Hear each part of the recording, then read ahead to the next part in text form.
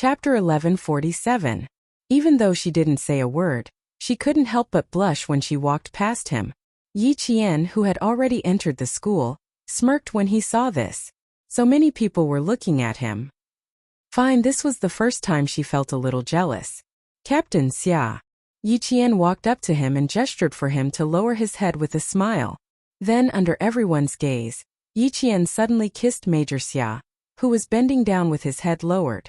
Gasps could be heard all around. Both the boys and girls watched as the good student of their school, Yi Jian, kissed a man's face. I'm going to school. See you next time, my good brother. After the kiss, Yi Qian looked at Major Xia, who was stunned by his actions, and felt even better. He waved at him, and amidst the gasps, Yi Qian turned around and walked into the school gate without any pressure. Xia Jinyuan was really dumbfounded. Just a second ago, he was still thinking that his identity could not be exposed. The next second, his little fox, who never acted according to common sense, kissed him. She kissed him in front of at least 30 students. After the kiss, she even called him good brother, to confuse the public. The major touched the cheek that had been kissed, and the corners of her mouth curled up even higher. She even smiled at the few male students who were staring at her in horror. With a noble temperament, she elegantly left the school through the back door. That's right, his little fox finally admitted his identity. After 4 years of waiting, he finally saw the light of day. Ah! Breaking news. Yi Qian just kissed a boy at the back of the school gate. It was absolutely true.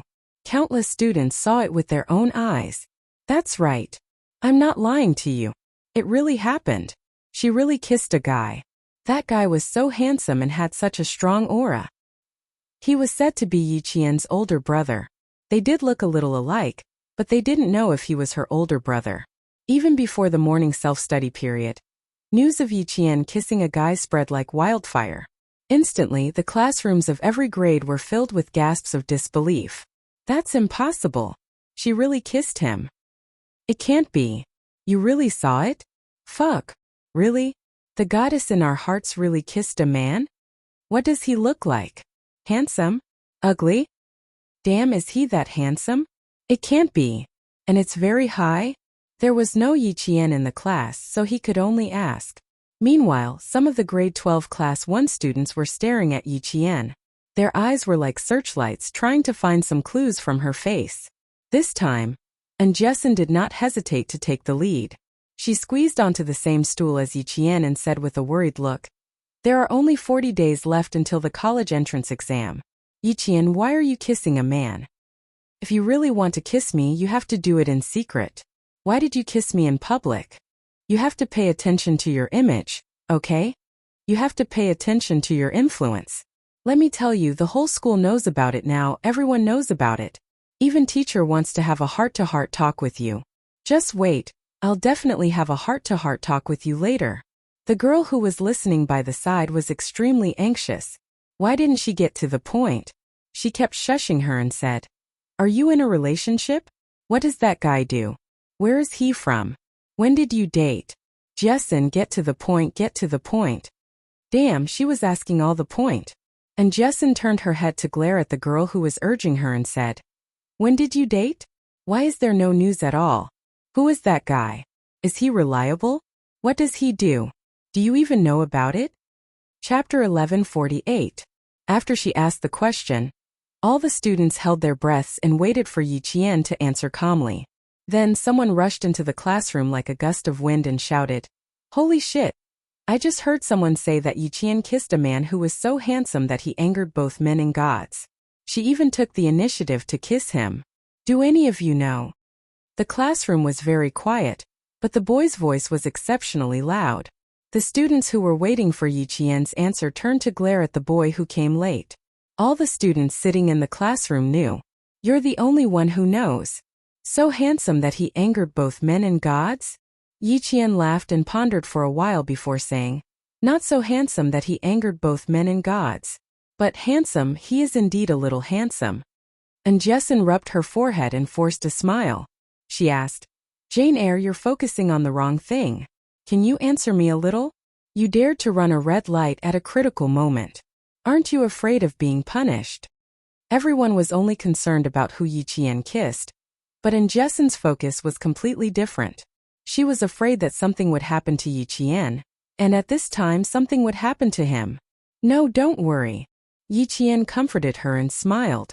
I'll tell you who he is in the future. It's a little inconvenient now, but I can tell you that he is indeed someone who is very close to me. Our relationship is far from what you have seen. Everyone's curiosity can be quelled. It was just a normal kiss.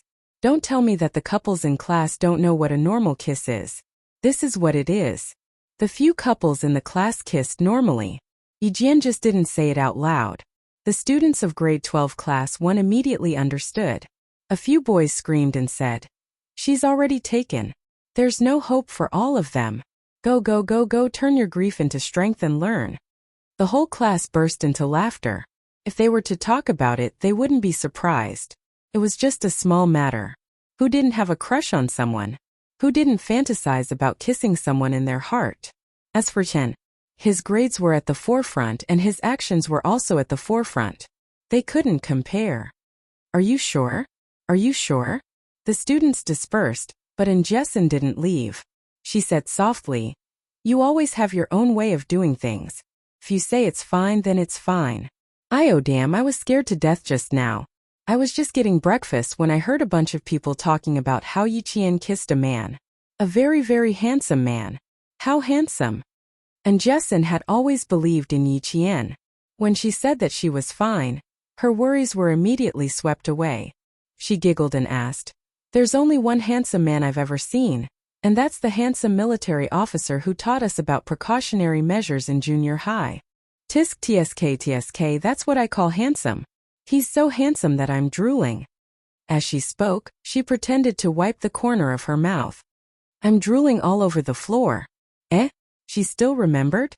Yi Qian smiled meaningfully and said, "Yes, he is. Next time I'll bring you to meet him." "No way, he's really that handsome." Okay, bring me to meet him. Bring me to meet him." Jessen immediately nodded. Then she touched Yi Qian's arm and frowned as she stared at her wrist. "What happened? You've lost so much weight in 7 days. Where did you go?" "I went to do something. I didn't eat much." "It's fine. I'll be fine after a few days." Just then the morning self-study bell rang. Yi Qian gestured for her to quickly return to her seat. "I'll be fine here. It won't affect anything. Hurry back to your seat." Chapter 1149. Since Yi Qian dared to kiss him, she was not afraid that something would happen. Moreover, she did not do anything bad. What impact could it have? Affect her studies? No. Even if she went home and rested until the day of the college entrance exam, it would not affect her studies. Affect her classmates? She did not date anyone in school, nor did she go around talking about who she dated. What impact could it have? The teachers naturally knew about it. How could they not know about it when the entire school knew about it? The school doesn't have to worry about this. I know who that man is. He is someone who has known Yi Qian for many years. Principal Chao smiled at the worried teacher Tong. You don't have to mention it or worry about it. It won't affect Yi Qian's exams. Principal Chao was not surprised at all when he heard the news. He had long noticed that Major Xia treated Yi Qian differently. Now that Yi Qian had turned 18, there was some progress in their relationship. The two of them were already restraining themselves. If she could restrain herself from falling in love, why would she be afraid of anything else? There was no need to worry at all. Nothing would happen.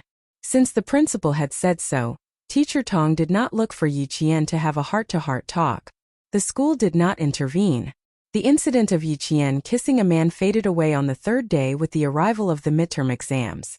The midterm exams were for the first to second year of high school. The third year of high school was a mock college entrance exam. The entire school was quiet. Only the sound of writing could be heard in the classroom.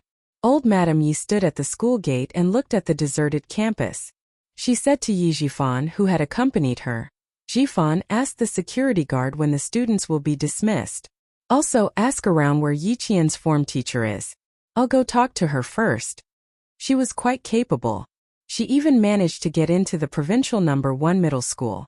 But she was too disobedient. Yi Jifan had always been good at pretending. When he heard this, he smiled and said, "Okay. Then you rest first." I'll go ask around. After 2 minutes he came back.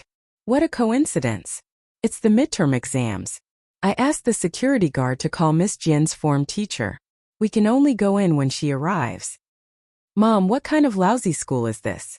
Don't you have any respect for your elders? Yi Zhixiang, who was dressed in bright red, frowned and said in disgust, Lei and Changqing should go to an elite school. Mom, I don't like this kind of place. Yi Zhifan glanced at her and said calmly, being able to enter the provincial first high school is equivalent to having one foot in the door of a university. Whether Lei and Changqing can enter is still unknown.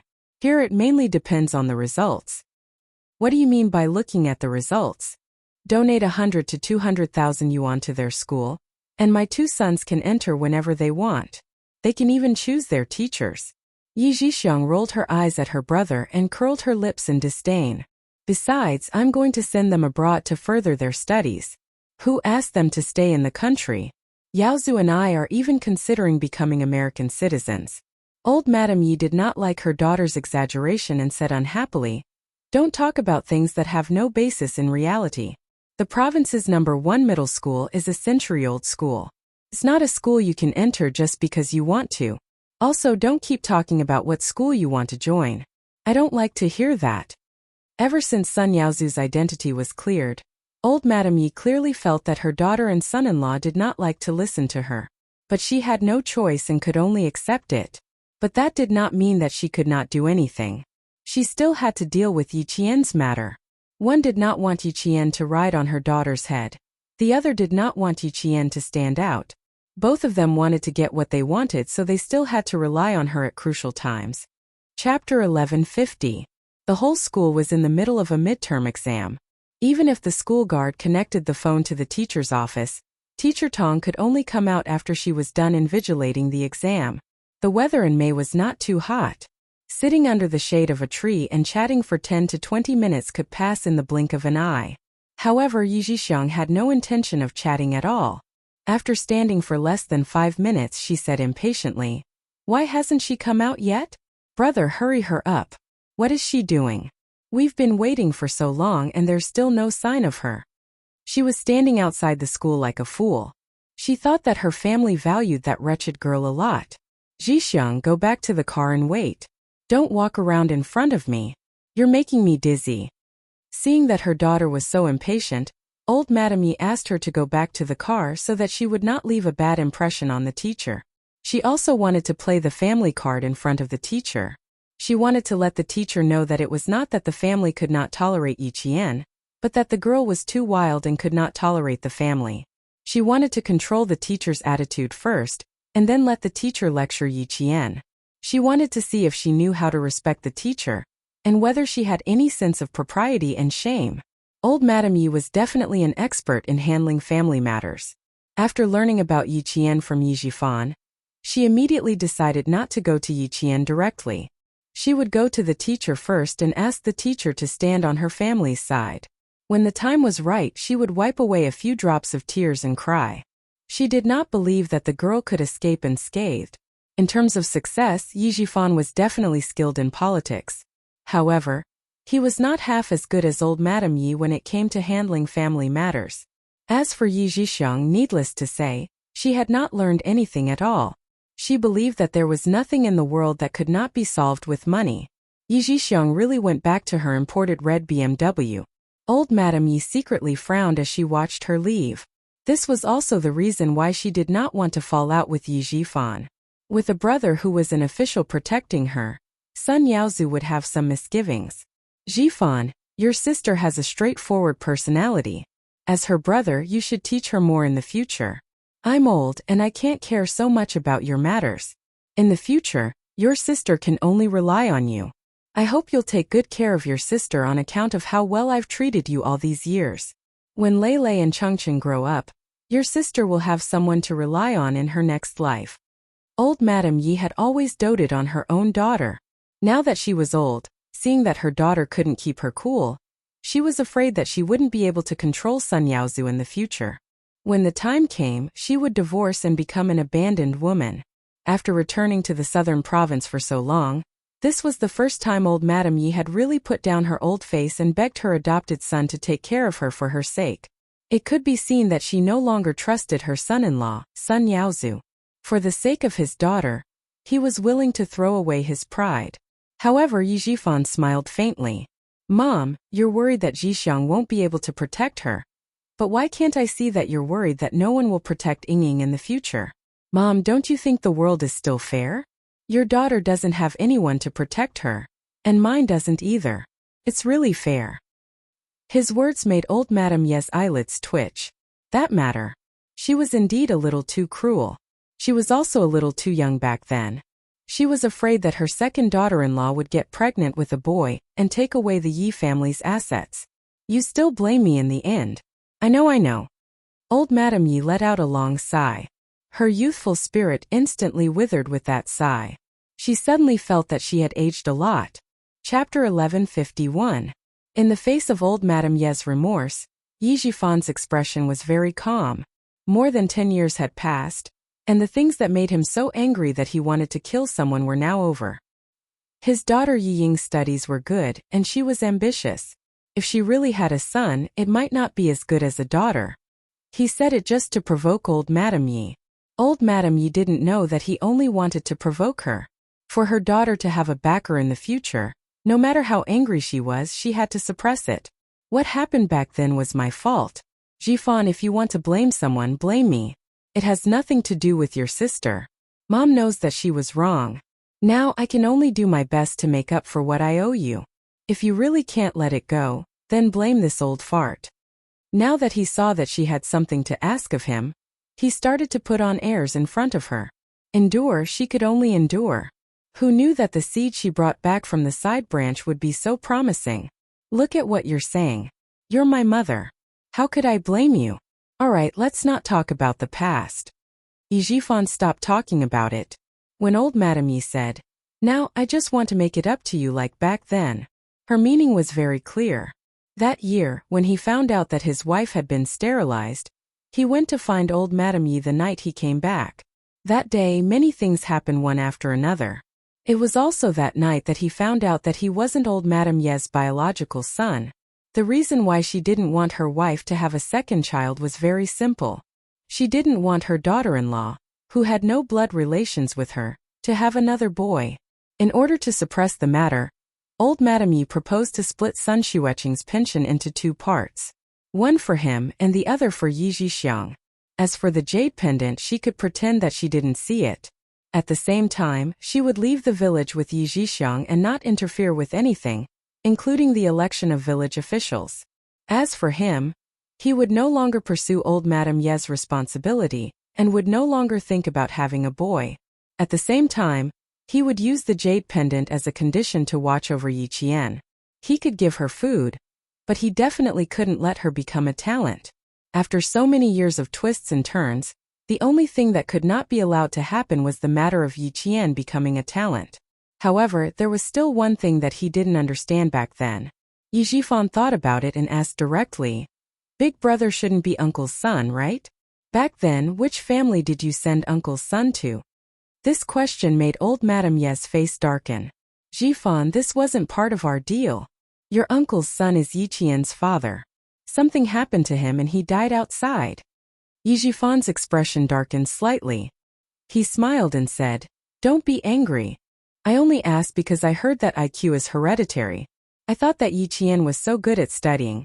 Big brother doesn't have such a high IQ. Sister-in-law is smart, but she's not as smart as Yi Qian. Also, don't you think it's strange that Yi Qian doesn't look like big brother at all? He looks 60% like sister-in-law, but I don't know who he got the other 40% from. Old Madame Ye's face was not only dark, but also cold. That's why before I left the village, I repeatedly reminded you to watch over that damned girl. You can't let her have the chance to become a talent. As she spoke, her voice was tense and filled with disgust. Your sister-in-law married Yi Xinfan for less than a month and said that she had a child. Then the child was born before a month.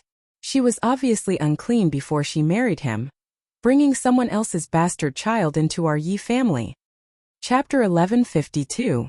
Yi Xinfan, Yi Qian's father, was an honest villager. When he was young, Yi Jifan had never been afraid of his big brother. Now that he knew something he didn't know, Yi Jifan nodded and said without a trace of surprise, "No wonder the little girl didn't follow Big Brother. She's not Big Brother's child. She didn't look like Yi Qian, she didn't have the same IQ, and she didn't have the same way of doing things. It made sense that she wasn't Big Brother's child." What about Big Uncle's son? The elders in the village said that when Big Aunt came back with Big Uncle, the whole village was shocked. Even the way she walked and spoke was like a fairy. They even said that she was so beautiful that a notorious villain in town wanted to take her for himself. Yi Jifan looked at old Madame Yi and found that her eyelids were drooping, as if she didn't want him to see the expression in her eyes. It seemed that old Madame Yi had some misgivings about Big Uncle's family and his son. Big Aunt was an outsider. When she came back with Big Uncle, even the way she walked and spoke was like a fairy. This meant that Big Aunt was very elegant back then. To be able to raise such a beautiful and elegant daughter in that era, it was definitely not something an ordinary family could raise. Since Big Aunt had an extraordinary background, why did she come back with Big Uncle? Also, that era was extremely chaotic. Fight the landlord, fight the capitalists. Many rich families married their daughters off to 3 generations of poor farmers. Old Madame Yi, for example, married into the family. Could it be that Big Aunt was the same? An outsider following his uncle to a poor mountain village. Yi Jifan couldn't help but narrow his eyes as he thought about it. He had always suspected that there was someone behind Yi Qian. Could it be that Big Aunt's family found her and took Yi Qian as Big Aunt's granddaughter and raised her in secret? It wasn't impossible. Beside him, old Madame Yi, who was gradually calming down, said, "I raised your big brother for a while, so I have some feelings for him. If that little girl really is his child, I don't need you to raise her." His face lost some of its gloominess, leaving behind only disgust. Only Sun Shueqing knows whose child that wretched girl is. Mom, about Auntie. Yi Jifan still wanted to ask about the past, but the school bell rang, signaling the end of the first exam. Old Madame Yi directly interrupted him. "The exam is over. Go and urge the school guard to call the teacher again." It was obvious that old Madame Yi did not want to talk about her uncle's family at all. Yi Jifan felt that he had found a clue to find out who was behind Yi Qian, but he did not intend to tell old Madame Yi. When Teacher Tong returned to the office with the test papers, an invigilator who had just finished class said, "Teacher Tong, Yi Qian's grandmother from your class is outside the school. She said she has something to discuss with you." Yi Qian's grandmother? There was a trace of surprise on Teacher Tong's face. Yi Qian had a grandma? After thanking the teacher for informing her, Teacher Tong went directly to the school gate. Through the school gate, she saw an old woman wearing a modified Republic of China costume standing outside. Beside her was a woman in a red dress. Even from a distance, she could see that she was very elegant. As for the person on the right of the old woman, Teacher Tong could not help but tense up. Yi Ying's father was now a cadre in the provincial government. "You must be my granddaughter's form teacher, Teacher Tong." Old Madame Ye's round face smiled amiably. She greeted her with a kind expression. "Teacher Tong, thank you for making the trip. I am Yi Qian's grandmother. I haven't seen my granddaughter for a long time and I miss her very much. I just wanted to come and see if she was doing well." Chapter 1153. As she spoke, she raised her hand to wipe the tears from the corners of her eyes. Teacher Tong saw that this elegant old lady was using a silk handkerchief to wipe her tears. She then looked at the old lady's clothes. There was not a single wrinkle on the old lady's clothes. There were delicate flowers embroidered on the sleeves. She wore a navy blue pleated dress that was long enough to reveal the toes of her shoes. As she looked down, Teacher Tong realized that the old lady was even wearing embroidered shoes. She was obviously rich. Such a rich grandmother coming to her door. Teacher Tong's heart skipped a beat. She maintained her composure and said politely, "You're too kind. As far as I know, Yi Qian is an orphan." Before the second year of the Lunar New Year, she had been living with Mr. Yi. As for her grandmother, "I'm sorry, old madam, I've never heard of her." "Teacher Tong, can we talk inside the school? There are some things that can't be explained clearly while standing." Old Madame Yi could tell that the teacher was protecting Yi Qian. Well, that brat's grades were not bad. Teachers would always protect good students. Yi Jifan said, Teacher Tong, I miss my granddaughter. I came all the way here just to see Yi Qian. If you think there's a problem, you can ask me and verify if my mother is Yi Qian's grandmother. How about that? Teacher Tong could not help but laugh. Mr. Yi, you're exaggerating. I don't need to verify anything. It's just a routine understanding. As teachers, we have the responsibility to protect the safety of our students. She really couldn't believe that such a dignified grandmother would suddenly appear. How could she not be suspicious? Teacher Tong, are you afraid that we'll kidnap Yi Qian or something? My mother and I sat in the car for more than 10 hours just to see Yi Qian. What, is your teacher going to stop a grandmother from seeing her granddaughter? You're being too nosy. Yi Zhixiang's tone was particularly aggressive. Teacher Tong said in a low voice, Madam, I'm a teacher. I have my responsibilities. Please be more polite. Thank you. Yi Zhixiang's face turned red then white. If it wasn't for old Madame Ye's words, she probably would have gotten serious with Miss Tong. Teacher Tong, I have also been waiting outside for half an hour. If you have doubts, it means that you are a teacher and truly care about my granddaughter. Old Madame Yi once again used the silk handkerchief in her hand to wipe the corners of her eyes. Her voice was choked with sobs as she said, This child has had a hard life, but it's all thanks to you. With a good person like you taking care of her, she grew up smoothly. Thank you so much. Thank you for taking care of my granddaughter. Thank you, thank you. Seeing an old woman apologizing, crying, and thanking her from time to time, Teacher Tong, who was a little vigilant, finally invited the three of them to her office. Yi Qian still has an exam later, so it's not convenient for me to bring you to see her. Let's go to the principal's office first and wait for her to finish her exam before we call her over. Teacher Tong had always been cautious when it came to Yi Qian. Now that an old lady had suddenly appeared and was even brought here by Yi Ying's father, Teacher Tong felt uncomfortable whenever she thought about how Yi Ying had treated Yi Qian in school. She had to let Principal Chow know and let him come out to greet her. Principal Chow was also surprised by old Madame Ye's arrival. He had never heard of Yi Qian having a grandmother.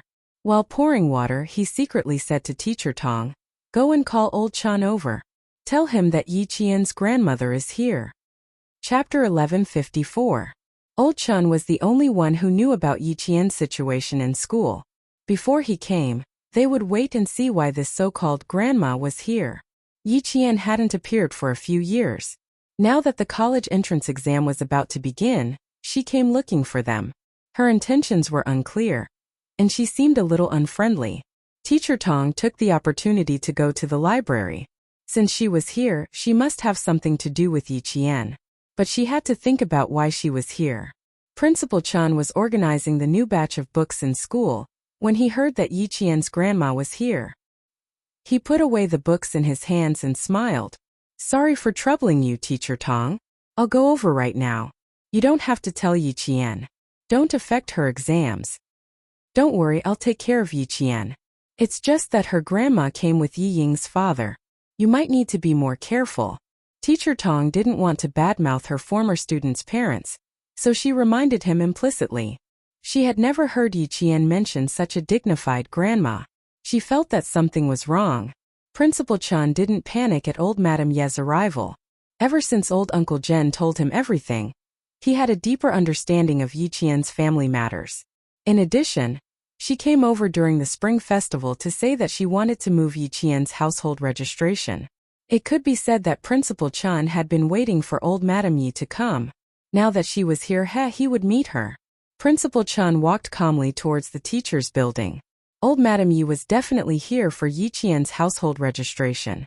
There were only 40 days left until Yi Qian's college entrance exam. Old Madame Yi was here with evil intentions. She thought about how Yi Qian had persevered all these years. No matter how tired she was, she never said that she would give up. Why? Wasn't it to fight for a way out for herself? In the end, there were always some dirty people who jumped out to make trouble for her. Looks like there will be more trouble in the future, Principal Chan said softly. A terrifying light flashed across the sniper's eyes. If they really made trouble, he wouldn't let them have a good time. If he dared to ruin Jian Yiling's future, he would have to get past him first. In the principal's office, old Madame Yi was complaining so much that her voice was trembling. Her amiable face was filled with sorrow as she sobbed. My granddaughter has never been close to me since she was young. She has a strong personality and will remember even the slightest thing in her heart. She won't forget it for a long time. Back then I wanted to take her with me, but she didn't agree and insisted on staying at Uncle's house. It's not bad to have her own uncle to take care of her, so I didn't try to persuade her any further. I thought that since it was her uncle who was taking care of her and she was still in the village, she would be used to living there. Who would have thought that the older the child is, the more ideas he has? He has been stubborn against my second son without saying a word. He doesn't recognize his own uncle or aunt. Now, he doesn't even recognize me as his grandmother. He only cares about his own personality and doesn't leave any leeway for his family. For his sake I've been worried sick. I recite sutras every day, hoping that Bodhisattva will bless him and keep him safe and everything will go smoothly. As she spoke, old Madame Yi touched the string of red sandalwood Buddha balls on her wrist. She had been twirling them for many years until they were shiny. She softly chanted, Amitabha. She continued, now that I see that he is promising, my years of reciting sutras were not in vain. Yi Qian was promising. Her years of reciting sutras were not in vain? She wanted to say that the reason Yi Qian was so good at reading was all because of her reciting sutras. Principal Chun, who was waiting for Principal Chun to come over, was not so easily led by the nose by an old lady. He smiled warmly and said, it's good to believe in Buddha. First, it's to have peace of mind. Second, it's to have things go smoothly. Third, it's to have peace of mind. Chapter 1155. She talked for 5 to 6 minutes, but Principal Chow was neither cold nor warm. She could not even tell his attitude. Old Madame Yi picked up the disposable cup on the coffee table and took a sip of water. It seemed that the wretched girl was deeply liked by the teachers and leaders in the school. That would be troublesome. If they all liked her, it was unlikely that the teachers would reprimand her. Principal, can I go to the classroom to take a look? I just want to take a look. I won't disturb her. Is that okay? Old Madame Yi immediately changed her mind to prevent the principal from reading her mind.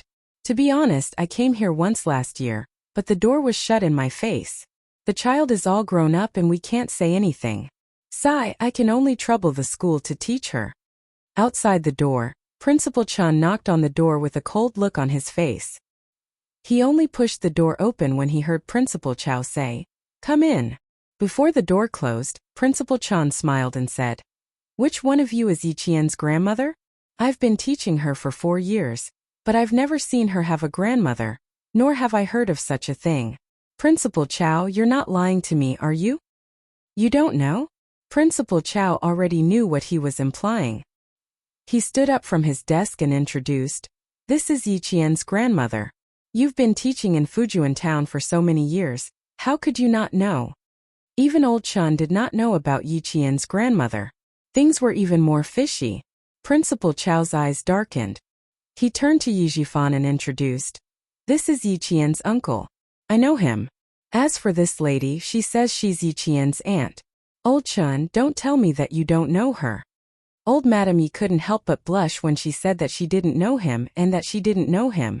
Both of them were saying that she did not care about the wretched girl, and that there must be something wrong with her. I know Mr. Yi.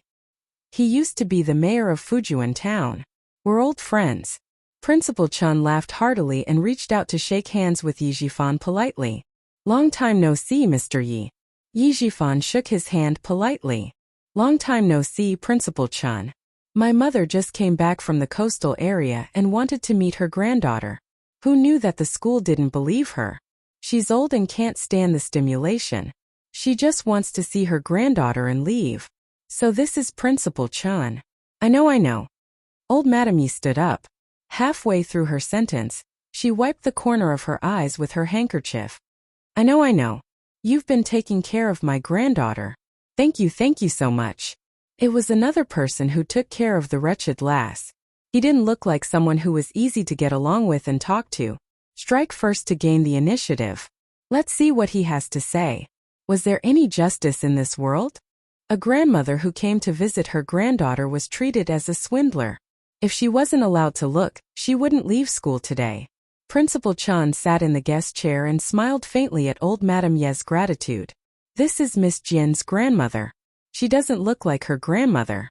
She and Miss Jian seem like people from two different worlds. Old Madame Ye is dressed in a dignified manner. Miss Jian doesn't look like old Madame Ye's granddaughter at all. The school uniform is the same throughout the year, and the school grants are all used to buy learning materials. Every dollar and a dime is spent. Hearing this, old Madame Ye's heart tightened. Not good. The man in front of her probably knew what was going on at home. She lowered her gaze slightly and looked at her own clothes. Old Madame Ye secretly gritted her teeth. Chapter 1156.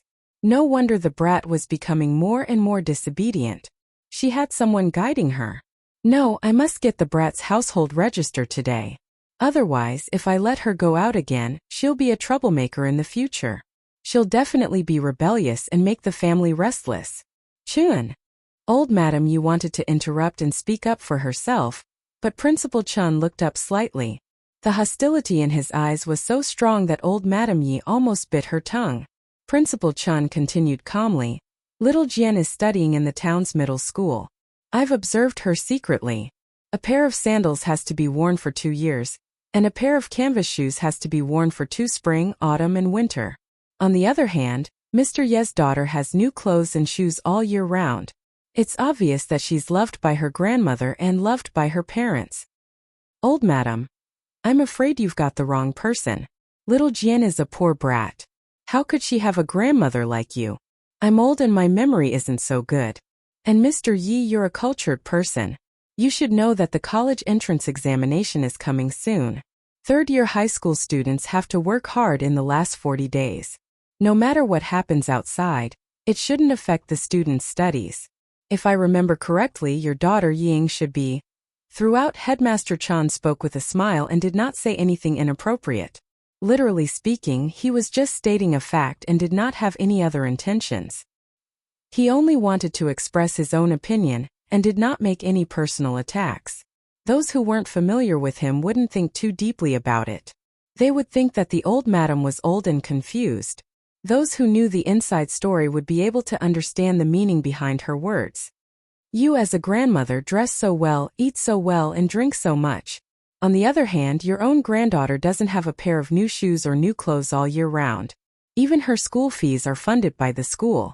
How dare you jump out and say that you're Yi Jian's grandmother? Principal Chan had a good grasp of the rhythm of his words. There were a few times when old Madame Yi and Yi Zhixiang wanted to interrupt, but they were blocked by his next sentence. They could only listen the whole time and didn't have a chance to interrupt. After he finished speaking, old Madame Ye's face was very pale. This man knew everything about her family. He knew everything. If she continued, it would be a sophistry. No, I can't play the family card anymore. I can't play it anymore. If no one knew the inside story, she was confident that she could persuade the teachers. Now that there was someone who knew the inside story, the more she said, the more it would arouse the disgust of the school leaders and teachers. She had to change her method. Old Madame Yi was still trying to figure out a way to regain control of the situation when Yi Zhixiang couldn't help but say, Is it necessary for all of you to know whether or not my mother is Yi Qian's grandmother? We're only looking for Yi Qian, not you. I advise you not to stretch your hands too far. Don't meddle too much. What do other people's family matters have to do with you? Yi Zhixiang, who was finally able to speak, pulled a long face and scolded with arrogance. This is my family's business. Why are you, an outsider, interfering? Old Madame Yi did not stop her. Apart from the fact that her attitude could easily be caught, her daughter was telling the truth. Why should she let an outsider interfere with her family's business? Principal Chan glanced coldly at Yi Zhixiang. His eyes were filled with the hidden ruthlessness of a sniper. Yi Zhixiang was so frightened that her heart skipped a beat. She couldn't maintain the arrogance on her face. Chapter 1157. As an outsider, it's not appropriate for me to meddle in your family's affairs. Moreover, I don't even know you. Why would I meddle in your family's affairs? Compared to Yi Zhixiang's rude and arrogant attitude, Principal Chan was much more cultured. Since you've mistaken me for someone else, then there's no need to look for Yi Qian. Principal Chan, I'm ashamed of what you just said. All these years, I really haven't fulfilled my responsibility to take care of my granddaughter. I also didn't think that she would run away from home because of her aunt. The corners of old Madame Ye's eyes were red from all the rubbing. She no longer tried to explain why she didn't take good care of Yi Qian. Instead, she cried bitterly and said that it was all her fault. I'm already old and I don't care about that much. I just want to see my granddaughter. Principal Chow, I'm begging you. Let me see my granddaughter. Yes, I miss her so much. I haven't been home for a few years. Every time I called, her aunt would say that everything was fine at home. She told me not to worry. I believed her. Who knew that she was just lying to me? My granddaughter ran away from home, and even moved her own household register out of the Yi family. I've let down my eldest son and my daughter-in-law who sacrificed herself for me. Old Madame Yi, who no longer used her silk handkerchief to wipe her tears, threw herself onto the armrest of the wooden sofa and cried. As she cried, she didn't forget to give Yi Jifan a look. If they didn't force Yi Qian to come over, they wouldn't let the whole school know about this today. Seeing this, Yi Jifan sighed and slowly opened his mouth. Principal Chun, my mother has been living with my sister in the coastal area. What about Yi Qian? Ever since she left my house, my wife was afraid that my mother would be angry, so she kept it from my mother and said that Yi Qian was fine at home. As he spoke, he revealed a bitter smile. I'm also partly responsible. I thought that my mother wouldn't come back, so I wanted to keep it a secret for as long as I could. In addition, Yi Qian has the school to take care of her. I thought that since we can't control her at home, we might as well let the school take care of her.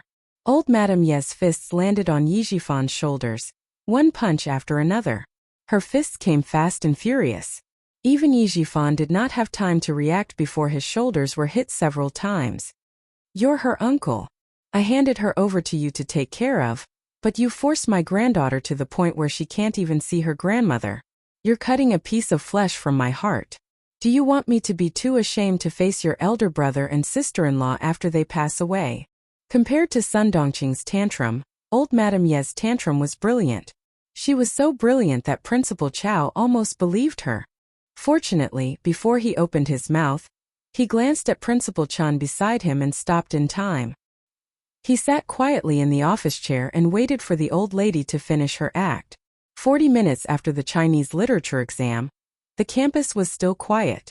After handing in his paper, Yi Qian hurriedly walked out of the teaching block and headed towards the teacher's office building. Just now, the music teacher said that her grandmother had found Teacher Tong and asked her if she should go and have a look. Grandma? What kind of grandma did she have? One who never cared about her and was even cruel enough to say to her son-in-law, "It's inauspicious to kick her to death at home. Put her outside. It's snowing heavily outside. Once the snow covers her, everything will be over." Grandma? Did she need this kind of grandma? Yi Qian went to the teacher's office first. When he realized that there was no one there, he thought for a while and quickly walked towards Principal Chow's office. Teacher Tong was marking the papers, so old Madame Yi would not leave the school easily. The only place he could go was the principal's office. Chapter 1158. The principal's office was upstairs. Yi Qian took 2 steps at a time and stood at the door in less than 3 minutes. A voice came from inside. Yi Qian, who was about to knock on the door, paused. His beautiful face had a sharp look. Even his eyebrows were cold. I want to see my good granddaughter. I haven't seen her in years. If I don't see her today, I won't leave the school. My granddaughter, Grandma is here to see you. Grandma is here to see you. She was crying and shouting. She was addicted to acting. Teacher Tong chased after Yi Qian from behind. When Yi Qian raised his hand to knock on the door, she grabbed Yi Qian's wrist. Why are you here? Go back to the classroom for the exam. Leave the adults' matters to the adults. Don't worry about the children's matters. Seeing Teacher Tong and old Madame Ye's shameless crying, Yi Qian pursed his lips and said softly, Teacher Tong, the person inside is indeed my grandma, but she can't be considered my grandma. My family's situation is a bit complicated. If I didn't come, I was afraid that Principal Chow and Uncle Chun wouldn't know the truth and would be blamed by old Madame Yi. She took down a key that was hanging together with the name tag. Teacher Tong, can I trouble you to go home and get something very important for me? She said softly what she needed to get. Teacher Tong's expression changed immediately. She said in shock, Yi Qian, what do you want to do? Why do you want to get it? I don't understand your actions. The thing she needed to get was extremely important. Even as a teacher, she was shocked. I don't know if it will be useful, but listen to her crying for no reason. She even mentioned my parents. She said that they didn't take good care of me and that she let them down. Teacher Tong, they came today. The crying inside became louder. Old Madam Yi cried. I couldn't even protect my eldest son's only child. I don't even have an account. I moved out to be someone else's daughter. I don't have the face to see anyone, and I don't have the face to see my eldest son who passed away so early. Today they came here to take my household register. If my household register falls into the hands of a group of people who don't want to see me well, Teacher Tong. Before Yi Qian could finish speaking, Teacher Tong took the keys from her hand and said, Okay, I'll ride the bicycle there. Bring it over as soon as possible. Your parents' spirits in the netherworld will definitely not watch you be harmed by a group of heartless relatives. After Teacher Tong left, Yi Qian knocked on the door with a cold look in his eyes and said in a clear voice, Principal Chow, I'm Yi Qian. With Yi Qian's voice, the crying in the office stopped abruptly. Headmaster Chen's eyes darkened. Who told Jian Yiling about this? She came here to distract her during the exam. Before Principal Chow could say, Come in, old Madam Yi, who was still acting, stopped crying. She stood up and rushed to the door. As she opened the door, she called out, My dear granddaughter, my darling. It seemed that she was so excited by Yi Qian's arrival that she was incoherent. When the door opened, Yi Qian saw a figure in a good mood rushing towards him. He leaned slightly to the side and avoided old Madam Ye's hug. He nimbly slipped into the office. Old Madam Yi almost fell to the ground when she missed. It took her a lot of effort to stabilize herself. When Yi Zhixiang saw Yi Qian coming in, her eyes were filled with unconcealable hatred. Yi Qian, do you have any conscience? You little bastard, where did you study? If anything happens to my mother, I'll never let you off. Chapter 1159. She said, My mother, not your grandmother. Principal Chow's eyes flashed. He could tell from her words that their relationship wasn't just bad. Yi Qian's family didn't treat her as family. No wonder old Chan didn't say anything nice. She was ostracized by her family at such a young age. Fortunately, she met old Chan. Otherwise, her life would have been ruined. In her previous life, Yi Qian was controlled by Sun Dongqing and Ying. She didn't meet Principal Chan, so her life was ruined. Principal Chow finally had an idea. He pretended to be scared and said to Yi Qian, Yi Qian, hurry and help the old lady up. It doesn't matter if she's your grandmother or not. We have to respect the old and love the young. I'm sorry. I'm not used to interacting with people I'm not familiar with. Yi Qian readily apologized and said to Yi Zhixiang, It's because I'm educated that I know how to be polite. That's why I'm standing here today and didn't quarrel with Madam Yi. Hearing this, Yi Zhixiang didn't raise her hand to slap Yi Jian like she did in the hotel last time. Instead, she glared at Yi Jian and hurried over to support old Madam Yi, who was feeling a little dizzy. Mom, why are you sitting up? Don't you know that you have high blood pressure and can't get up? Her voice was neither loud nor soft. It was loud enough for everyone in the office to hear. No matter how agitated you are, you have to take care of your body. Don't make me and my brother worry. Yi Zhifan, who was called out, said calmly. Mom, Yi Qian is here. Sit down and talk. She then looked at Yi Qian. You can refuse to acknowledge me as your uncle, but you can't refuse to acknowledge your grandmother. Your father is her son, and you are her granddaughter. There's no granddaughter in the world who doesn't acknowledge her. You're already in your 3rd year of high school. You can't be as ignorant as you were when you were in your 2nd year of junior high school. Also, you said that after studying you know that people need to be polite. Since you know that, you should know that you can't make your grandmother sad. Principal Chan did not like what he heard. He looked at Yi Zhifan with a faint smile. Mr. Yi, you're wrong again. Compared to Yi Qian, who was taught by Uncle Jen and me, Yi Qian is more sensible and polite. No matter what, Yi Qian will always look at the big picture. Principal Chan, let's talk about Yi Qian now. Please don't mention my daughter again. Yi Zhifan's face turned cold as he said in a low voice, My daughter is not your student, Nor is she a student of the province's #1 middle school. What right do you have to say that my daughter is not as good as Yi Qian? Then may I ask, what right does Mr. Yi have to say that I'm rude? Yi Qian interrupted. I have no relationship with Mr. Yi. What right do you have to say that to me? Yi Zhifan, who choked on his words, bit his cheeks and began to put on weight. His handsome face was not as handsome as it was when he was young. Instead, it was covered with a thick layer of haze. After a while, he replied, You have a sharp tongue. He still had to consider his status in front of Principal Chow of the province's #1 middle school. After all, the province was holding an education conference, and principals of famous schools often interacted with high officials like the provincial governor. If one day he mentioned this to the provincial governor and made things difficult for him, he would inevitably be criticized. Old Madame Ye's cloudy eyes became even darker. Her legs seemed to tremble as she sat down. She stared at Yi Qian without blinking, as if she was looking at someone else through him. She looked like her, even more so than the last time she saw her. She looked exactly like her mother, who had passed away early.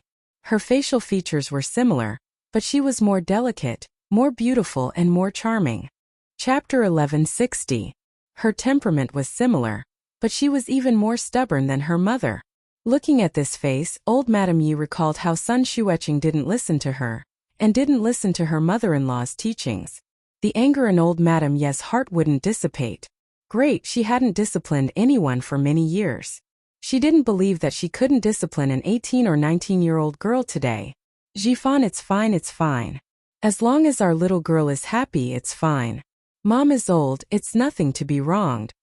Old Madame Yi gently wiped her tears. She quickly wiped the corners of her eyes with a silk handkerchief embroidered with lotus flowers and scriptures. She held it in her hand, ready to wipe her tears at any time. Her gaze fell on Yi Qian for a long time.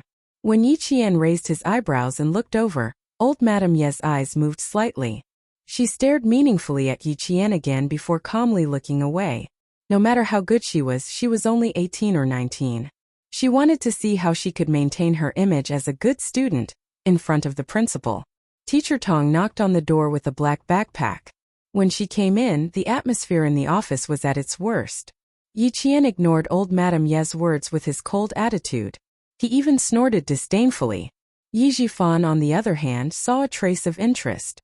The older the ginger, the spicier it was. Old Madame Ye's methods came one after another. She was much better than Sun Dongqing, who only knew how to make a scene. Who knows, maybe he could really get Yi Qian's household register today.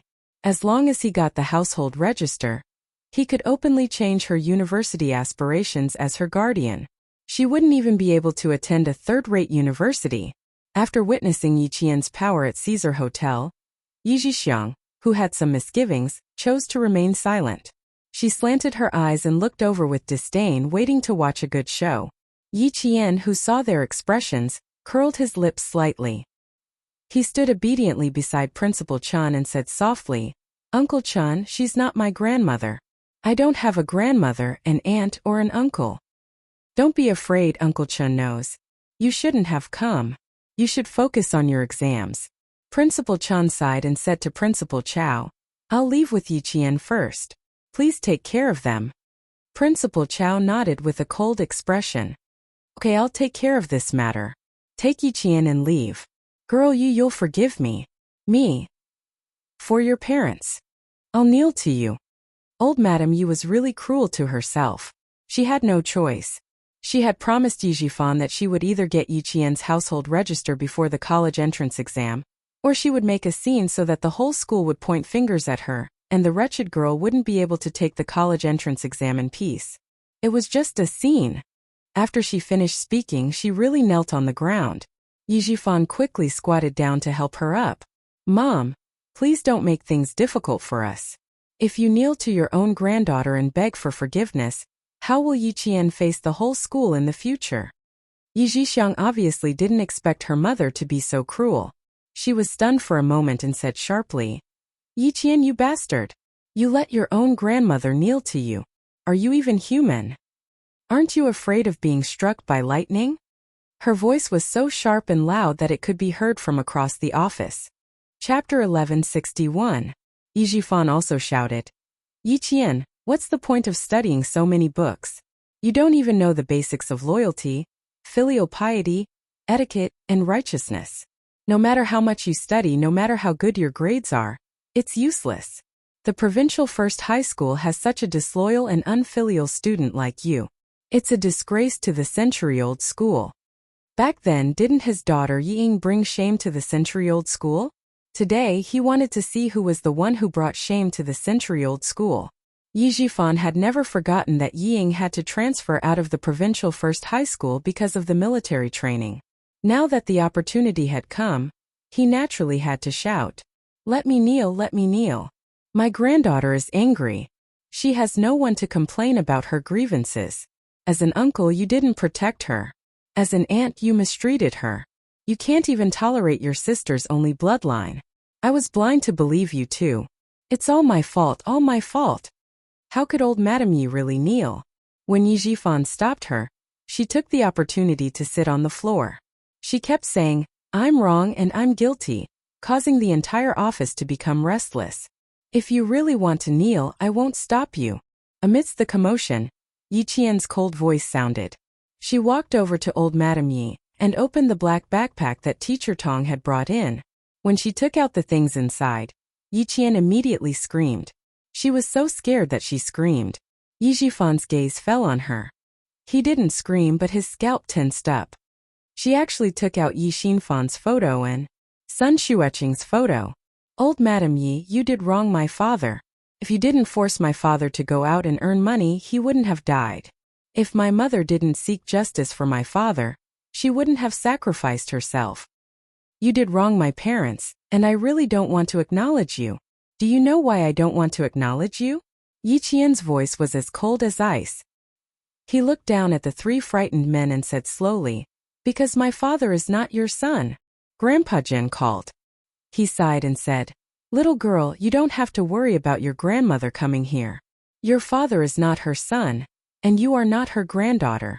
Grandpa is telling you now, so you should know what to do." Yi Qian wasn't surprised at all by the words, "Your father isn't her son." He only said, "As expected." In her past life, she had suspected that her father was not old Madame Ye's biological son. Otherwise, why would he pick on her family? "Just because my father isn't your biological son, you don't like him and pick on him everywhere. You clearly know that my father's health is not good. When he came back from outside, the hospital said that he needs to rest for half a year. But what did you say? You said that the family doesn't raise useless people. He has hands and feet, but he doesn't know how to earn money. What's the point of staying at home? You also said that if he doesn't go out to work, you might as well sell him and use this useless person to exchange for some money."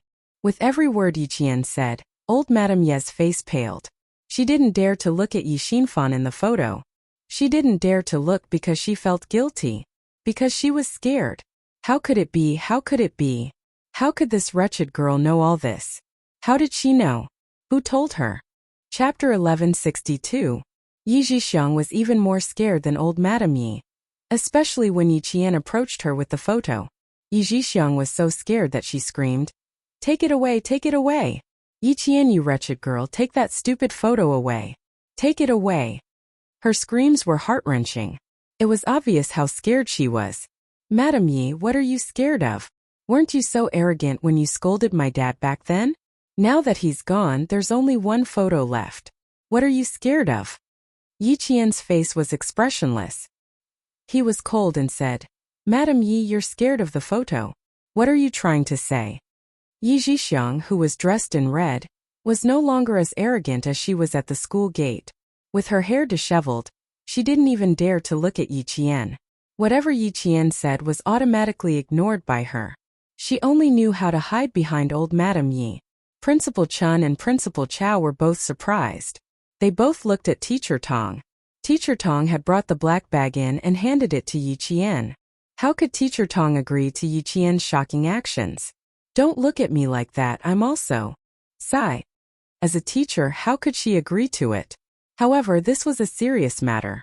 If she could really protect Yi Jian from being threatened and hurt, she thought that Yi Jian's parents would be willing to use this method to protect their daughter in the underworld. She briefly explained how she met Yi Qian at the school gate, and how she persuaded her to retrieve the photo of Yi Qian's parents. When she finished, Teacher Tong couldn't hide her heartache. She said softly, "I'm also a parent. How can I watch my daughter's future be ruined by someone else?" "I agree. As a parent, I agree to Yi Qian's request." Principal Chen's mouth was dry. He said in a low voice, "Thank you, Teacher Tong." It was because of this teacher who treated Yi Qian like her own child that she believed in Yi Qian unconditionally. "You're too polite. Protecting the students is also the responsibility of us teachers." Teacher Tong shook her head slightly and looked at the three people who were stunned by Yi Qian. She lowered her voice and said, "Do you need us to step in?" "No, let Yi Qian handle it." Principal Chen refused without hesitation. Jian Yiling wouldn't do something for no reason, and she wouldn't suddenly ask for a photo of her parents. Her expression looked cold, but there was a hint of sadness between her brows. It was so thick that it couldn't be dissolved. There must be another reason for doing this. Before they figured it out, it was best for them not to make a move. The atmosphere in the office suddenly reached the peak of tension. It was like setting off a high-temperature explosive, making everyone's heartstrings tense. Yi Zhixiang's screams were still ringing in the air. A woman's voice was sharp to begin with, and now that she was screaming in fear, everyone's eardrums hurt. Originally, old Madame Yi wasn't afraid of the photos because Yi Qian had suddenly revealed her secret. However, with Yi Zhixiang's screams in her ears, she couldn't help but be affected. Her heart suddenly skipped a beat. Then, her gaze fell on one of the black and white photos. Old Madame Yi looked at the young man's face in the photo. As she looked, old Madame Yi couldn't help but feel her scalp go numb. That damned girl was right. Yi Xinfan really wasn't her son. She had never thought of Yi Xinfan as her son. He was just a beggar who was brought back from the outside. If she hadn't brought him back in a moment of desperation to raise him as Yi Xinfan, he might have starved to death on the streets. She was already kind enough to bring him back and give him a meal. Chapter 1163. Old Madame Yi had 2 sons and 1 daughter. Her eldest son was Yi Zhifan. Her second son was Yi Zhifan. And her youngest daughter was Yi Zhixiang. To this day, everyone in the village believed that her 2 sons and 1 daughter were old Madame Ye's biological children. No one had ever suspected that her 2 sons were not her biological children. Old Madame Yi had always thought that no one knew about this secret. She had brought Yi Xinfan back to the village from the city. Other than her own father, who knew that he was not her biological child, and a few of the older generation knew a little about it. As the older generation passed away one by one, the fact that Yi Xinfan was not her biological child was buried in the earth. No one ever brought it up again. Even if the older generation knew a little about it and suspected that Yi Xinfan was not her biological child, they would never have thought that the Yi Xinfan she brought back was not her uncle's son. The night she went to the city to pick up Yi Xinfan, because she was afraid that she would be implicated by her uncle, and because she was young at the time and thought that her sister-in-law was better than herself, she saw that the couple was in trouble. For some reason, she left the 4-year-old Yi Xinfan at an unknown bus station. After she was done, she hurriedly searched for him, but Yi Xinfan was nowhere to be found. At that point, she walked around the dilapidated street in fear and panic. When she saw a little beggar about the same size, she hardened her heart and carried the little beggar back to the village, afraid that she wouldn't be able to report back to her superiors. Those years were too turbulent. Even now, there were still many things that she could not explain or explain. As time passed, the truth of the matter was buried in the river of time. No one brought it up again. Old Madame Yi did not think about it anymore. She had even forgotten that she had done such a heartless thing when she was young. Now that Yi Qian had suddenly brought it up, how could old Madame Yi not be shocked? What shocked her even more was that she did not expect Yi Qian to remember everything she had said so clearly. Yi Qian's gaze was extremely clear and sharp. When he looked at her, he felt like there was nowhere to hide. No matter how pitiful old Madame Yi had pretended to be, he did not pity her at all. "You've always disliked my parents and me. I didn't understand why you spoiled Yi Zhixiang so much before, but now I understand. My father isn't your son at all. I'm not your son, so of course I wouldn't feel bad for him. My dad was injured and needed to rest, but you scolded him one day and stabbed him the next. An honest man sat alone in his room until dawn, carrying a few clothes and coughing as he left home to earn money. The money I earned didn't go to my mother. You kept it all. Old Madam Yi, you sold my father's life for money. Tell me, why should I acknowledge you? Why should I recognize you? The last two sentences, why should I recognize you, were filled with hostility and sharpness. Yi Zhixiang screamed again in shock. Old Madam Yi was so shocked that she took 2 steps back without caring about her image. Yi Qian, who had been on the battlefield and killed people before, not only was there hostility between her brows, there was also a bloodthirsty coldness. Sometimes she was not good at hiding her emotions. Even Teacher Tong would be shocked when she saw this. This time, looking at old Madame Ye's obviously vicious and disgusting face that was pretending to be kind, and recalling the past that she could never forget in her 2 lifetimes, the viciousness in her heart, the bloodthirstiness in her eyes, and the murderous aura in her voice were like the rising tide of the sea, rushing towards her face with a steaming momentum. Even the elderly old Madame Yi was so frightened that layers of cold sweat appeared on her back. Chapter 1164. In the yellowed black and white photo, Yi Xinfan had an unnatural smile on his face as he stared at old Madame Yi, who had retreated to the edge of the sofa. He seemed to be smiling, but at the same time he seemed to be crying.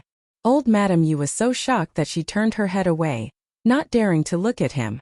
One of the photos Yi Qian took out was of her father, and the other was of her mother. When the 2 photos were placed side by side, no one would think that they were husband and wife. Yi Xinfan's features were plain and unadorned. There was no trace of him on Yi Qian. On the other hand, Sun Xueqing's features were beautiful. She wore a Type 71 military cap with a 5-pointed star in the middle. Her bright eyes and white teeth exuded the heroic spirit of a soldier. With the 2 photos in front of her, even though old Madame Yi looked away, her mind was still rapidly switching between the 2 people in the photos. One moment it was Yi Xinfan, the next moment it was Sun Xueqing. When her mind froze on Yi Xinfan's photo, old Madame Yi suddenly shivered. Her hands couldn't help but tremble. Old Madame Yi, so you know fear too. How could the changes on her face be hidden from Yi Qian? Seeing her facial muscles twitching slightly, Yi Qian's voice became even sharper. There's not a day that you don't think of my father as your son. There's not a day that you don't want to take advantage of my family. In the end, you drove my father to his death. Old Madame Yi, your retribution has long been waiting for you. And I will wait for you to receive your retribution. Retribution? That wretched girl said that she would receive her retribution. Old Madame Yi, who was looking away, heard this and her face instantly twisted. Her eyes were ferocious as she stared at Yi Qian, who was not afraid of her at all. Principal Chow saw the ferocity in her eyes. She no longer had the kind and amiable look from before. It was clearly a sharp and mean face. He almost believed her words. That was close, that was close. Luckily, Yi Qian came himself. Otherwise, even if Old Chun was here, he might not have believed Old Chun completely.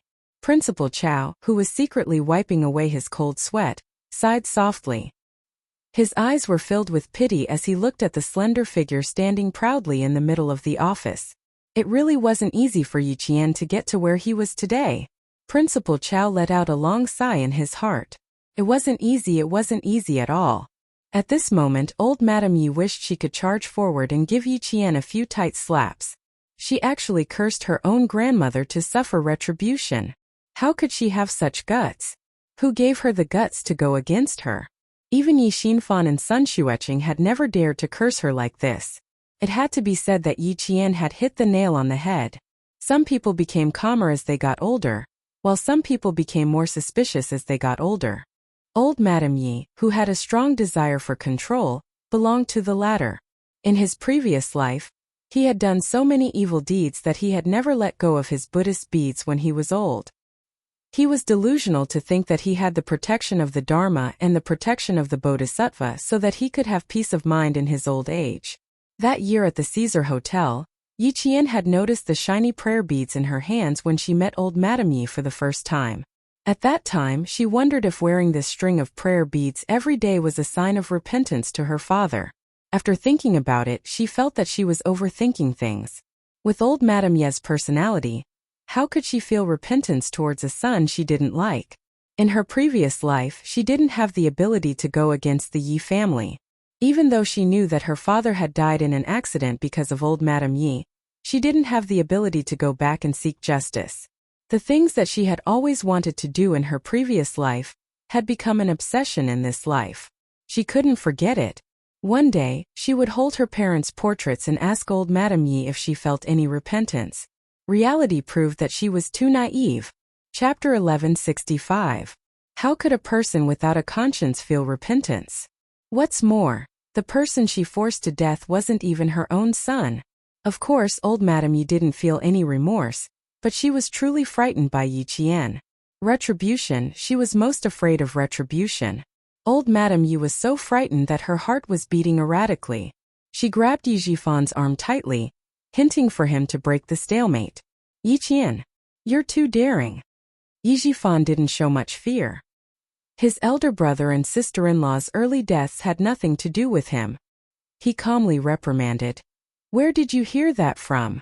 Your father is my elder brother, your grandmother's son. How can you say he's not my father? As expected, he wasn't easy to deal with. With her move, the school leaders and teachers wouldn't easily step in. Yi Jifan, who was the calmest of the three, was vexed. He put on the airs of an elder and reprimanded her again. Yi Qian, you casually took out your parents' portraits. Unfilial son is heartless, even more vicious than a scorpion. His scolding wasn't light. As an official, he didn't swear, but his words were 100 times worse than a swear word. Faced with the scolding, Yi Qian lightly sneered. Unfilial son? Mr. Yi, you're talking about yourself. Since you're old Madame Ye's son, how could you allow her to live outside with her own daughter? And how could you allow your own wife to insult old Madame Yi in front of you? In the Yi family, I've heard a lot of those insults. Unfilial son is heartless, even more vicious than a scorpion. Mr. Yi, I'll return the favor. Yi Qian's reaction to arguments was exceptional. There were only words she didn't want to say, but nothing she couldn't say. In an instant, Yi Jifan's face turned ashen. He stared at his niece, who made him more and more confused. After a while, he coldly snorted and said to the pale-faced old Madame Yi, Mom, let's go back first. Yi Jixiang didn't even dare to raise her head. She was afraid to see the viciousness in Yi Qian's eyes, as well as the murderous intent that terrified her. Mom, let's go, let's go. That wretched girl is a lunatic, just like her mother. Let's go, let's go. Yi Qian's shock wasn't normal. It was so great that it was abnormal.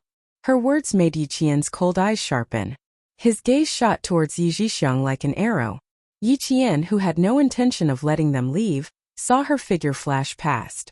Her movements were so fast that it was a blur. In the blink of an eye, she had blocked their path.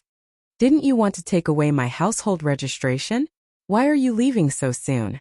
Not only did she block them, but she also grabbed Yi Jixiang's wrist with lightning speed. Her gaze was bone-chilling.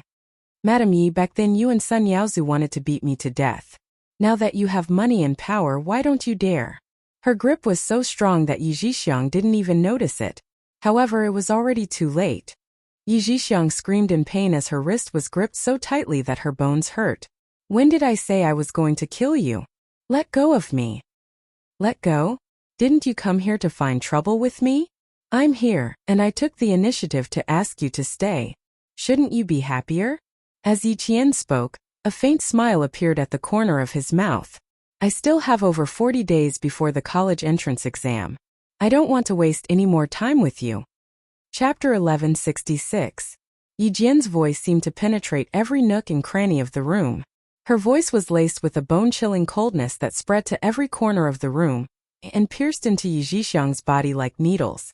She couldn't escape even if she wanted to. Those two colorless photos. No, she didn't want to see them. She didn't want to see them. What does your college entrance exam have to do with me? Damn girl, let go of me. Ah!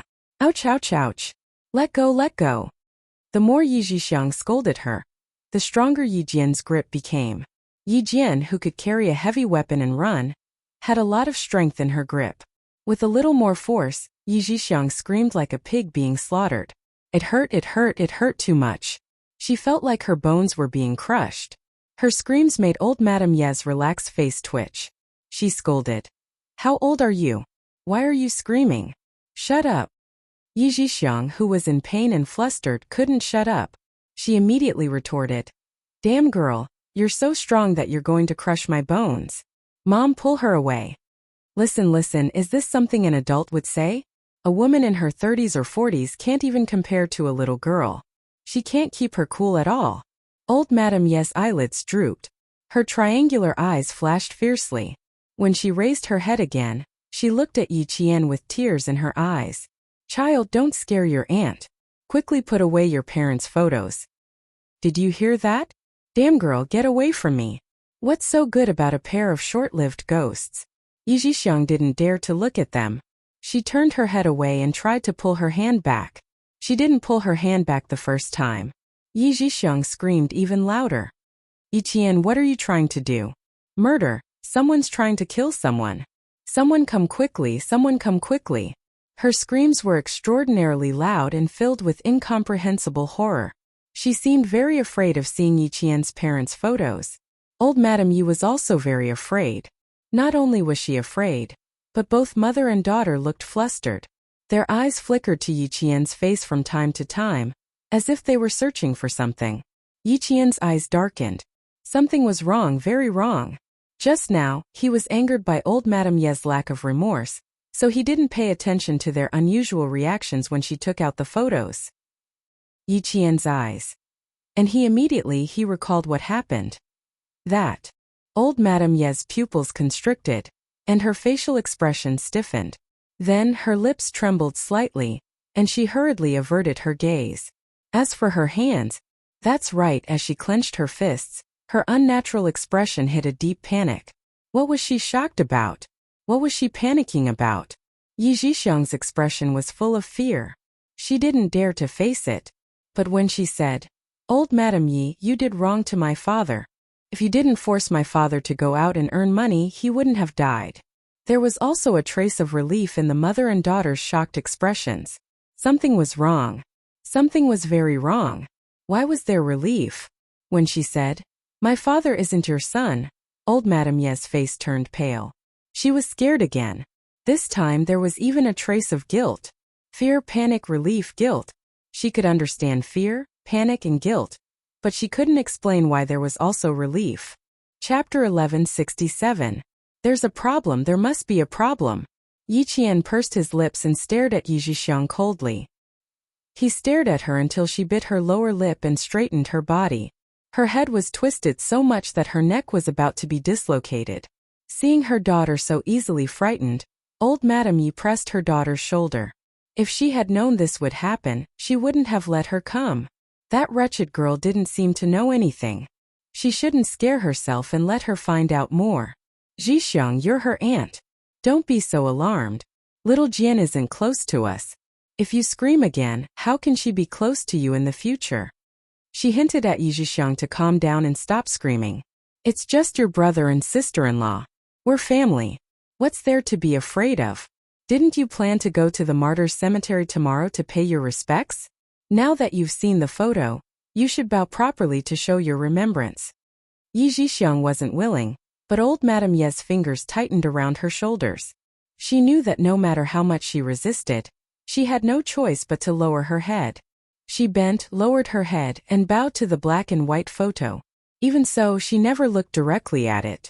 Seeing this, Yi Qian didn't let go of her hand. Instead, he tightened his grip. Old Madame Yi clenched her teeth and sighed. "You're too extreme. If your parents were still alive, they would be so sad. Your father was diligent and your mother worked for the country and the people. Child, you should learn from your parents. Learn how they lowered their heads in front of her. Learn how to be honest." How could old Madame Yi say the words in her heart out loud? She could only harshly mutter them in her heart. Behind the tears, the pair of murky eyes that were filled with scheming were rolling with ominous clouds. This wretched girl was far more difficult to deal with than she had imagined. She had to stay calm. She hadn't panicked or messed up after so long. It was as if she had been waiting for her to come. Luckily, she only knew this one thing. Just now she was really scared and thought that she knew something else. She glanced coldly at Yi Zhixiang. Seeing that she wasn't panicking anymore, old Madame Yi finally calmed down. Now that she knew that her father wasn't her biological son, and that her teacher was helping her, She couldn't do anything to her teacher. She had to think of another way. In the dark, old Madame Yi glanced at Yi Jifan, who had a dark expression on his face. She saw him glance at the silent teacher Tong and then shake his head subtly. His meaning was obvious. His teacher was not going to help them convince Yi Qian. Looking at Yi Qian's stubborn behavior, old Madame Yi, who had been scheming in her heart, suddenly smiled. Those who are too hard will break easily, while those who are soft will never be defeated. Since the wretched girl had such a stubborn personality, he might as well let her break herself. There was no need to dirty his hands. Old Madame Yi raised her well-maintained but slightly withered hand and placed it on Yi Qian's wrist. She said softly, "So what if old man Zhen told you everything? Your father has been my son for more than 10 years. How can you say no just because you say no?" Earlier, she was still pretending to show off her familial love. Now she suddenly revealed her poisonous tongue. Yi Qian, who was holding his parents' portrait, couldn't help but narrow his eyes. He didn't need to guess to know that this vicious old lady was scheming again. No matter what she was scheming, he would definitely make her return empty-handed today. She would come here with her head held high and leave the school with her tail between her legs. Chapter 1168. Your father is my son. I can do whatever I want with him. He's just a wild thing that came out of nowhere. What about your mother? So what if she has a fiery temper? At least I'm still alive. She's already dead and turned into a pile of bones. She had a fiery temper, right? Fine, I'll just say things that you don't like to hear. I want to see how a 19-year-old girl can keep her composure.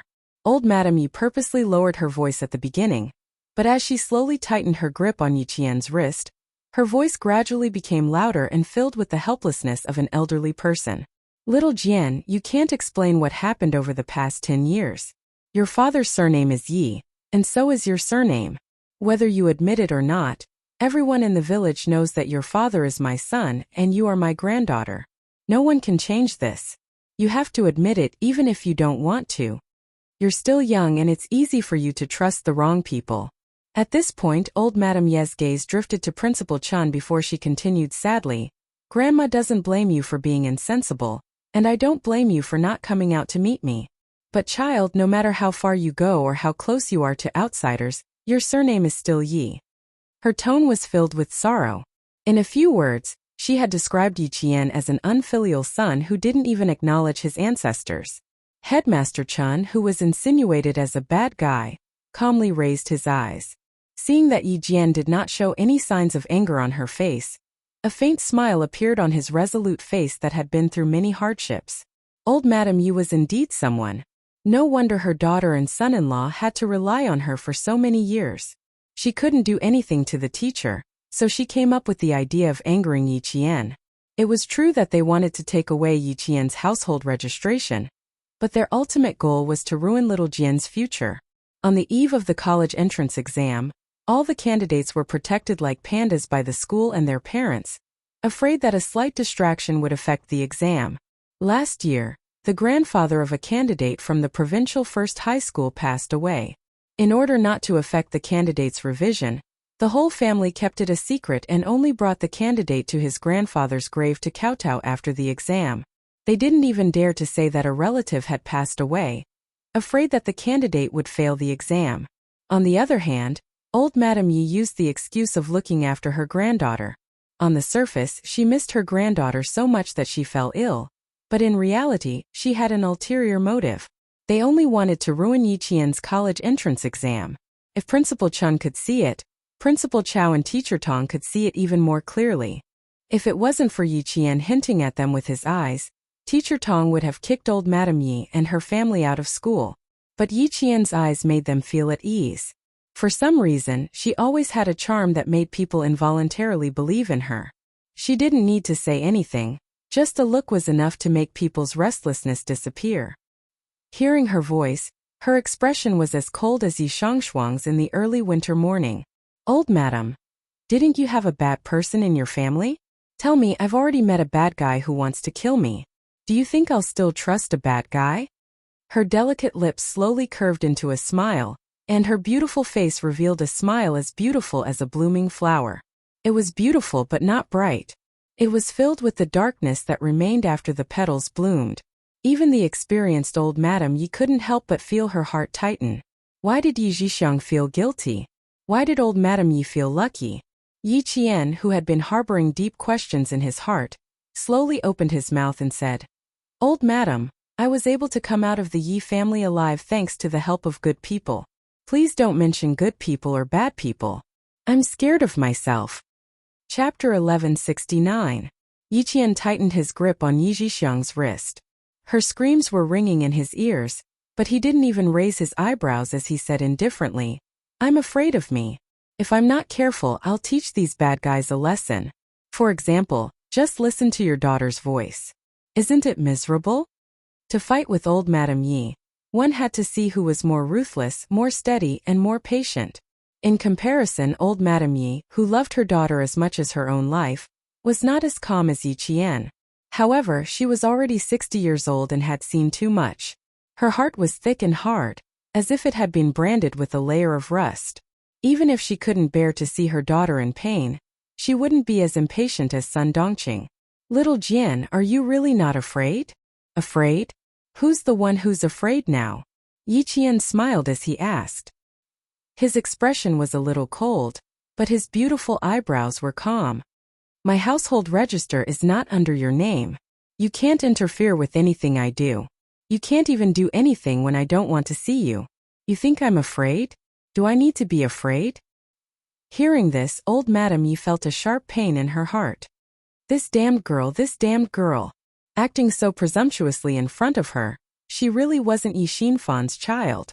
The angrier the other party was, the calmer Yi Qian became. Looking for trouble?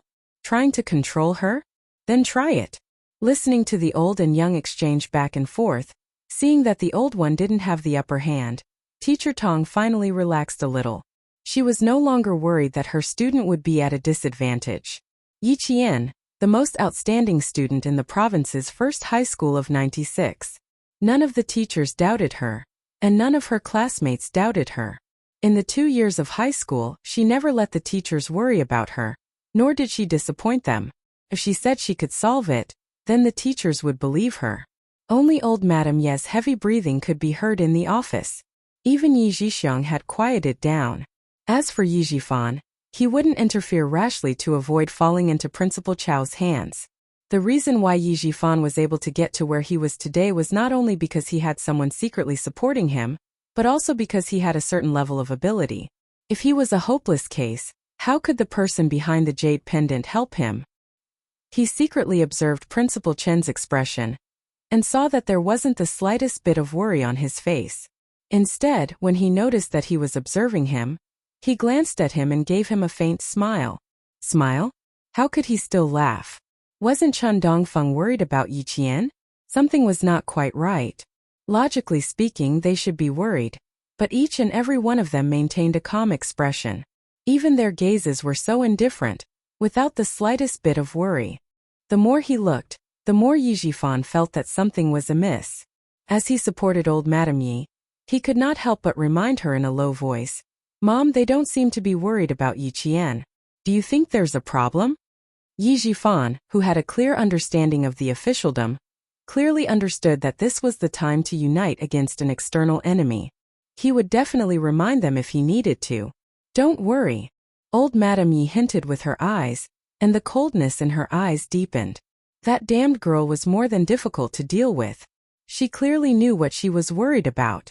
However, he didn't know what she was worried about. What was she worried about? What exactly was she worried about? There must be something. There must be something. Old Madame Ye's brain was not rusty. Her cloudy eyes were gloomy, like a piece of wood buried in the ground, emitting a rotting smell. Principal Chun was completely relieved. He could clearly see that in front of the girl, old Madame Yi, who was full of airs, could not gain any advantage at all. Instead, from time to time, she would be angered by Yi Qian until her face turned ashen. Chapter 1170.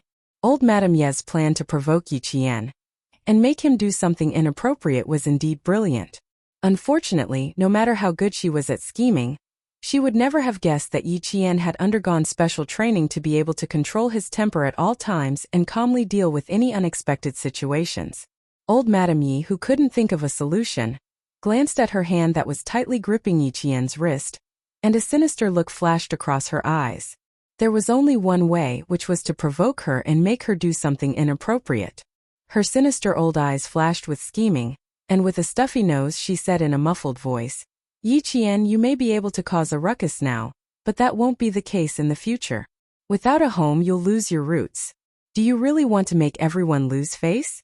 Do you really think that you've won just because you've caused a ruckus? No, even if you win, you'll tarnish your reputation. Do you understand?" At the age of 18 or 19 she cared about her reputation. If she caused a ruckus and was made fun of by both boys and girls, would she still be able to continue being arrogant? If she listened this time, then everyone would be happy. If she didn't, there was no need to rush. There was still another move waiting for her.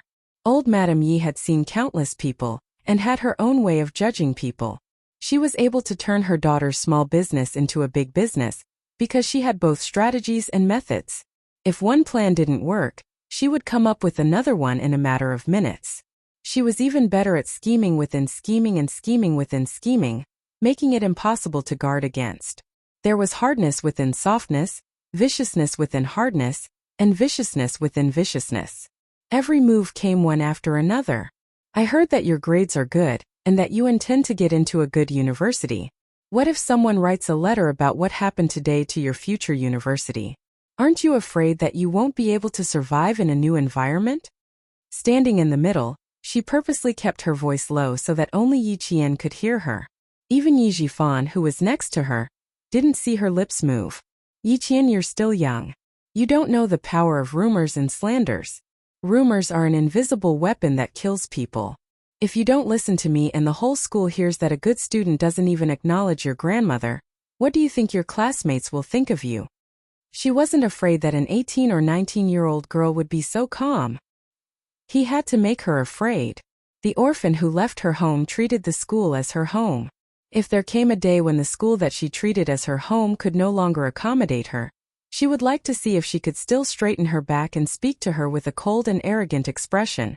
At that time the school won't tolerate you, and you won't be able to return home. What's the point of living then? How dare you threaten me with your parents' photos? Little Jian, you're too naive. You can't do anything to me when you're alive. Do you think you can do anything to me when you're dead?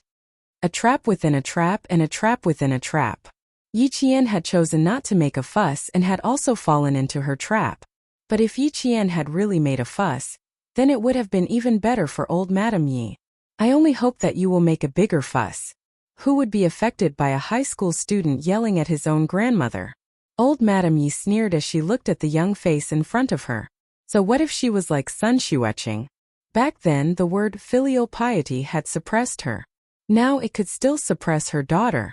Seeing Yi Qian's face gradually turn gloomy, old Madame Yi thought that she had the upper hand and said, "As long as you listen to your grandmother's arrangements today, you can do whatever you want in the future." She didn't move her hand away from Yi Qian's wrist. She was waiting for her hand to be pushed away, so that the school leaders could see what a good student was like in their eyes. Chapter 1171. As long as she moved, she would immediately fall to the ground. She would definitely not be able to bear the consequences. Would a century-old school protect a student who pushed, scolded, and hit an elderly person?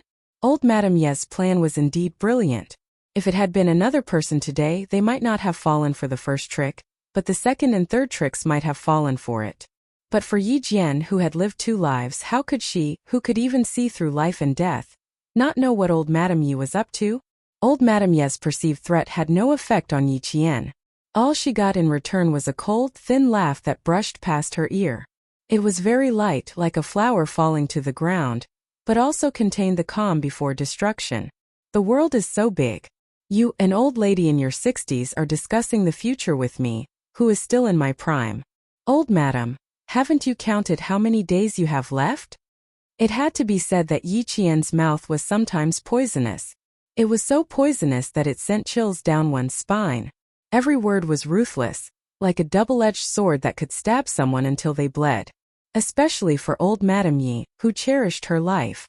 She didn't want to hear these kinds of words. She was still putting on airs, but in the next second, her face turned green and white. She was panting heavily. Just like her mother, just like her mother. She was so rebellious that she couldn't wait to break her bones and throw her out to feed the dogs. Yi Qian had always been sharp. She saw old Madame Ye's every move. Seeing that old Madame Yi was so angry that she was about to faint, her smile deepened. My father is honest, so my mother won't fight with you. But that doesn't mean that I'm honest and won't fight with you.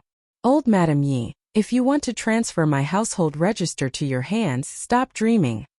She couldn't deal with old Madame Yi gently and quietly. She also couldn't use the same method she used on Sun Dongqing. 60 years old was considered an old person. If he were to argue with her, he would first be accused of being arrogant and despotic, not knowing how to respect the elderly and love the young. In addition, Yi Jifan was also involved in this matter, so the matter would be infinitely exaggerated and exaggerated.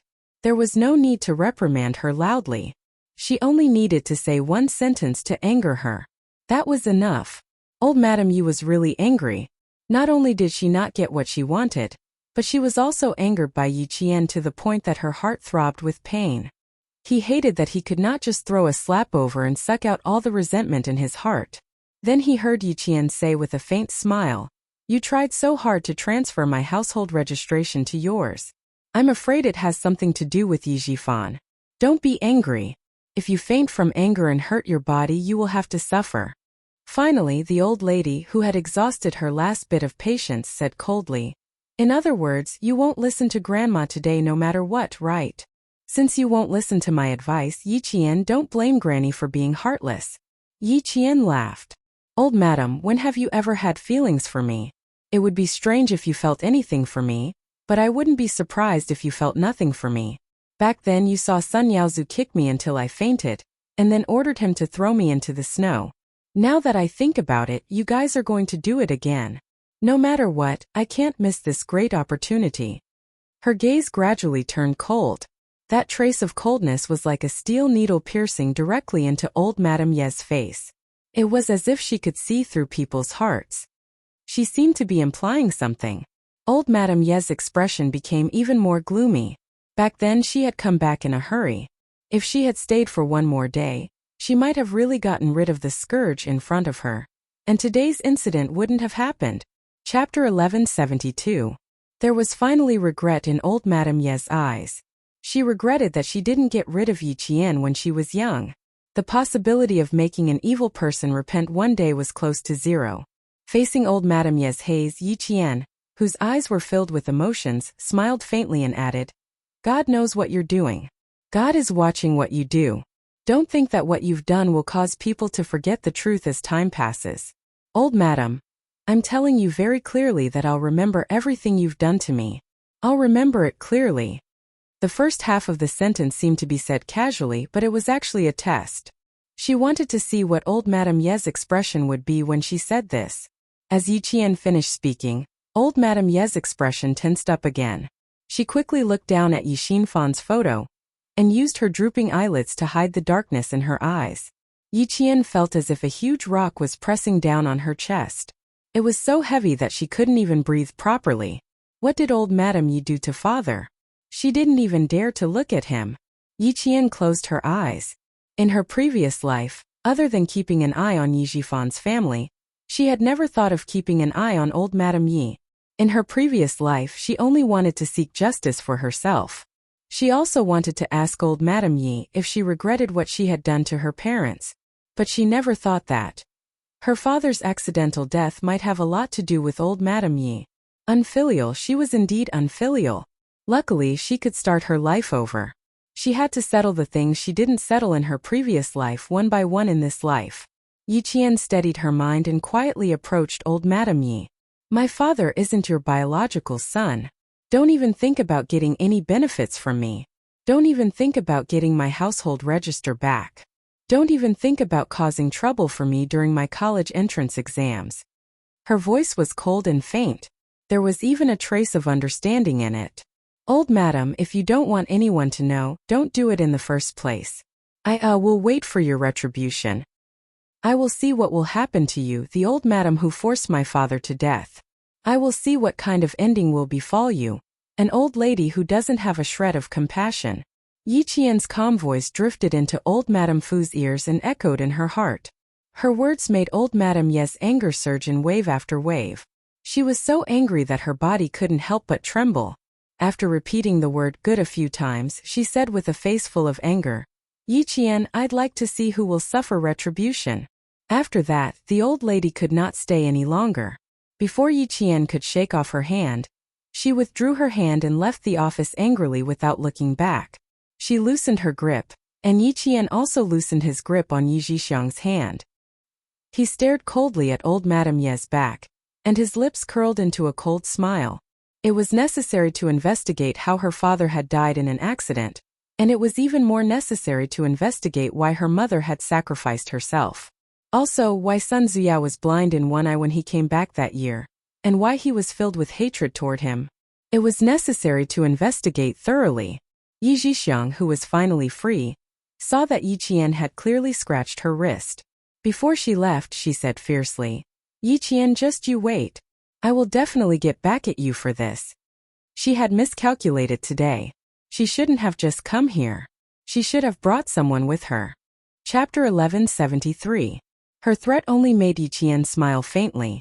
Sure, I want to settle the score with you too. It was unlikely that she would be able to find out what had frightened the mother and daughter from old Madame Yi, but she could try on Yi Zhixiang. She wanted to regain some of her dignity before leaving, but she was so frightened by Yi Qian's words that she lost her balance and sprained her right leg. She was even more embarrassed when she left. Little Jian, it's very likely that they will come and cause trouble again. Principal Chun walked to Yi Qian's side and whispered, but if you let them stay today, it will affect your exam. Yi Qian did not turn around. Her eyes narrowed and her voice carried a hint of sadness. She replied softly, No, Uncle Chun, they won't come again for the time being. She had tested her twice, but the angry old Madame Yi did not notice. After she calmed down and thought about it carefully, she would not act rashly. She would not make a move until she found out the truth. If she really came, it would mean that she realized that she did not know anything. But how could she let an old lady find out that she was just testing her, and did not know anything? Principal Chun saw that she was calm, as if she already had a plan. He smiled and said, That's good as long as you know what to do. You've always been sensible and there is nothing we need to worry about. I believe you can handle old Madame Yi well. The little girl of the past had grown up. There were some things that she did not need help from others. She could face them on her own. Miss Jian had grown up. He and Uncle Jen needed to let go of her and not hold her hand tightly. They needed to let the adults tell her what to do and then she would do it. A child's growth required constant bumps and bruises. Only then would she truly grow up. Principal Chun chose to let go. He stood aside and watched her grow up step by step. I was careless today. I didn't expect the elegant and kind old lady to. Teacher Tong's guilty voice came from the office. It was so soft that only the people in the office could hear it. No one lost their composure because of this. They all maintained a different level of self-restraint as they discussed what had just happened. There were still 10 minutes to the end of the exam. Yi Qian, who had not left, listened quietly. There were people who cared about her. It did not matter if her grandmother was there or not. After leaving the school, old Madame Yi could no longer hide her anger. Her expression was so ferocious that even her facial features were distorted. Mom, why are you leaving so soon? We haven't finished our business yet. Yi Zhixiang, who had caught up with her, did not see the ferocious look on old Madame Ye's face. Her footsteps were uneven as she caught up with old Madame Yi. She complained, That wretched girl doesn't respect you at all. Why didn't you slap her in the face just now? How infuriating. My wrist is all red from her grip. Look, they're all red. At this moment, old Madame Yi was not in the mood to care whether her daughter's wrist was red or not. Hearing that she was only complaining to her and not caring at all, old Madame Yi turned her head and looked at her daughter coldly. You're usually so fierce. Why are you standing there like a mute today? Her voice was full of anger. It was obvious that she was in a bad mood. Yi Zhifan looked at the gloomy old Madame Yi casually and said, Mom, you're underestimating Yi Qian. Chapter 1174. Hearing old Madame Ye's words, Yi Zhixiang no longer dared to complain loudly. However, it was impossible for her to not say anything. She lowered her voice and muttered carefully, "You've been bullied by that wretched girl. How can you vent your anger on me? You're in your 30s and 40s. You're worse than her." Old Madame Ye's heart ached even more when she heard this. The fake kindness on her face disappeared without a trace. Only sharpness remained between her eyebrows. "She's not even 20 years old. She's suppressing an elder like you. Where's her usual shrewdness? You're acting like a mouse in front of a cat. Even I feel ashamed for you." Yi Zhixiang was a typical bully who feared the strong and bullied the weak. However, she was still stubborn. After being exposed by old Madame Yi, she felt embarrassed. "Mom, do you think I want to do this? Have you forgotten what happened at Caesar Hotel? She wanted to kill me." At the mention of Caesar Hotel, old Madame Yi, who was also frightened by Yi Qian, suddenly stopped in her tracks and grabbed Yi Zhifan's arm. "Zhifan, did you find out if Master Hosan has anything to do with that brat?" As soon as she finished asking, she saw Yi Zhifan frowning as if he was recalling something. Old Madame Yi couldn't help but say angrily, "How could you forget such an important thing? That brat isn't even afraid of you, a provincial official. She clearly has someone backing her up. Master Hosan is one of the top figures in the southern province. How could he support that brat for no reason? It's obvious. There's something we don't know about." In the past, she thought it was probably a coincidence that Master Hosan, who had always been loyal and principled even in the underworld, had stepped in to mediate. Now that she thought about it, how could it have been a coincidence? If the hotel was filled with all kinds of guests every day, how could Master Hosan have the time to step in? How could he have just happened to appear in the room? The more she thought about it, the more old Madame Yi felt that there must be something going on between the two of them. She blinked and asked Yi Zhixiang, "I don't think Master Hosan is married. Ask Yaozu to find out if there are any rumors about Master Hosan being a kept woman." Yi Zhixiang was good at gathering information, and after hearing old Madame Ye's words, she reacted much more quickly. Her eyes lit up and she said excitedly, "Mom, are you suspecting that the wretched girl is being kept by Third Master Ho?" Old Madame Yi pondered for a while and then slowly said, "It's not impossible. That brat is even more seductive than Sun Xueqing, and her skin is as white as snow." Her tone suddenly became sour, and she curled her lips disdainfully.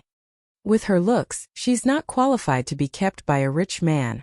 People like Master Hosen love to play with girls who are so tender that they can squeeze water out of water. That wretched girl is so seductive. Maybe she's really lucky to be kept by Master Hosan." It was no wonder that the mother and daughter could be so whimsical. There was rarely any news about Ho Zi. It was said that there was a boss in Harbor City who wanted to build a relationship with Ho Zi. However, he felt that there were only a few underworld gangsters in the mainland. As a boss in Harbor City, he lowered himself to be sworn brothers with Ho Zi because he thought highly of Ho Zi. Therefore, he invited a few wild models from Harbor City to the southern province and wanted to get to know Ho Zi through them. When the man arrived, Ho Zi went to meet him.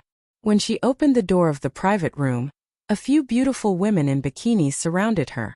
Ho Zi came in and toasted to the boss in Harbor City. The whole thing happened in less than a minute, and then she left with her men. Chapter 1175. Before he left, he said, "I didn't expect the boss of Harbor City to have such a shallow taste in women. How could he treat a few girls with crooked noses and slanted eyes as treasures?" In less than 5 minutes, he sent 10 foreign models to Harbor City's boss, slapping him in the face with his actions. After that, it was rumored that Third Master Ho's taste was very high. The women he chose not only had to be beautiful, but also elegant and intelligent. As for Yi Qian, no matter how much old Madame Yi hated her, she had to admit that she really met Ho Zi's requirements. She was beautiful and had an indescribable air of arrogance. She was so smart that she could go abroad to compete, and so young that she was like a flower bud that was about to bloom. No matter how one looked at her, she seemed to be able to catch Ho Zi's eye. Yi Zhifan didn't say anything and only said indifferently, "It's good to let my little sister investigate. If I have any news, I'll send a letter to mother. There are only 40 days before her college entrance examination. If my little sister can really find out something, we can use it." If there is conclusive evidence of a good student being kept, even if we don't get her household registration, the school will be pressured to expel her. It didn't matter what method was used as long as the goal was achieved. The matter was settled. Old Madame Yi revealed a faint smile and then sighed. Alas, disobedient children always have to suffer a little. Only after suffering a little will they understand. We are her family. It's better to let her suffer a little in her own home than in society. In the blink of an eye, old Madame Yi returned to her amiable appearance. Her face was full of helplessness. Yi Jifan glanced at her and a trace of contempt flashed in his eyes. The old woman was good at pretending when she was young. When she was old, she was even better at it. People who didn't know her would really think that she was a kind person. When he went back, he would remind Sun Dongqing to avoid the old woman as much as possible. Yi Jixiang, who was a little interested in the conversation, suddenly asked, "Mother, how did that wretched girl suddenly know that Big Brother is not your biological son? Who told her?" Her eyes were already looking at Yi Jifan. "You don't have to look at me. I only found out later than you that Big Brother is not Mom's son." Yi Jifan was not lying. When he found out, he was still in a daze. It turned out that the old woman had only given birth to one child, Yi Jixiang.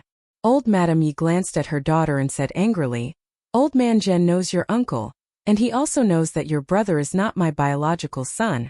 That wretched girl is close to Old Man Zhen. What's so strange about her knowing?" He then warned, "Go back and inform Yaozu to investigate Master Ho San. Inform me immediately if there is any news. Your brother is right. If news of a good student being kept as a mistress gets out, that wretched girl will only be expelled." At this time they still didn't know what the consequences of offending Yi Qian would be.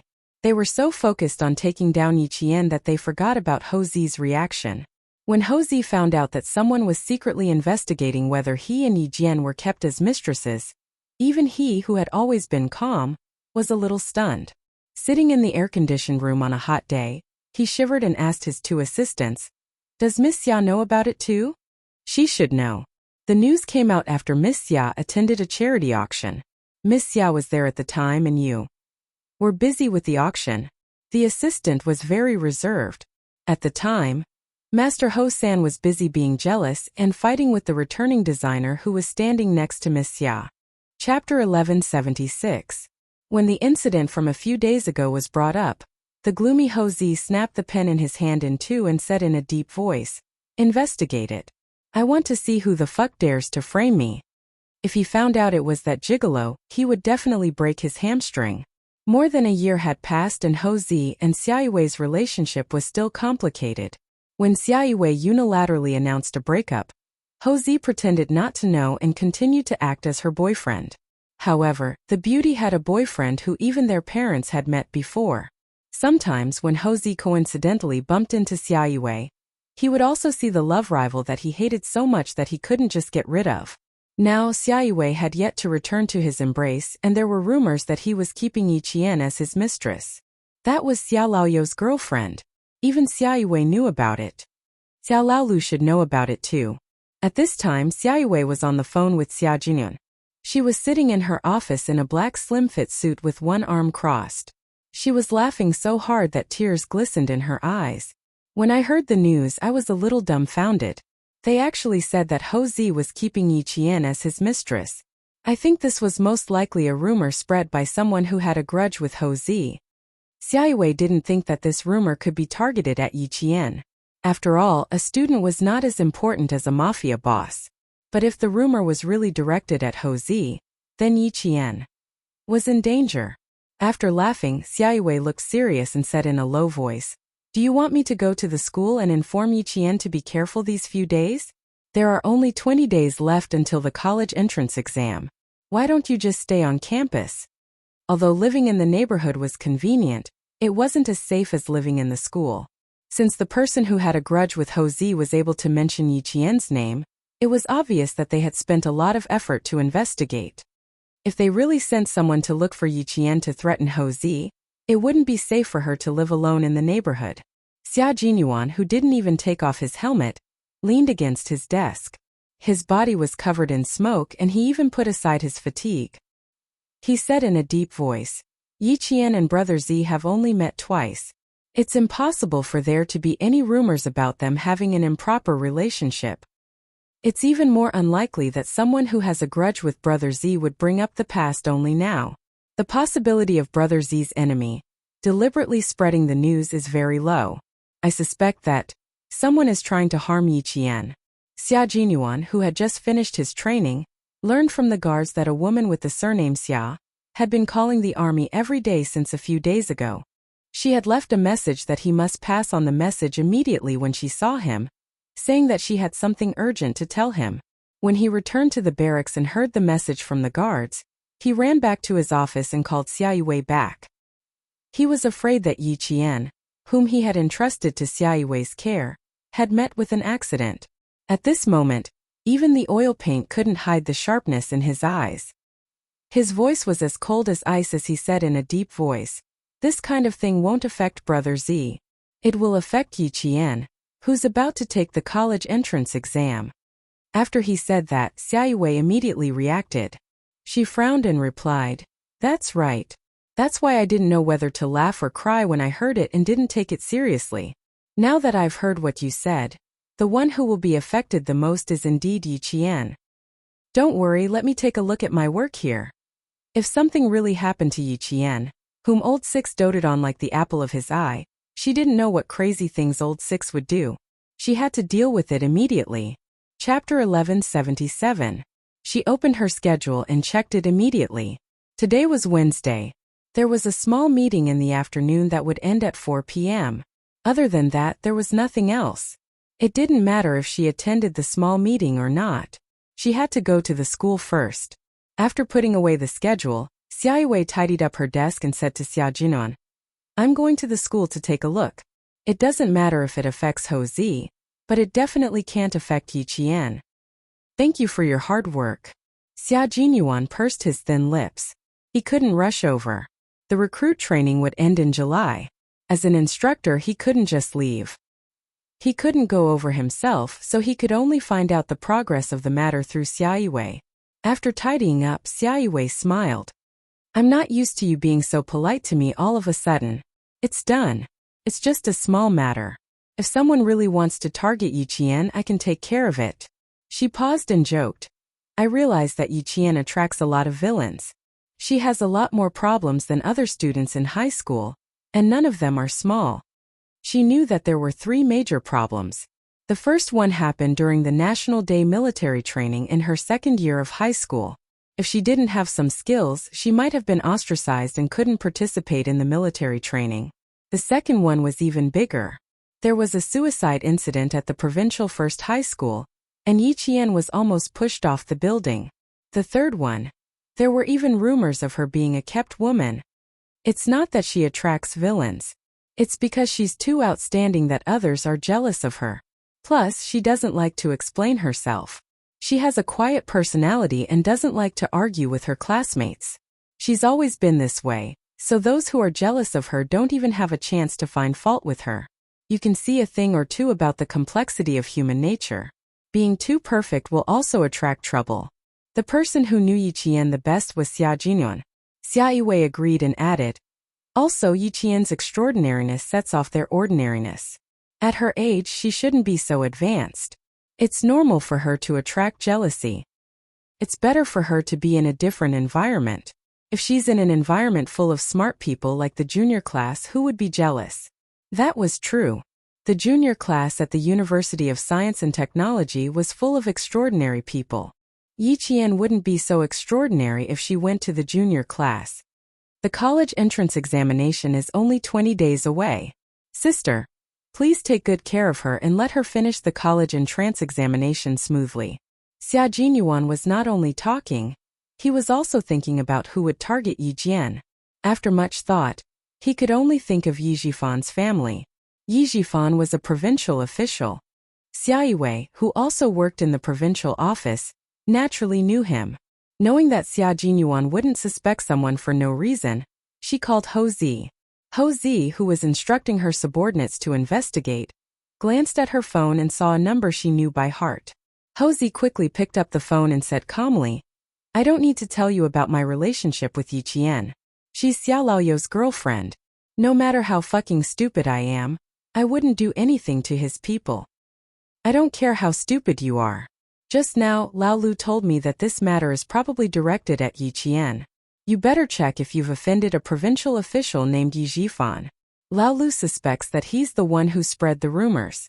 Xia Yiwei hung up the phone, picked up her car keys and rushed to the provincial high school. Chapter 1178. Xia Yiwei seemed to have really turned cold towards Ho Zi. Every time Ho Zi appeared in front of her, she would never talk about the past and would immediately turn around and leave. As for phone calls, ever since she unilaterally broke up with him, she never took the initiative to contact him again. She broke up with him just like that and stopped contacting him just like that. Ho Zi was shocked by her decisiveness. When a woman was ruthless, she could be even more ruthless than a man. Once a woman decided to stop loving someone, it was even harder for her to change her mind than a man. Her decisiveness in hanging up the phone once again made Ho Zi so angry that his expression changed completely. He gripped his phone tightly and his arms trembled as he lowered his head. Only Miss Xia could make their third master so angry that he wanted to kill someone. And he had to hold it in. After a while, Ho Zi's cold voice sounded in the office that was filled with murderous intent. I have one day. I want to know who's gossiping behind my back by this time tomorrow. His voice was so heavy that it felt like a few inches of ice. It was so cold that the calves of his assistant who was listening to his orders secretly trembled. It had been a long time since the third master was angry. The assistant couldn't remember the last time he was angry. It had been at least 3 years if not 5 years. I've already sent someone to investigate. I'll report to you as soon as there's any news. Ho Zi's subordinates had always been good at handling matters. As long as it had something to do with Xia Yiwei, they would put it first and didn't dare to delay at all. Especially when there were rumors that the third master was having an affair with a high school student and kept her as a mistress, they didn't dare to delay. Detain the person. I haven't met anyone who dares to add to my scandal in a long time. Ho Zi stood up and tugged at his tie in annoyance. I'm going out for a while. Call the chairman of Chengguang Corporation and tell him that I have something urgent to deal with. I'll arrange a place to apologize to him tomorrow. This was the first time she had taken the initiative to call him in a few hundred days. It was obvious that she had taken note of this matter. Of course, he didn't think that she was taking note of it because of him. The first thing he said was, she's probably targeting Yi Qian. Sigh when she took the initiative to call. He didn't expect that it was all thanks to old Six's girlfriend that he got a call from her, even though it was only for 16 seconds. After being in love for 17 years, both of them could more or less guess what the other party would do next. When Xia Yiwei drove to the entrance of the provincial first high school, she saw the man she was most familiar with standing beside the black car with one hand in his trouser pocket, exuding a cold aura as he waited for her. You've come. Ho Zi walked over and looked at his lover, whom he could hug as long as he stretched out his hand. Now it was difficult for him to even see her. His heart ached slightly. He didn't know why he had come to this point. Xia Yiwei took off her sunglasses, revealing a pair of clear eyes. It was rare for someone in their mid-30s to still have a pair of eyes as clear as a young girl's. She looked at Ho Zi indifferently and her red lips curved slightly. Something happened to sixth brother's girlfriend. As his sister, of course I have to come. I'll go with you. There's no need to trouble Third Master Ho with our family matters. Also, I'll have to trouble Third Master Ho to clean up your matters first. Don't implicate my family. Xia Yiwei's smile gradually smoothed out. Her expression gradually turned cold as she rejected him indifferently. I don't want to implicate Yi Qian because of your matter and make sixth brother worry. I also don't want Yi Qian to suffer because of your matter. Chapter 1179. She kept calling him Master Ho-san, and told him not to implicate my family. The way she looked at him was even colder than when she looked at a stranger.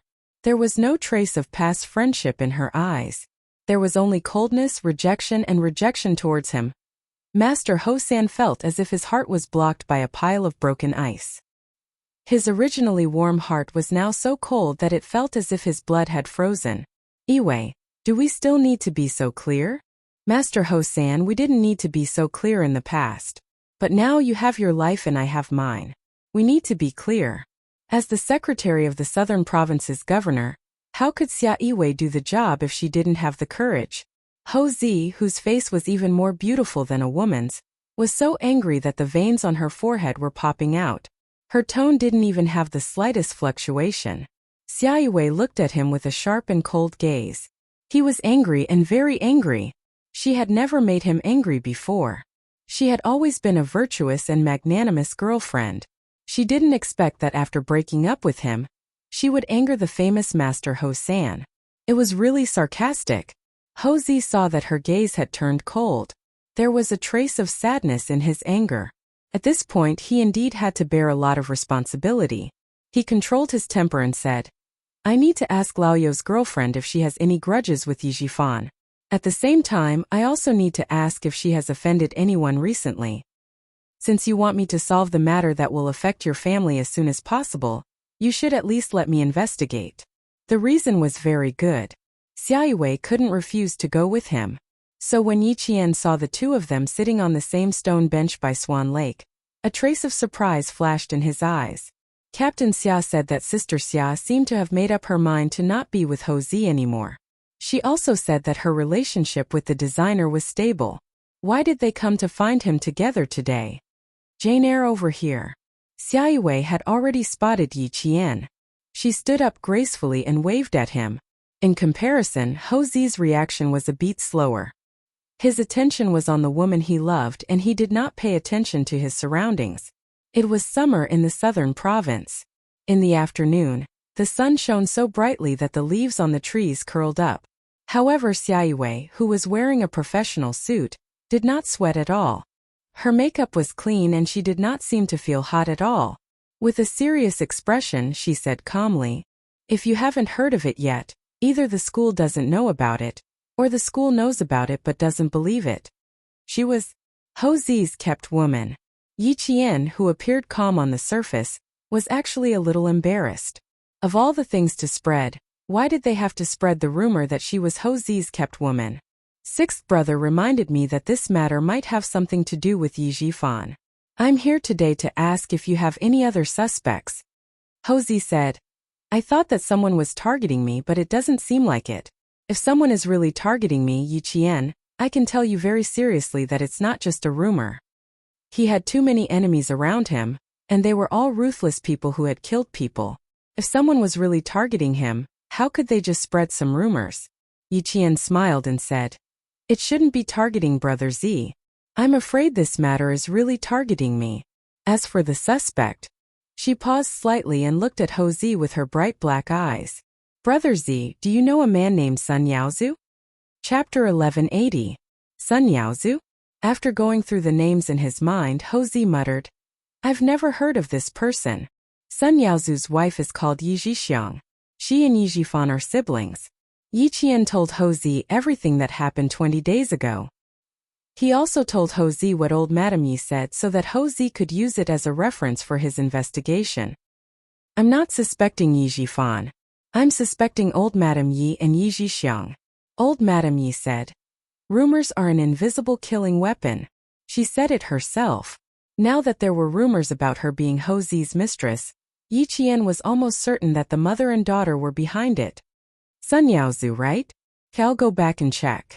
If it's really his family, I'll invite their whole family out for tea and have a good chat," Ho Zi said elegantly. His words were gentle and there was no hint of ruthlessness in them. However, Xia Yiwei, who had not looked at him directly, frowned slightly.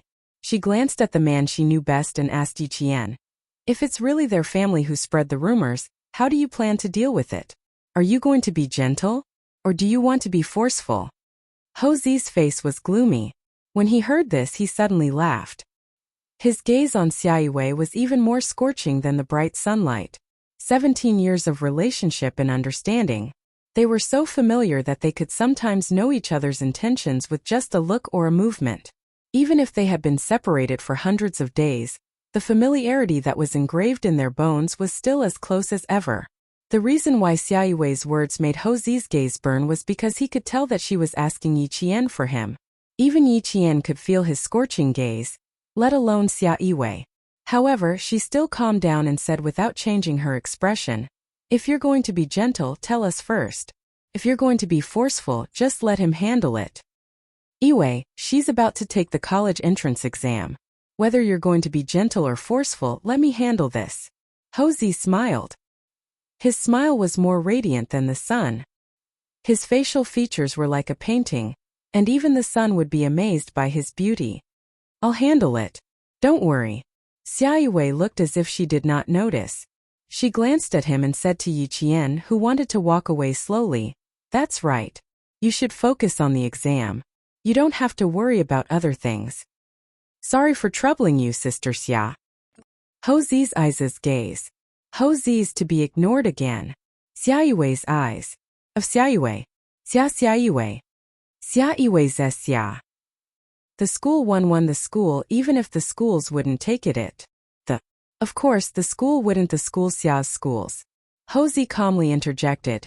If the students really do talk about it, I'll ask the person who spread the rumors to apologize in the newspaper in front of the school or on TV. No matter what, Houzi had to take responsibility for this matter. He told Yi Qian his plan. His forceful way of dealing with things made Yi Qian see it. But his plan really moved Yi Qian. How would old Madame Yi have the face to appear in front of him again? Xia Yiwei was also moved. Moreover, this way of dealing with things was not lacking in gentleness. It was reasonable and wouldn't cause a big problem. Chapter 1181. The big issue she was thinking of was Houzi's violent solution. When Yi Qian saw that her expression had finally softened, he smiled and suggested to Houzi, "Zigu, I have a suggestion." A suggestion with a little bit of selfishness. When Houzi raised his eyebrows, Yi Qian slowly said, "Sun Yaozu is a little dirty. I used to suspect that he was a fugitive. I investigated him, but there were no results. Now that he's back in Nan Province, he must have heard of your name. With your power and status in Nan Province, it's enough for him to pay you a visit and make friends with you. If you say something harsh about this matter, I'm sure Sun Yaozu will know. And Yi Zhixiang and old Madame Yi will also know. Don't you think this family will be on tenterhooks?" Xia Yiwei chuckled. Only sharpening the knife without slashing it. Not bad. It's enough to make the whole family on tenterhooks. Houzi was a notorious killer in the underworld. 7 years ago, someone purposely hid goods in the kitchen of a bar under his name. When he found out, he immediately said something harsh. In the end, before the police could find anything, the person who deliberately framed him was so scared that he turned himself in.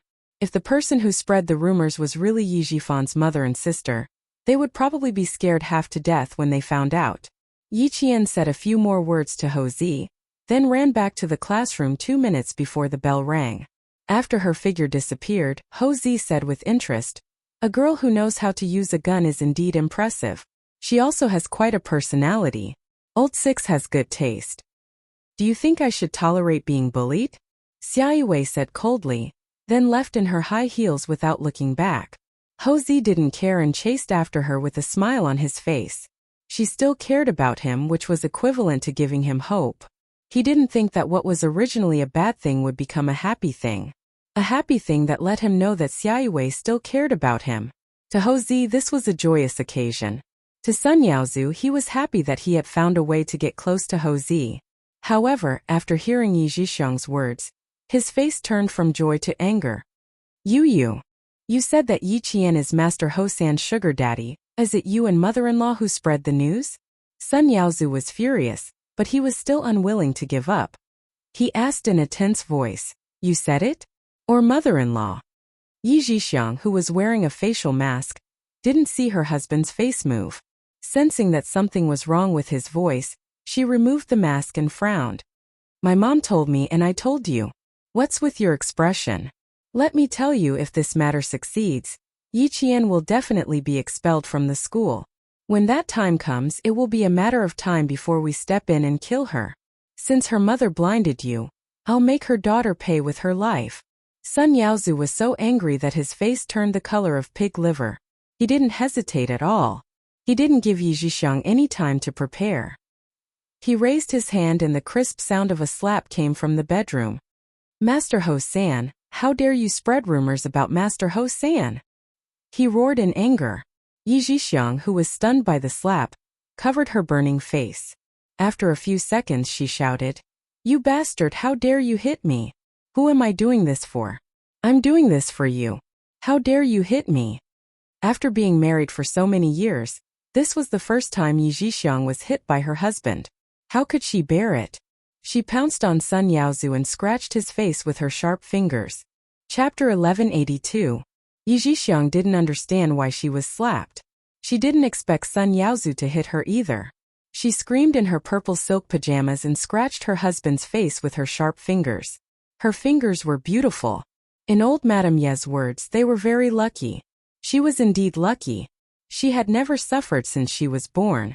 When she grew up, she had 2 older brothers. She had never done any heavy work since she was young, not even washing or cooking. After she got married, she didn't have any parents-in-law to take care of her. She didn't have any sisters-in-law. All she did was eat, drink, and play with Sun Yaozu. Her life was very carefree. After living a smooth life for more than 30 years, Yi Zhixiang had indeed been living in a honeypot. Even if others had to eat chaff, she still had rice to eat. How could she take a slap from Sun Yaozu when she hadn't even hit old Madame Yi before? Immediately, as if she had poked a hornet's nest, her hands and feet started to hit the short Sun Yaozu. You heartless person, I did it for you. You hit me. You hit me. Old Madame Yi had chosen Sun Yaozu to be her son-in-law. His ancestors had a small family fortune. Although he was a little ugly, he was smart. He knew how to make money in the 1980s. After that incident, he escaped from Fujian town. With the pension from Yi Qian's mother, he followed old Madame Ye's advice and settled down in a coastal city. It could be said that without old Madame Ye's guidance, he wouldn't be where he was now. With a powerful mother-in-law and his identity as a fugitive, even Sun Yaozu, who was rich, didn't dare to hit or scold Yi Zhixiang. However, things were different now. Sun Yaozu, who was no longer afraid that his identity would be exposed, saw Yi Zhixiang scratch his face and kick him. With a fierce look in his eyes, he grabbed Yi Zhixiang's hand and pushed her to the carpeted floor. He said angrily, "Damn it, I've tolerated you for long enough.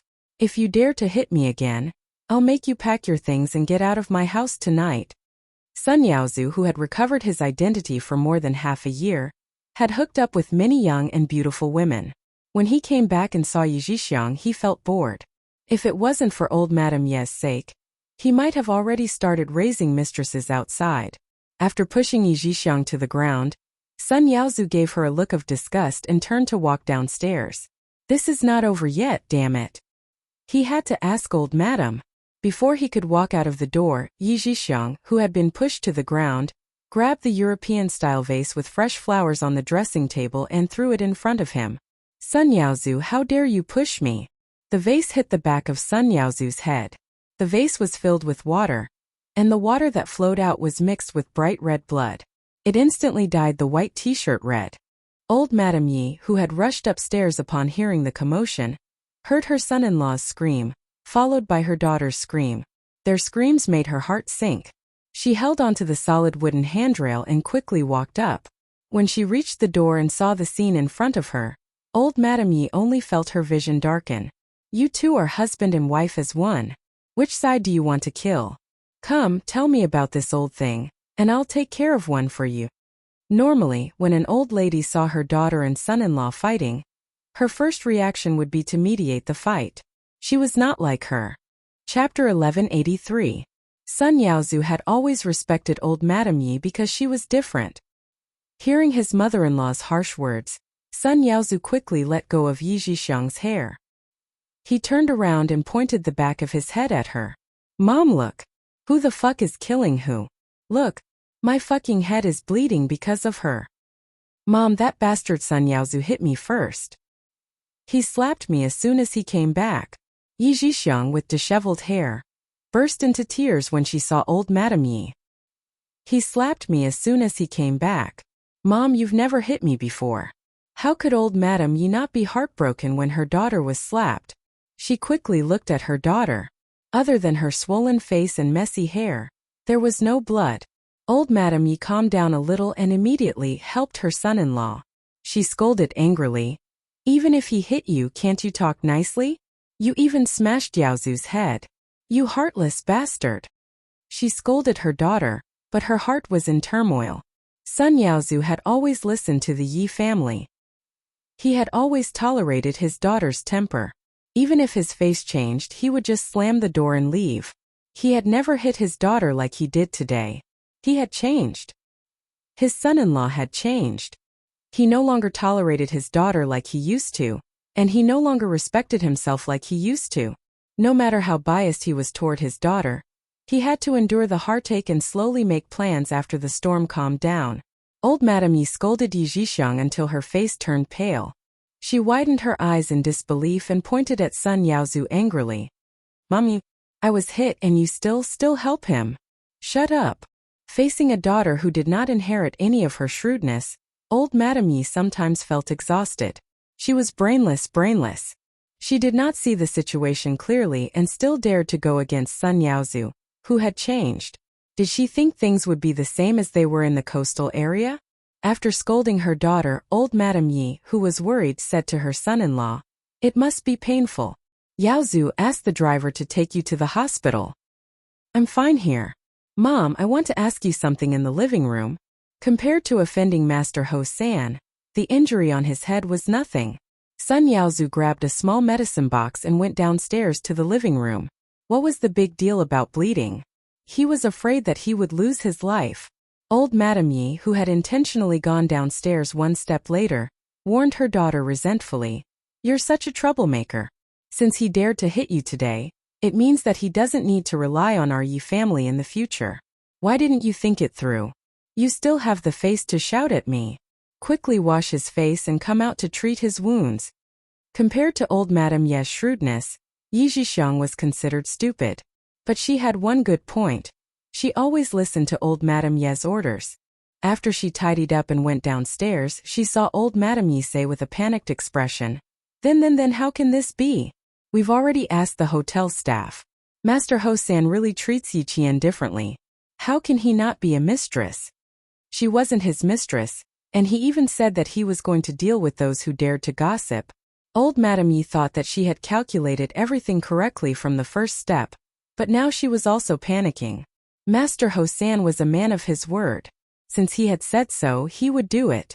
It's not up to you to decide whether or not we're his mistress. This matter will not end here. Mom, you see what you can do about it. Even Sun Yaozu, who had a successful career now, could not do anything about offending Ho-zi. He was not clean and had some power. But compared to Ho-zi, he was like an egg. Chapter 1184. Of course, old Madame Yi knew how powerful Ho-zi was. That was why she dared to talk about it outside. If she hadn't repeatedly confirmed that the wretched girl had been in the Caesar Hotel and driven Master Ho-zi's car, how could she have said that Master Ho-zi had kept a high school student as a mistress? Yes, old Madame Yi said that Master Ho-zi had kept a high school student as a mistress, not that Master Ho-zi was keeping a high school student as a mistress. It was a past tense. Even if it was mentioned again, Master Ho-zi would just laugh it off. What was so surprising about a man, especially a man like him, playing with a few high school students? It shouldn't be like this. Old Madame Yi still couldn't believe it. She murmured in a low voice, "I've investigated it very clearly. That wretched girl hasn't contacted Master Ho-zi for a long time. How could he stand up for her now?" Miscalculation. It seemed that this was a miscalculation. She thought that the wretched girl had no contact with Master Ho-zi. How could she have known that it would cause such a trouble? She had to find a way to solve it. Old Madame Yi's flustered heart gradually calmed down and quickly thought about how to smooth things over. But how to smooth things over and get her and her daughter out of it? Old Madame Yi narrowed her eyes. There was a way, but... She glanced at Sun Yaozu, whose face was twitching because of the iodine, and a trace of ruthlessness flashed in her eyes. She said in a low voice, "I didn't mean to say that. If there's anything, I'll tell Master Ho-zi personally. Yaozu, don't worry too much. Master Ho-zi is a man who can do big things. He won't keep holding on to these small things." Sun Yaozu was ambitious now.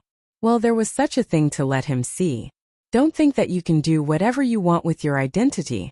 She hadn't even hit her daughter before, but she was slapped by him. She really couldn't take it lying down. She wasn't in a hurry. There was a way. No matter how ruthless Master Ho-zi was, would he hit an old woman like her? After more than 60 years of ups and downs, Old Madame Yi could calm down quickly no matter how flustered she was. She could also think of ways to seek benefits for herself in emergencies. For example, now she thought that she might as well push Sun Yaozu away and use Ho Zi to take him down. Otherwise, he would really think that he was a man who dared to hit his wife at home. Sun Yaozu didn't know what old Madame Yi. Sun Yaozu was even more annoyed. Which memorial tablet did he think he was on? Oh, the gloomy Sun Yaozu said irritably. Mom, it wasn't easy for me to come back to the southern province. I wanted to do something big in the southern province. In the end, not only did you not help me, you even dragged me down. Now that third Master Ho has spoken, what do you think I should do? Yaozu, what do you think we should do? Oh, we. He. As. He. As. He. To. He. He'll know. If he can't find out, he won't be Master Ho Zi. Mom, can't you discuss with me before you do anything? Now that something has happened, I'm the unlucky one. Old Madame Yi could calm down, but Sun Yaozu couldn't. Chapter 1185. Thinking of this, Sun Yaozu became even more restless. He asked worriedly, "You're not hiding anything from me, right? Your brother and I just want Yi Qian to be expelled before the college entrance exam so that she can't take it." Old Madame Yi could hear her son-in-law's suspicion. She sighed and explained, "Once Yi Qian becomes successful, Yaozu, our family's good days will come to an end." She warned Sun Yaozu while reminding him, "There's no turning back. What's done is done. Now we have to think of a way to stop Master Ho San from hurting his relationship over such a small matter. As for Yi Qian, we have to let the school know that she's a kept woman. We've already come this far. Our whole family is in a state of panic. How can we let her take the college entrance examination in peace? I'll go to the school and make a fuss. After that wretched girl drops out, our family will apologize to Master Ho San." Old Madame Yi, who knew Sun Yaozu well, observed him as she spoke. When she saw his face darken, her cloudy eyes flashed with shrewdness. "Mom, I'm not sure if this matter can be covered up, but you're right. If Yi Qian becomes successful, our family will be the first to suffer. Maybe he would be the first unlucky one." Sun Yaozu, who also had his own thoughts, narrowed his eyes and said slowly and fiercely, "We have to find out if she has anything to do with Master Ho San. If she doesn't nowadays, it's not a big news for people to be killed by cars on the road." Old Madame Ye's eyes lit up.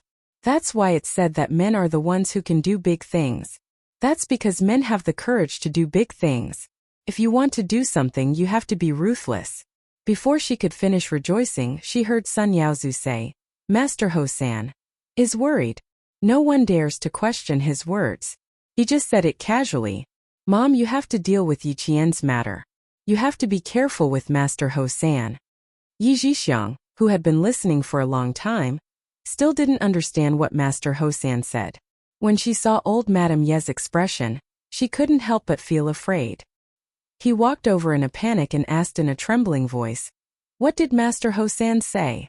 Before she could get close, old Madame Yi glanced at her and signaled her to treat the wound on the back of Sun Yaozu's head. It was Sun Yaozu's subordinate who treated his wound. Yi Zhixiang glanced at him and thought it was nothing serious.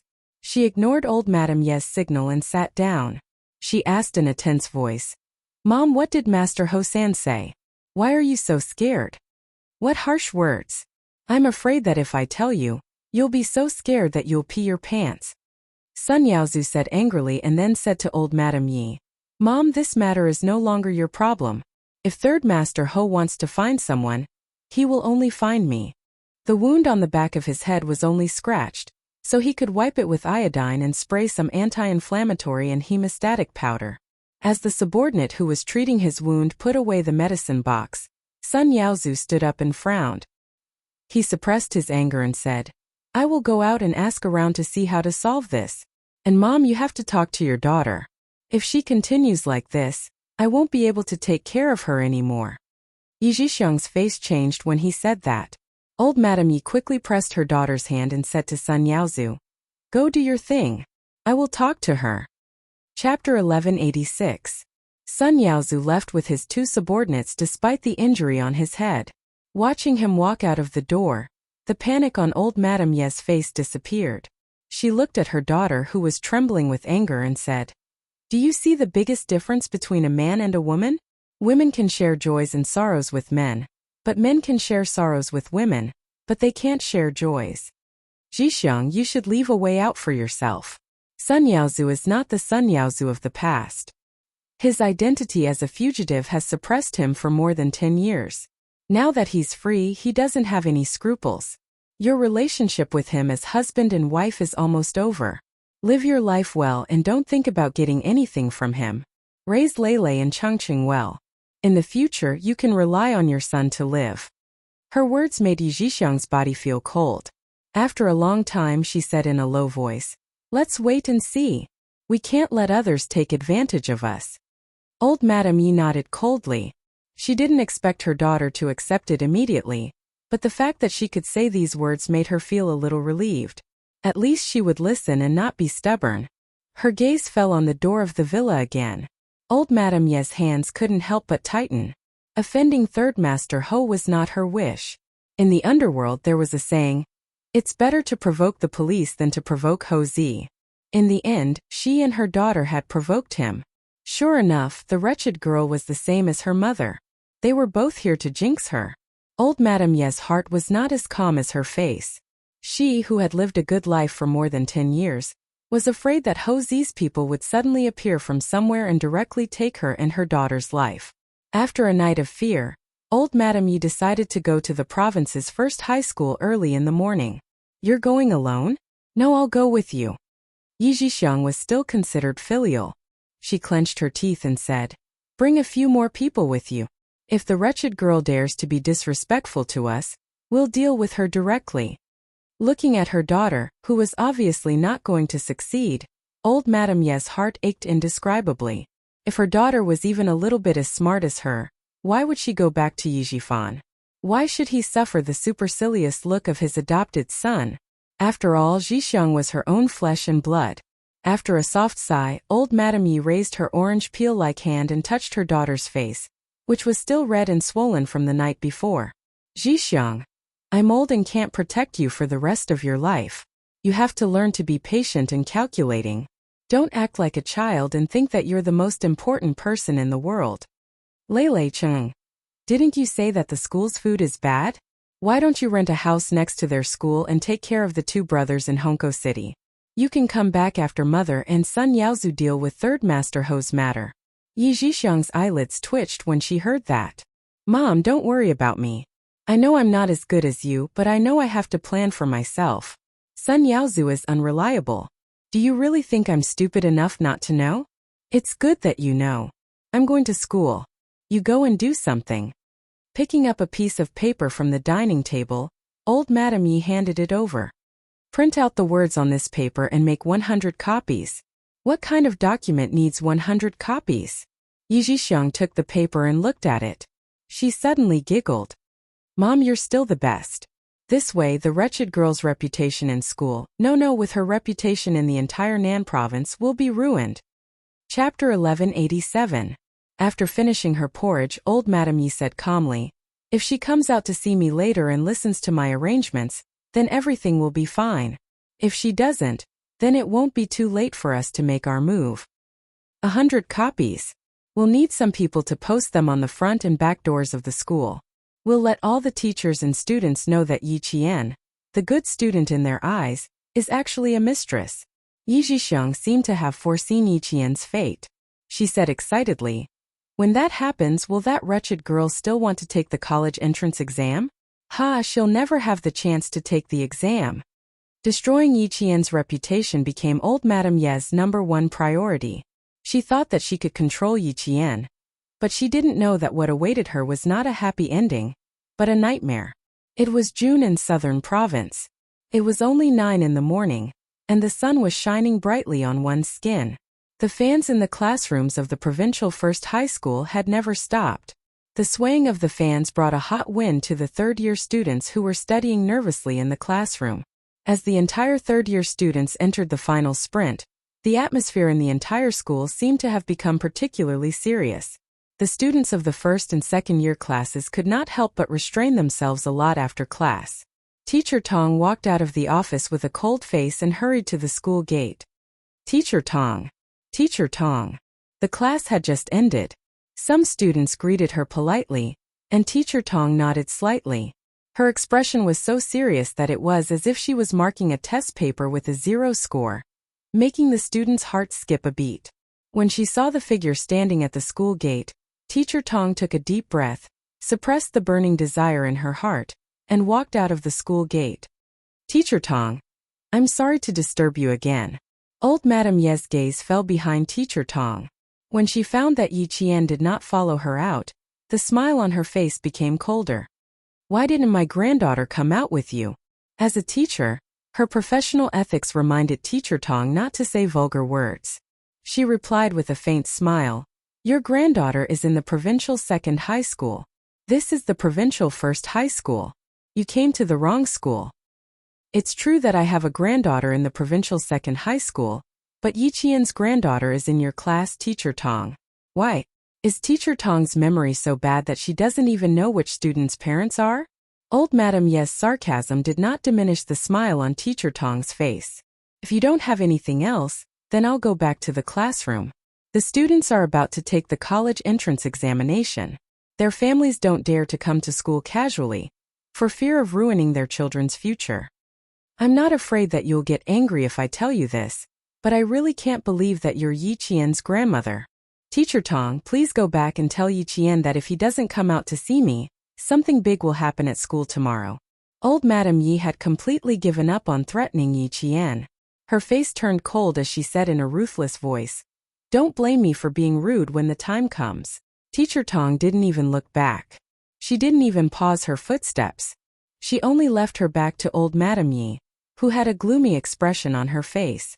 The moment old Madame Yi left the provincial first high school with a gloomy face, Ho Zi already knew about it. When he received the news, he smiled coldly and ordered, Go and buy 10 black cats with pure colors. Let them accompany the old lady who still likes to play young people's games. Since he knew who started the rumor, he naturally knew what this family's concerns were. Since Xiao Laoyou's girlfriend said to let them be afraid, then let them be afraid for a while longer. Chapter 1188. Ho Zi picked up his phone and called Xiao Wei. He had to tell her to tell Yi Qian not to cause a ruckus outside. Hearing Xiao Wei's cold voice, Ho Zi thought to himself, It seems that I can't deal with the Yi family in one go. If I do, I won't have enough reason to call Xiao Wei. But in a flash, Ho Zi decided to wear the Yi family down, at least until old sixth girlfriend finished her college entrance exam. Because of Ho Zi's decision, the darkest days of the Yi family began. Old Madame Yi was most afraid of black cats. She was so afraid that she would scream at the sight of them. When 10 black cats suddenly appeared outside the window in the middle of the night, their eyes flashing with green light, old Madame Ye's hoarse scream echoed throughout the villa. Someone come. She shouted loudly, and the few black cats were so scared that they meowed and fled out of the window. Old Madame Yi was so scared that her eyes rolled up and she fainted on the bed. Yi Zhixiang was so scared that she quickly called an ambulance to send her to the hospital. After such a thing happened, old Madame Yi was not in the mood to cause a ruckus at school. After a day of observation in the hospital, old Madame Yi was still in a daze that night. She was frightened by Yi Zhixiang's scream and had a heart attack. Old Madame Yi supported her daughter who was screaming in fear. She looked at the snake that was caught by the servant and shuddered. You scared me to death. Mom, you scared me to death. You suddenly fell from the sky. I almost got bitten. Yi Zhixiang was so scared that her face was pale. She couldn't even speak properly. Her legs were still trembling. While she was showering, a colorful snake coiled around the shower head. Yi Zhixiang didn't notice it and turned on the hot water. The snake coiled around the copper shower head fell down with a pop. Yi Zhixiang screamed on the spot. Two strange things happened yesterday and tonight. Old Madame Yi knew that Ho Zi had made a move. He did not send anyone to teach her and her daughter a lesson, but he knew what their weakness was. She was afraid of cats, her daughter was afraid of snakes, and her son-in-law was afraid of the police. At this time, Sun Yaozu had not returned since the night before. Old Madame Yi, who did not dare to live in the villa anymore, dialed Yi Zhifan's number with trembling fingers. Yi Jifan still didn't know what had happened. When he heard that she was going to stay over tonight, he didn't hesitate for a second and directly refused. Mom, you know how much Sun Dongqing dislikes you. If you really live over, there won't be a day of peace at home. Moreover, Ying is about to take the college entrance examination and is living at home. I need to think for her. Ying, who was also taking the college entrance examination this year, became the family's most protected target.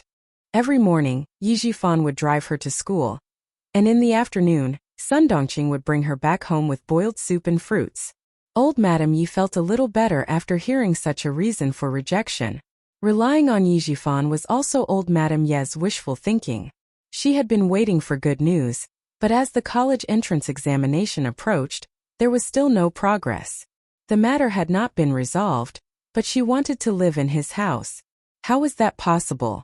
However, the situation was a little strange. Why did she call him and say that she wanted to stay at his house in the middle of the night? Did something happen on the other side?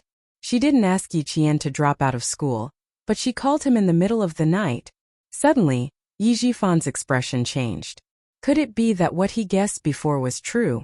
Aunt's family came to find Yi Qian? Chapter 1189. He couldn't be blamed for making wild guesses. Yi Qian's rise was too mysterious. After investigating for 4 years, he couldn't find anything else other than the fact that Chan Dongfeng from Fujian Town High School had been taking care of Yi Qian. Soon Yi Jifan knew he guessed wrong. After hearing the whole story from the Yi family's housekeeper, Yi Jifan, who was in a daze for a long time, wished he hadn't guessed wrong. He'd rather guess that his aunt's family came looking for Yi Qian and mistook her for his aunt's granddaughter. "We're in big trouble," he muttered softly. His brows furrowed deeply. He didn't think that the usually shrewd old Madame Yi would dare to spread rumors about Ho Zi, who even the provincial government wouldn't dare to provoke. Ho Zi was keeping Yi Qian as a mistress. How could she dare to think and say that? Fortunately, he didn't know about this. Since Ho Zi made a move, she must have found out that he wasn't involved in this from the beginning to the end. Yi Jifan realized that it was impossible to prevent Yi Qian from taking the college entrance exam. Sun Yaozu also thought about it.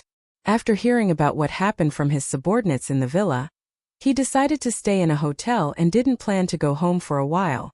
Old Madame Yi and Yi Zhixiang suffered when he didn't go home. With a knife on their necks, they worried about him every night. In less than 3 days, the mother and daughter lost a lot of weight. Old Madame Yi used to be in good spirits, but after 3 days, she finally looked like she was in her 60s instead of her 50s. The soft knife that Ho Zi set up was very bright and sharp, but it just didn't fall down for a while. The old Madame Yi finally went directly to the hospital under great mental pressure. Sun Yaozu, who didn't come back, called back a few thugs from the coastal area to guard the hospital, which made Madame Yi feel more at ease. There were still 4 days until the college entrance exam. Yi Qian took the file from Ho Zi. She didn't know what was going on and took out a piece of A4 paper. When she saw the words Provincial First High School Grade 12 Class 1 Yi Qian kept by a mysterious rich businessman printed on it, she couldn't help but clear her throat. "Brother Z, you can just get rid of it. You really don't have to send it over for me to take a look," she said unnaturally. It was really embarrassing. He had never thought that there would be a day when he would be rumored to be a mistress by the famous third master Ho. Ho Zi smiled faintly and said, "I also investigated the Yi family and found a few interesting things. I'll tell you about it after your college entrance examination." As soon as she finished speaking, she received a glare from Xia Yiwei. She immediately added, "If I say it now, I'm afraid it will affect your exam. Don't stand here if you don't know how to talk." Xia Yiwei's expression darkened. She turned to comfort Yi Qian. "Compared to your college entrance exam, these trivial matters are nothing. It's just a bunch of trivial matters. Sixth brother asked me to come over and tell you to take the college entrance exam well. He will try to make a trip back during your college entrance exam. Nowadays, the school didn't allow grade 12 students to casually answer phone calls. If the parents had any issues, they could contact the teachers first, and the teachers would then pass the message to the students. Even Xia Jinyuan couldn't contact Yi Qian. When she heard that old Madame Yi was in the hospital, Yi Qian, who was in a good mood, pursed her lips and smiled. The Yi family's matters are indeed a little complicated. Thank you for helping me hold them back, Brother Z. Without Ho Zi's help, old Madam Yi would come to the school again and again to cause trouble. Although she didn't want to, it would affect the school more or less. She didn't want to affect the school before graduation. Chapter 1190. In fact, Yi Qian didn't expect Ho Zi to keep the Yi family hanging and even scare old Madam Yi to the point of being hospitalized. He didn't expect this at first, but when he saw Ho Zi chasing after Xia Yiwei, he vaguely understood why he made the Yi family worry for so long. It was all to get close to the woman he loved. Yi Qian couldn't help but chuckle as he watched the two figures walk away under the bright sun. That year, Ho Zi blew up his gun collection in Mount Dalong for Xia Yiwei. From this, it could be seen how deep his feelings for Xia Yiwei were. How could Ho Zi accept to give up and watch his beloved woman marry another man? The two of them were so compatible from the back. Coupled with Ho Zi's perseverance, their 17 years of relationship wouldn't end just like that. One day they would have a happy ending. There were still 4 days until the college entrance exam. The entire third year of high school gradually calmed down from crazily revising, crazily doing questions, and crazily sprinting. The last 4 days were no longer sprinting for the college entrance exam. The teachers wouldn't always remind the students how long it was until the college entrance exam. In the last 4 days, the students gradually relaxed and sprinted towards the college entrance exam in their best condition. In 1999, the college entrance exam was first filled in before taking the exam. Some students even talked about their future college life. Their words were full of yearning. Those who wanted to go to college were already preparing for the upcoming college entrance exam. When they chatted, the most common words they heard were, "What will happen when I go to college?" And those who didn't want to go to college finally didn't have to worry about affecting those who wanted to go to college.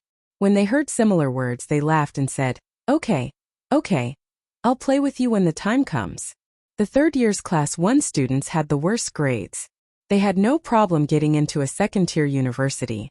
Therefore, the topic they talked about the most was, "Your school is too far from mine. It's too long to take the train. My dad did some research. Your school's management major is quite good.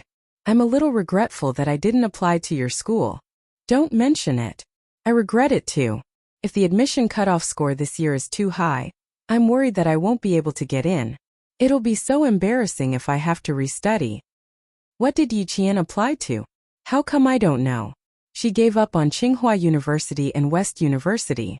What school did she apply to? I don't know. I didn't hear it from her. And Jessen and the others don't know either. Every time they chatted, the topic would always unknowingly turn to Yi Qian. Although some students also kept the school they applied to a secret, Yi Qian was always the center of attention, so he always attracted a lot of attention. Not only were the students in the same class discussing in low voices, but the students from other classes were also discussing in low voices. However, no one knew which school Yi Qian had applied to.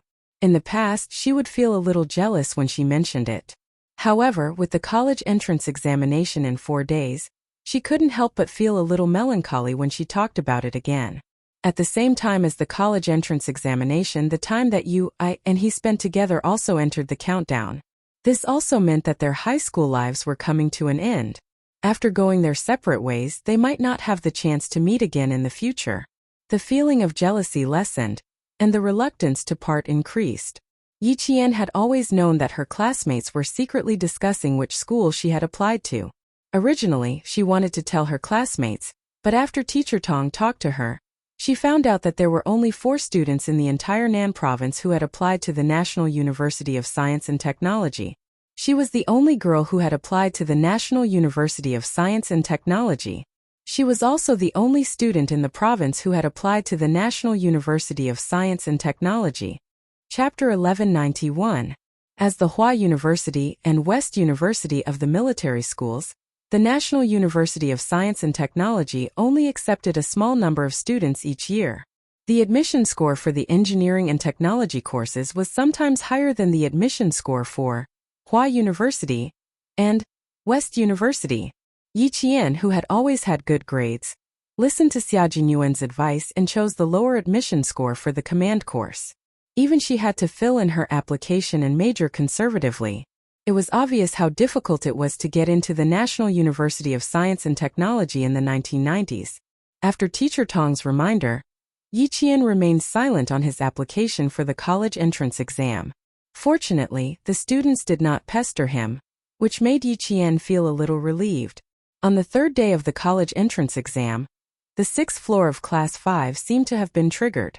Pieces of paper floated up from the sixth floor like snowflakes, followed by the students of the 4 classes on the sixth floor. The candidates of the 3 classes downstairs were dumbfounded. Damn, are they tearing the books? No way, there are still 3 days left. Don't they plan to revise anymore? The students of grade 12 class 1 looked up from the sea of test papers and stacks of revision materials. They were a little confused. Tearing the books? Did the 4 classes upstairs have to be so arrogant? They seemed to be enjoying themselves. What should I do? My hands are itching too. And Jessin rubbed her hands and muttered to Yi Qian, "Why don't we go to the rooftop later and tear a few books? I want to tear those evil English books." Yi Qian looked at the empty desk in front of him and smiled. "You can try. I can't do it." As he spoke, Teacher Tong came over with dozens of woven bags. The class representative, Lu Xian, followed closely behind with dozens of woven bags in each hand. Teacher Tong, who was standing by the podium, still had a gentle smile on her face. She said to the students who didn't quite understand why LV Xian came in with a woven bag, "Every year the revision materials, class notes, and test papers of our grade 12 class 1 students will become the hottest materials in the next grade 12 class 3. As for me, in order to prevent you from tearing up your books like the 4 classes upstairs, I've prepared in advance to collect and bind your books. Students in the first row of each group, go to Lu Xian to get a woven bag and put away the revision materials that you no longer need." The classroom was suddenly filled with wails. They had been fighting with Teacher Tong for 2 years, but they still lost. "Teacher Tong, we also want to tear the books. I heard that this will reduce stress. We need to reduce the pressure, Teacher Tong." After wailing, all of them began to talk about it with smiles on their faces. The college entrance examination was coming, and they were about to part ways. Laughter could dilute the sadness of parting. After sending off the graduates one after another, Teacher Tong looked at the youthful faces filled with the temperament of the rising sun, and the gentle smile on her face deepened. "Take out your test papers with the highest and lowest scores and tear them apart on the last day of your high school career." Just as he finished speaking, the students laughed again. "What about Yi Qian? She doesn't have a highest or lowest score. Even her average score is the same."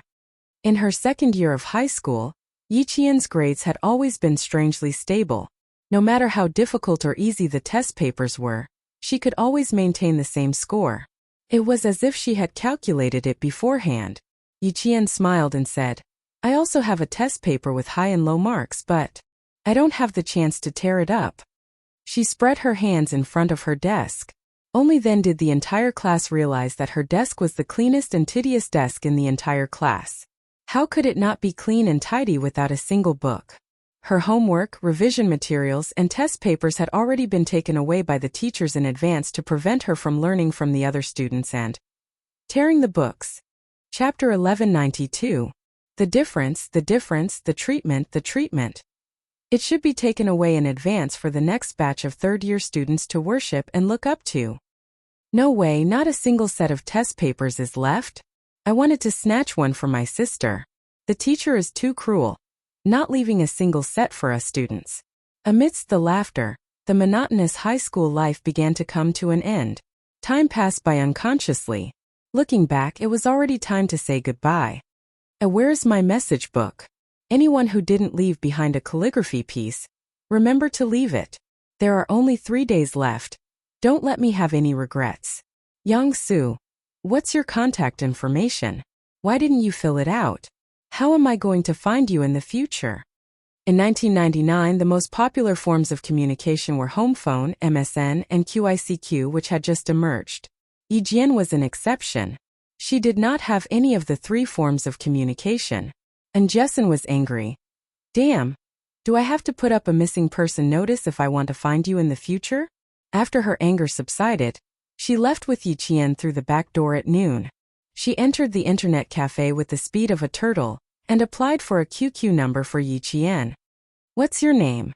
Invincible in the province's #1 middle school? What about email? There has to be one. I also have to choose a self-portrait. How about a blonde girl? Opening the 1999 QICQ application, Yi Qian filled it out slowly. Although QICQ was not as popular as MSN, it was very popular in the student group. In 2000, QICQ became the main contact information for students. It could be said that every student had one. When Yi Qian wrote his name in the name column, and Jessen was puzzled. Green helmet. What kind of name is that? Shouldn't it be more domineering? Also, helmet is a hat, right? Can I understand it as a green hat? Cuckolded. Facing a good friend who could twist a very normal name into a different meaning, Yi Qian, who was already used to it, calmly said, green represents hope, and the helmet represents protection. You can use normal thinking to understand it as protect the green hope. Don't you think it's more domineering? Oh. And Jessen silently bit her fingernails and said with some internal injuries, you are indeed much more domineering. It turned out that being a cuckold could be understood in this way. The ability of good students to understand things was much higher than theirs. Yi Qian didn't bother registering her cell phone or pager number. She didn't have a cell phone or pager number. It didn't take long for Yi Qian to have a 6-digit QQ account, while Jessen became her first QQ friend. Seeing her online name, Yi Qian couldn't help but rub his forehead. Please call me Empress. You're really domineering. You must have watched too many kung fu movies. A Qing dynasty drama was popular all over the country. Even she, who never watched TV, would occasionally watch it when she had a headache. The actors were very familiar. One of the maids and two of the girls later became big stars. However, at that time they were already past their prime. I like how domineering the Empress is. And Jessen said as she took out a graduation message book from her bag. Come on, let's add a few students' QICQ numbers. Later, we'll go to the stationery store to buy a graduation souvenir book. Everyone in the class has one, but I don't see you getting one. Classmate Jane Eyre, sometimes you have to go with the flow. In her previous life, Yi Qian had developed a cold and quiet personality. She had never participated in any group activities. Chapter 1193. There weren't as many class activities as there were in high school when she was studying in town. Plus, her classmates had developed a habit of not asking her to come along. So it was normal that Yi Qian didn't participate in class activities. And Yi Qian had been away from class for too long. So she didn't realize that there was anything wrong. If it weren't for Jessen's reminder in high school, she would have remained like she was in middle school, acting alone and avoiding class activities. And Jessen had helped Yi Qian a lot in her second year of high school. She had helped her integrate into high school life faster, and integrate into the group. She was no longer walking alone and studying alone. Let's buy a thicker one. I'm afraid there will be other classmates. With Jessen's help, Yi Qian, who had a cold personality, became much more tactful when it came to interpersonal relationships. Plus, she had a man who had held her hand as she grew up helping her. In her second year of high school, Yi Qian realized that she had changed a lot. At the very least, she could communicate with her classmates normally, and wouldn't subconsciously keep a distance. No matter how thick it is, it can't be that thick. Prepare to. One for class and one for other classes. And Jessen made the decision. Yi Qian didn't have any objections. In fact, Yi Qian had never thought of preparing a graduation note. She had been reborn and had lived two lives. No matter how much she integrated into the student life, she was still young and had not experienced many things. She was different from a student who had not experienced many things. But Jessen was right. Sometimes she needed to go with the flow. Everyone in class had a message book, so how could she be an exception? Some of her classmates had started preparing one a month ago. She was the latest. Thanks to Jessen's suggestion to buy 2 guidebooks, Yi Qian handed her guidebook to LVXN after returning to school that day. In less than an afternoon, the entire guidebook was filled with the words of every student in the class. Wow, Yi Qian applied for QICQ today. Quickly write it down. Maybe we'll have to ask her for help when we're in college. How many? How many? I'll write them down. Finally, I have a way to contact her. She didn't leave it. I didn't dare to ask. As for the other message booklet, after Zhang Bin conveniently took it away, the message booklet began to circulate among the various liners. When it returned to Yi Qian, The entire message booklet was filled from the first page to the last. He's very popular. Should we add all the students who left QICQ? And Jessin clicked her tongue in amazement as she flipped through the comments. I dare say that all the top 100 seniors have left comments. Yi Qian, who was earnestly writing his blessings in a message book, didn't even raise his head as he smiled faintly. I'll go to an internet cafe and add them one by one after the holidays. We can still keep in touch in the future. Yi Qian, are you done yet? Let's take a photo together. A boy stood at the door of the classroom and said with a young and inexperienced voice, several classes of students are waiting for you on the lawn. They are all waiting for you to come down. Every year, the provincial first high school would give the examinees a day and a half off. One day was for the students to rest and prepare for the exam, and the other half was for the students to take group photos in school. Taking group photos was very important. It was so important that half a day wasn't enough. After taking group photos with the entire class, it was time for the students to take group photos with each other. After the third year of high school, some students might not see each other for the rest of their lives. The only way to preserve this moment was to take group photos. Chapter 1194. Yi Qian, over here, over here. And Jessin, who was standing beside Zhang Bin, jumped up and down like a rabbit as she waved at Yi Qian. They've been waiting so long for you that they've turned into a giraffe. After she finished speaking, the tall Zhang Bin smiled at his classmates and said, hurry up and decide if you want to take a photo with Yi Qian alone. Otherwise, you'll be asked to leave by the other students. Yes, yes, yes, you must. In the future, when Yi Qian becomes famous, I can even show off my photos to my wife and brag about it. You're thinking so far ahead. You don't even have a girlfriend and you're already thinking about your wife. Coming. Hurry up and see if my hair is messed up. Yes, ma'am. If it's not messed up, I don't see you looking any more handsome. I'm so nervous to be able to take a photo with the top student in the province. My palms are sweating. Hearing the soft voices of the boys, the popular Yi Qian walked over with a smile. Woo! 3 eggplant. With the sound of the camera clicking, the young and carefree smiles froze, becoming the most beautiful memories in the years to come. At 6 o'clock in the evening, when the golden sun was setting, the laughter gradually turned into sobbing. The non-resident students began to carry their empty backpacks home. The students who were not assigned to the exam also packed their luggage and checked into the hotel closest to the exam venue. The figures of the parents also appeared on the campus. It was as if they had just started school and hurried to and fro with their luggage. The same figures, the same pace, but the direction they were walking in was like a farewell. Yi Qian, who was holding a camera in his hand, stood in the shade of a tree. His gaze swept across the familiar campus bit by bit, and he unconsciously let out a long sigh. The second year of high school was over.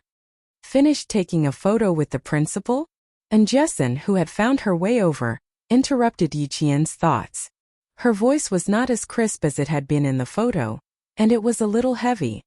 Feels like the school has suddenly become much quieter. Indeed, it was quiet. Even the faint sunset had lost its last rays, leaving behind a smoky white color that enveloped the entire campus. The usual hustle and bustle had disappeared. The laughter and the sound of reading had also disappeared. It seemed that even the chirping of cicadas had become much softer, leaving only a few weak and feeble chirping. Yi Qian put his arm around her shoulder and said with a smile, when there's a reunion, there's a parting. Let's look forward to our next reunion. Parting had always been a sad topic. Yi Qian smiled and changed the topic. Have you packed your things? Can you move in now? It's all packed. The entire dormitory is empty. It was rare for Jessin to be sad, and it seemed like she wouldn't be able to get over it for a while. She and Yi Qian were both taking their exams at school. She had originally planned to stay in the dormitory and wait for her parents to come over after the exams, but Yi Qian suggested that they might as well move out of school and stay with her for a few days. The college entrance exam was on schedule. There were police officers guarding the front and back gates to clear the way for the students. On such a hot day, parents held umbrellas and chatted with smiles on their faces at the school gates. But in reality, they were even more nervous than the examinees. The buses stopped on both sides of the school road. The traffic police led the way and escorted every student into the school. The teachers who followed the buses checked on the buses again. They only left after making sure that all the students had alighted. The students from other schools who came to take the exam yesterday had already familiarized themselves with the examination halls and knew where they were. After entering the school, they went straight to the corresponding examination halls. Ying, who was wearing the uniform of No. 2 high school, raised her head as she stood at the entrance of the school. After nearly 2 years, she was once again standing at the entrance of the school. In the next few days, she would definitely make the school regret ever trying to dissuade her. Chapter 1195. Ying, what are you still standing there for? Let's go. A classmate urged her. Ying pursed her lips, her eyes cold. She raised her head, chin slightly, and walked proudly through the provincial First High School's campus amidst the noise. Yiqian was reminding Jessen, keep your admission ticket safe and don't lose it. Don't panic during the exam, just act like you normally do. Also, don't look around while taking the exam. I know. I'm on the first floor, you're on the fourth. Hurry. It was the first time Jessen learned that Yiqian had the potential to be a chatterbox. She laughed and said, you're even more worried than my mom. Hurry. Damn, why is she here too? Jessen almost bit her tongue as she hurriedly corrected herself. She widened her eyes and looked as if she had seen a ghost. Which exam hall is she in? God bless her. Please don't be in the same exam hall as me. Yiqian glanced at Ying indifferently and chuckled. So what if she's in the same exam hall as you? You take your exam and she'll take hers. Also, please don't be in the same exam hall as you. If she really is in the same exam hall as you, you must pretend that you didn't see her. Don't be distracted by small movements during the exam and don't look up, okay?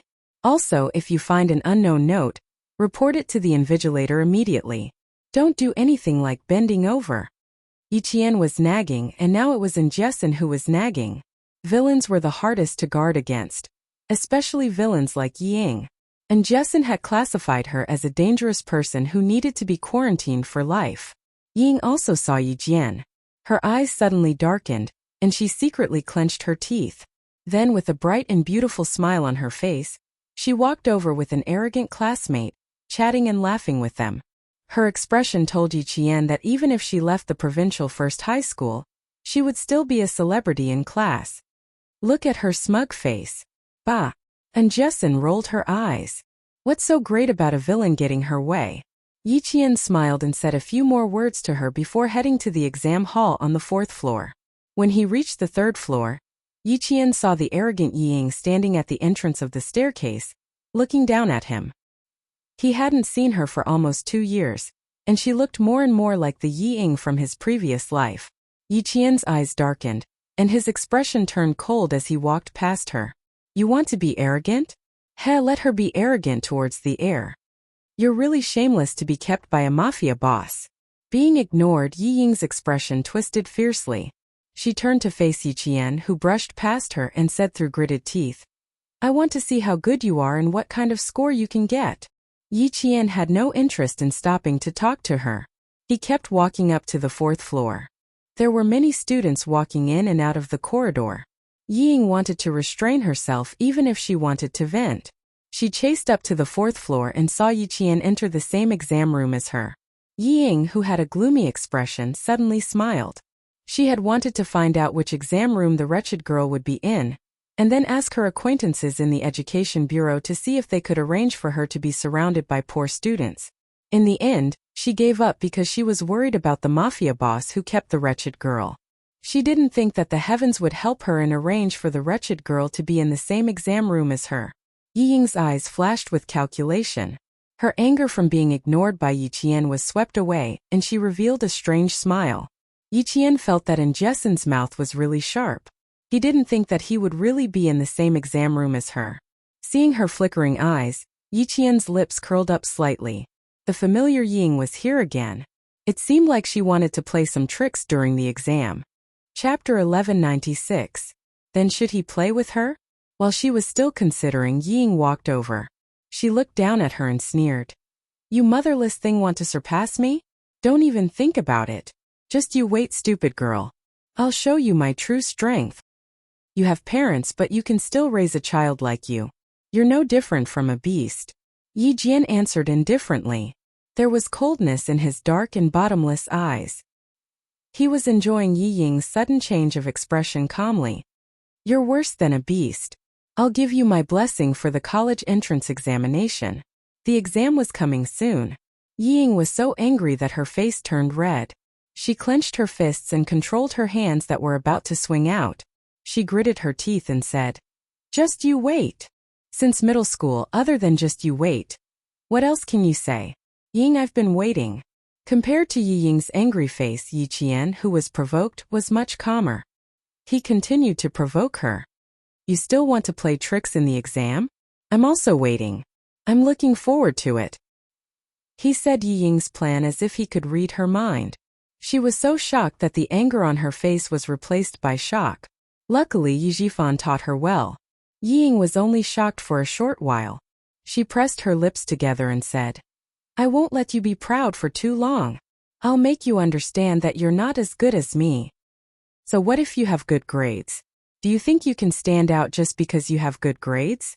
What else do you have besides good grades? Do you know what you need to walk out of society? Relying on connections. Do you think you're qualified to compete with me? As more and more students entered the exam hall, Yi Ying ended the confrontation with what she thought was a fierce glare. She returned to her seat. The sun had already shone on every corner of the school. Someone stood in the shade of a tree outside the school. His handsome face had a faint smile, and his eyes were gentle as he looked at the corner of the school building. He ran all the way here because of traffic control, but he was still a little late. He didn't personally send her to the exam hall. Time ticked away, and the parents who had been waiting all lowered their voices and chatted softly. Their topics revolved around the school that they had applied to, and their daughter's results. Xia Jinyuan listened quietly without any intention of getting involved. It was not until the name he was most familiar with came up that he raised his eyebrows slightly and looked over. After listening for a while, his thin lips curved into a perfect smile. His little fox was so famous that even the parents of the students knew about her. 30 minutes had passed since the exam started. Yi Qian, who didn't know Xia Jinyuan was there, started answering the questions on the last page. Her writing speed was too fast, and she was very famous in all the schools in the southern province. The invigilator stood beside her, watching her answer the questions while scanning the exam hall with his sharp eyes. The invigilator, who was gradually attracted by her answering speed, couldn't help but wipe his sweat. Too fast, too fast. As a teacher, he couldn't keep up with her speed. After 50 minutes, Yi Qian finished answering all the questions. At 60 minutes, he was the first student to hand in his paper and leave the classroom. Her departure caused the entire exam hall to become even quieter. The godlike existence of Yi Qian from the province was indeed famous. No, pass. Yi Ying, who was still working on the questions, looked at the figure walking past her. She bit her lower lip and stared at her unfinished paper with a gloomy look in her eyes. Chapter 1197. Other than the occasional nervous coughing in the large classroom, the entire examination hall was so quiet that only the rustling of the pens could be heard. Yi Qian's early submission of the papers had undoubtedly stimulated the students' answering speed. Even the invigilator suddenly felt the pressure increase. He stood at the side of the aisle, his eyes fixed on all the students. If he found any suspicious cheaters, he would immediately go over to investigate. Yi Ying, with a gloomy expression, clenched the note tightly. She pretended to sit up straight and glanced at the empty desk 2 seats away from her from the corner of her eye. She put away the note with great reluctance. She actually handed in her papers so early. She couldn't move at all. Wretched girl, you're lucky. There was still 1.5 hours left between 9:00 a.m. and 11:30 a.m. The examinees were still writing at a high speed, burying their heads in the questions. Accompanying them were the tireless cries of the cicadas. The cries were sometimes loud and sometimes hurried, just like the mood of the examinees as they worked on the questions. Why is there a kid coming out? No way, it's only been 70 minutes. Whose kid is it? Let me see. There's a girl called Yiqian in our provincial first high school. My child said that he took 2 mock exams with her. She was the one who handed in her papers early each time. A parent who was also an examinee from the provincial first high school craned his neck to look at the school. He immediately recognized the girl who was walking over and exclaimed, "Oh my, it's really Yi Jian. This kid. She's amazing, amazing. She's done with the exam." Yi Qian was no stranger to the parents of the provincial first high school. She was the representative of the entire school at the opening ceremony every year. Every time the teacher introduced her results, she was so far ahead that the parents of the new students gasped. The difference between first place and second place was not a difference of 5 or 10 points, but a difference of 70 or 80 points. Yi Qian planned to go home and cook for Jessen when she came back from the exam. When she was a short distance away from the back door of the school, Yi Qian could hear the discussion of the parents. She couldn't help but stop in her tracks. She only wanted to hurry home and cook a good meal. She forgot that she would be seen by the parents if she came out so early. Without thinking much, Yi Qian walked to the left side of the classroom building. 3 o'clock. A familiar and elegant male voice came from the other side of the wall. Yi Qian, who was standing in the middle of the shrubs, had a glint in his eyes. He raised his head and looked in the direction of the 3 o'clock. The June sun was so bright that it was like a handful of broken diamonds scattered everywhere. The girl he loved looked up and smiled at him. "You're here." They had known each other for 4 years, and her smile would always inadvertently make his heart beat faster. Xia Jinyuan gazed into her dark eyes, which could disperse the heat around him, and slowly raised the corners of his mouth. "Yes, I'm here. I've walked through thousands of mountains and rivers just to walk to your side, to hear your voice, to see your smile, and to hear you say you're here. All the hardships and tiredness disappear in an instant, leaving only joy in my heart. No one will notice if we come out from here." Xia Jinyuan, who had half of his body above the wall, waved at the girl who was walking towards him.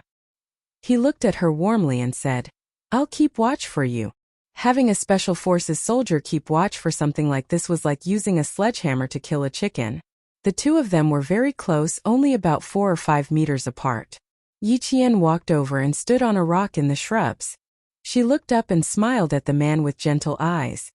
"Did you also climb over the wall 2 years ago?" Chapter 1198. After careful investigation, there are 3 camphor trees lined up in a straight line on the right, and the corner of the wall is on the left. This is the best spot for a surprise attack. Xia Jinyuan answered seriously like a professional. With vegetation and the wall as cover, it only took 30 seconds to successfully climb over the wall without alerting the school guards. Yi Jian smiled until her eyes were like crescent moons. The leaves swayed with the wind, and the mottled sunlight shone on her face. The faint light shone on her skin, which was as fair as jade, and had a glossy luster. Her eyes were full of smiles, and the smile could not only be contained in her eyes, but also overflowed from the corners of her eyes. Xia Jinyuan saw her full of joy and heard the flowers in his heart blooming in that instant. He saw love blooming like a flower, so beautiful and prosperous that the fragrance spread from 10 miles away. There was a professional standing guard. Yi Qian took about 5 steps back, ran up the wall with one leg, and landed on the top of the wall as light as a swallow. Then he quickly jumped down from the top of the wall in a half-crouch. Xia Jinyuan, who was standing below, looked at his open arms and raised his eyebrows. He said to Yi Qian, who jumped down without any delay, "Little fox, I don't believe that you didn't see my open arms." He wanted her to jump into his arms, but his little fox did not give him the chance. Yi Qian pursed her lips and smiled. "I just wanted to get down quickly and not get caught by the guard. I really didn't see it." Her gaze was already sizing him up, and finally landed on his face. She did not hide her fatigue like she did last time. Her eyes were clear and bloodshot, her fingers were clean, and her clothes were neat but wrinkled. His shiny leather shoes were spotless. Yi Qian felt a little relieved. She was afraid that he would rush over again, so she did not even bother to rest. Even if they catch you today, they won't record your score. At most, they'll give you a few words of criticism. In my opinion, it's because my little fox is shy. Xia Jinyuan pretended not to notice her sizing him up and smiled faintly. His handsome face was gentle as he walked side by side with her towards the direction of the neighborhood. You can even hide your shyness well. The results of the intensive training are obvious. In a few words, there were always a few that had something to do with the training. Yi Qian, whose thoughts were exposed, replied calmly, I really didn't see it. Are you done with your work? Talking about hugging and cuddling had always been her weakness, so she had to change the topic immediately. Xia Jinyuan could not help but laugh at her calm appearance. He gently pinched her small and round earlobe and said softly, "Graduated from high school. Little fox, do you still remember the promise you made?" During the National Day military training 2 years ago, she had said that she would confirm her relationship with him after she graduated from high school. Xia Jinyuan had rushed over because of his promise. Of course Yi Qian remembered. Hundreds of days had passed, but his feelings for her were still the same. The graduation of the 3rd year of high school was on schedule, and so was her promise. She looked at the man who had been waiting for her for 4 years with a smile. "I've always remembered it in my heart. I've never forgotten it." When he made the promise, the little fox's eyebrows were young and tender, and her face was embarrassed. But now, she was natural and unrestrained, and she answered him with a calm demeanor. The scenes of the past flashed before his eyes, and today, he finally waited for the flower to bloom. Xia Jinyuan closed his eyes. Filled with tenderness, he lowered his head and kissed her forehead gently with excitement and sincerity. Chapter 1199. Although they were far away from the school gate, it was only a few hundred meters from the back gate to the residential area. The residential area was mostly rented by the parents of the Provincial First High School students. A girl wearing the Provincial First High School uniform was being kissed on the forehead by a tall and handsome man. Parents passing by would more or less cast inquisitive glances at them. The feeling of being watched made Yi Qian very uncomfortable, but she couldn't bear to interrupt his kiss. She couldn't see his expression clearly, but she could clearly feel his emotions fluctuating because of her words. She thought that his eyes must be very deep, and at this moment they must be very bright. His expression was so sincere that it made her heart palpitate, because he had always been so protective of her. Before she met him, although there was light in her world, it was so monotonous that there was only one color. After she met him, the monotonous world began to be colorful. Sometimes it was so beautiful that it made her timid and afraid to take a step forward, for fear that one day she would fall into the love net of this dangerous man and give up her life like a moth flying into the sky. She hesitated, panicked and tried to escape, but in the end, she still couldn't walk out of his tenderness. From then on, the figure of a man named Xia Jinyuan appeared in her world. The sun was scorching, and the leaves were swaying in the wind. The rustling sound of the leaves was like the sound of flowers blooming in her heart. Yi Qian reached out and slowly hugged the man who had traveled thousands of miles for her. She couldn't refuse him, and she didn't want to refuse him. Yi Qian's hug made Xia Jinyuan feel happiness rush into his chest. The overflowing happiness made this man, who had walked through the battlefield, almost burst into tears. He knew Yi Qian too well. It was more difficult for her to make such a bold move in front of so many people than for her to fight on the battlefield. Her emotions were usually calm and reserved, and she would never reveal them easily. Now, for his sake, in order not to make him sad, she took the initiative to reach out her hands and buried her head in his embrace like a little bird. He knew that after 4 years of waiting, the flowers would bloom, and the most beautiful results would also come. No matter how many pairs of eyes stared at them, they did not break up immediately. Xia Jinyuan hugged the girl he had been thinking about day and night tightly. He did not want to let go of her so soon. His feelings could not be described with words. He only knew that he was very happy now, very happy.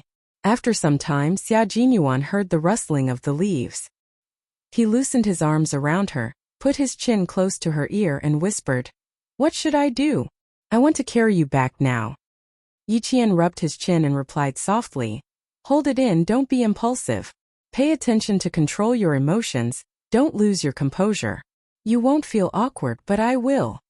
At this moment, Yi Jian's cheeks were abnormally red. The redness didn't just cover her neck, it spread all the way to her cheeks, ears, and even the snow-white skin below her neck was suffused with a pink diamond-like luster. After the Labor Day holiday, she turned around and kissed him because of a little jealousy. Afterward, when she was faced with everyone's gazes, she relied on her usual psychological training to stay calm and not run away. That time, she suddenly kissed a man in front of her classmates. It was the boldest thing she had done in her 2 lives, and it was also the only time. Chapter 1200. If he said that he was going to carry her now, Yi Qian thought that her heart would beat so fast that she wouldn't be able to concentrate on her exams in the afternoon. Because at this moment when she hugged him like this, her heart was beating very fast. Xia Jinyuan chuckled. Her waist was so thin that he could wrap his arms around it with one hand. Every time he hugged her, his heart would sway because he realized that this was the best position for their bodies to be close together. It was the most suitable position for them to talk and kiss. Xia Jinyuan placed a light kiss on the top of her head and sighed. After waiting for 4 years, my dream finally came true. I feel like I'm floating, like I'm dreaming. Yi Qian teased him. You can think of it as a daydream. Even if I'm daydreaming, it's all about you.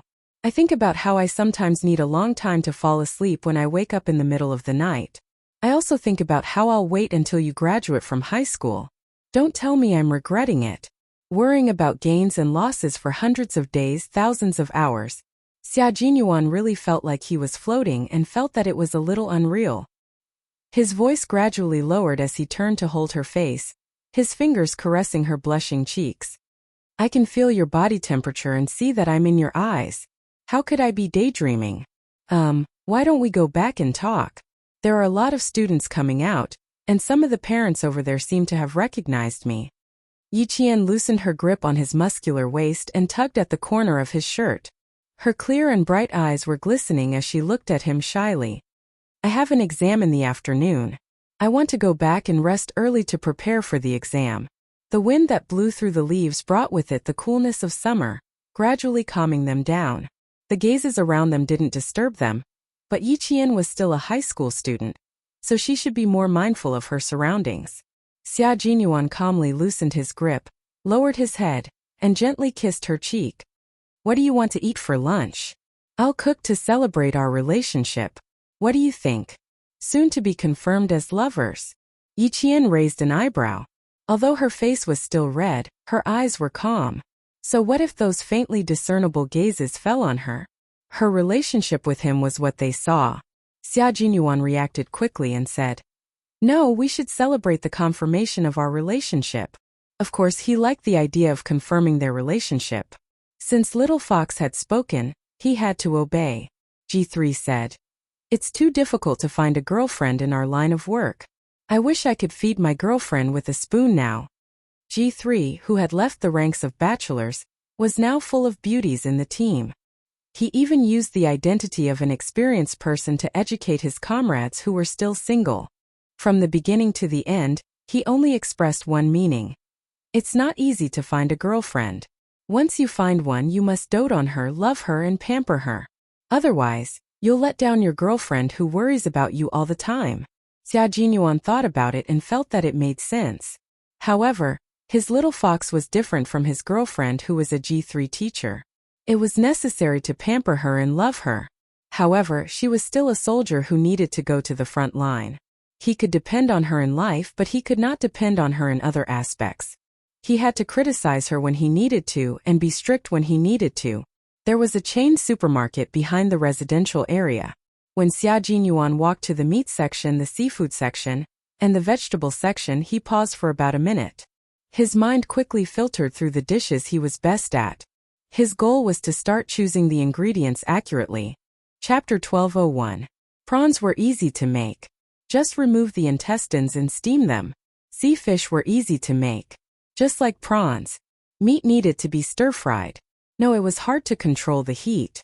Pork ribs were easy. Boiled with soy sauce and fresh ginger. That was easy too. Buy more. I have a classmate coming over to eat. She has a big appetite. Yi Qian reminded him in a low voice as she followed him to choose the live prawns. Hearing this, Xia Jinyuan's smile deepened. Now that their relationship was clear, he could finally enter her life as her boyfriend and get closer to her world. And Jessen has always been curious about who my boyfriend is. I don't know if she'll remember you when she sees you later, but I'm guessing she probably doesn't. Yi Jian said with a smile. She had been walking side by side with Xia Jinyuan. Occasionally, their arms would touch intimately. Anyone who saw them would know that they were a couple. Xia Jinyuan didn't have much of an impression of her classmate, but he knew in Jessen. He also knew that this girl had helped Yi Qian a lot. He smiled and said, You were in the same class from the second year of middle school to high school. You two must be very close. Yes, we are very, very close. She helped me a lot in school and took the initiative to integrate me into the class. She even told me that if I wanted to integrate into the environment, I couldn't be special. Speaking of her good friend, Yi Qian's expression became even gentler. Her eyes were watery, moistened by friendship and love. Her beautiful face glowed with a bright and moving radiance. Xia Jinyuan couldn't help but quickly kiss her cheek. Yi Qian glared at him and said, "Even if we are in a relationship, you can't always be so touchy." Little fox, I was just using my mouth. A gentleman uses his mouth, not his fists. Xia Jinyuan's expression was incomparably gentle. His handsome features revealed happiness. Your friend is very good. She taught you how to integrate into the group and let you have a sense of belonging to the class. We all need to thank her for her help. Yi Qian's temperament in her previous life had already developed into an unsociable personality. She was a little cold and aloof. Even when she smiled, there was a sense of distance. But Yi Qian himself would never think that he was unsociable. He even thought that it was good to be alone. She would not care about how the people around her looked at her. She would not care about what happened in class or what happened between her classmates. She would enjoy her days alone and walk through her entire student life with her own tenacity and indomitable spirit. Xia Jinyuan did not want to see Yi Qian in such a state. Being independent was a good thing, but once you were independent and didn't fit in, there would definitely be problems. No matter how good her grades were, she would be isolated and ostracized by her classmates. No matter how outstanding one's abilities were, they wouldn't be recognized. Even if they joined the military, they wouldn't be able to reach the top. He couldn't take care of her in school, so he could only guide her in another way. When the provincial first senior high school's first-year students were assigned to different classes, he had specially suggested to Principal Chow to see if he could assign Jessen to Teacher Tong's class. That way, Yi Qian would have an old classmate to accompany her when she entered school. Now it seemed that his suggestion back then was very correct. Jessen, who was cheerful and good at socializing, did indeed take care of Yi Qian in school. The problems that he had worried about previously did not occur, and she always maintained a good relationship with her classmates. Xia Jinyuan, who had a plan in mind, had always used his own way to hold Yi Qian's hand and guide her to grow up. He had used his own way to silently protect the girl he loved as she grew up. Chapter 1202. Jessen is a very important friend of mine. I promised her that if I had a boyfriend, she would be the first to know. Yi Qian chose a piece of pork rib and smiled gently. She likes pork ribs. Why don't we make braised pork ribs together? Braised pork ribs were a little difficult. Xia Jinyuan pondered for a while and replied, "We can try. It should be braised pork ribs with soy sauce." When they came back from grocery shopping and reached the third floor, Xia Jinyuan suddenly picked up the unsuspecting Yi Qian and ran up to the fifth floor with a low laugh. "Although I can't carry you from outside, I can carry you from the nearest distance." Although Yi Qian was a little shocked, he quickly wrapped his arms around Xia Jinyuan's neck and let Xia Jinyuan carry him home. She didn't know how to fall in love. She only knew that when she saw how happy he was, she couldn't bear to reject him, nor could she bear to reject him. The sweet interaction didn't end until Jessen came back. One of them was cooking in the kitchen, while the other was setting the table in the dining room. As the key was pulled back, the security door was pushed open. Jessen, who had just finished her exams, smelled the delicious aroma in the room. She was no longer half dead and screamed excitedly, "It smells so good. Grilled fish, stir-fried beef, and duck. My Jane Eyre. Being with you is so blissful. Come, let's kiss." The tightly closed kitchen door was pushed open, and a handsome and tall figure walked out. Jessen, who was about to pounce on Yi Qian, suddenly stopped halfway. She almost tripped over her right leg and tripped over herself. "My boyfriend. Last time you kept wanting to know which man I kissed at the back door. This is the man you wanted to know." Yi Qian introduced him generously. She once said that if she had a boyfriend, she would introduce him to Jessen first. "You've seen him before. Take a closer look and see if you remember." Jessen was a little confused. Jane Eyre had always been a quiet student. She was a good student in school. She didn't accept a single love letter, didn't accept any gifts from any boys, and never flirted with any boys. She was the best student that the teachers didn't have to worry about. And now this top student was telling him that she had a boyfriend. She even brought her boyfriend to her rented place and asked him to cook for her. The two of them looked at each other and smiled. For a moment, she had a strange feeling that the two people in front of her were actually an old married couple. Xia Jinyuan smiled politely and said, "Hello. I am Xia Jinyuan, Yi Qian's boyfriend." She had already extended her hand and said her last polite words elegantly. "Nice to meet you. This so refined. This so polite." And Jessin was even more dumbfounded. Her brain temporarily shut down. She mechanically stretched out her hand and said dryly, "Hello, I'm Jessin, Jane Eyre's good friend." Yi Qian watched as she stretched out her hand and retracted it stiffly. He put his arm around his friend's shoulder and asked with a smile, "Do you recognize who he is? Did he really not have any recollection of it? Last time you said, 'There's only one handsome man I've ever seen. It's the one in middle school who told us.'" His mouth was covered by Jessin, who had finally recovered from her stupor. "Oh my God, save us some face. I got it. Jane Eyre was too honest.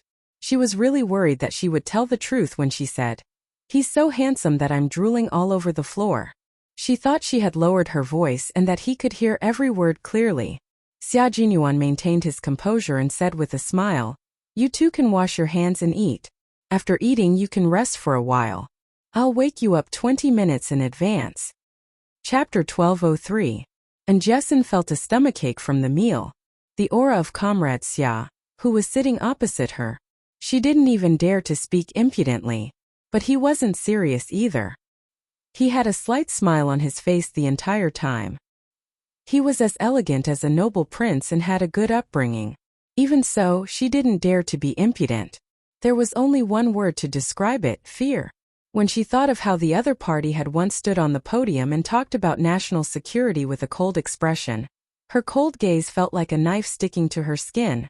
Other than fear, and Jessin felt nothing but fear. She silently ate her food and glanced at Yi Qian from time to time. And Jessin sadly realized that the gap between them was so hurtful. Her Jane Eyre wasn't afraid at all and could even talk cheerfully. That's right, what's there to be afraid of when he's her boyfriend? As she thought about it, and Jessin suddenly felt that her classmate Jane Eyre was very impressive. Not only was she good at studying, but she also had good taste in finding a boyfriend. Only she was not afraid of a boyfriend like Comrade Xia, who could intimidate people with his aura. There was no mention of the morning's exam at the dinner table. And Jessin finished her lunch at the fastest speed in her life, and immediately slipped back into the guest room to give the couple some space. Even their gazes were filled with sweetness. She sat opposite the two of them and was no different from a third wheel. It was better for her to leave quickly. As for the table full of delicious dishes, and Jessin silently touched her stomach. "Sigh, my stomach, you better behave. You're destined to not have the fortune to enjoy it. Your classmate seems to be a little afraid of me." Xia Jinyuan slowly peeled prawns for Yi Qian. It was the first day they confirmed their relationship, so he preferred the space between the two of them. Just now, when he slightly released his aura, his little fox's classmate was so scared that she only ate rice and didn't eat any dishes. Within 5 minutes, she finished a bowl of rice and went back to her room to rest. Yi Qian glanced at him disdainfully. "Don't you know why Jessin is afraid of you?" There was a smile at the corner of his mouth. His gaze was firm and there wasn't a trace of emotion in it. It was obvious that he did it on purpose. His girlfriend was smart enough to see through his little scheme. Xia Jinyuan shamelessly replied, "We'll treat her to a meal later. Today is a special day, so I have to mark it as the first day of our relationship." It couldn't be helped. Major Xia would occasionally play petty tricks. It was a pity that Jessin didn't have the fortune to enjoy such a sumptuous feast. Yi Qian smiled and nodded. Next time he really needed to treat Jessin to a big meal. "You go to the master bedroom to rest later. I'll go with Jessin and ask her how she did on the test this morning." In return, Major Xia let out a long sigh. Fortunately, he had a long vacation this time, so long that he needed to personally send the little fox to Demon King Li's training camp. After the exam, everything would be fine. Yi Qian, who was grinning from ear to ear, quickly planted a kiss on his handsome cheek. Make it up to her. I'll go with her first. Love was important, but so was friendship. In the room, and Jessin was lying on the bed and flipping through the textbook. When she heard the sound of the door opening, she immediately turned her head and smiled mischievously. Student Jian Er, how do you feel after conquering the major who taught us the national defense class? Isn't it very, very satisfying? At the age of 18 or 19, both boys and girls would have a little bit of dirty talk in private. The only difference was that the boys were straightforward, while the girls were reserved. What do you mean by satisfying? Yiqian didn't react in time. Instead, he answered seriously, if you mean satisfying, then it is indeed satisfying. Also, when we were training together it was very satisfying. Chapter 1204. And Jessin rubbed her forehead.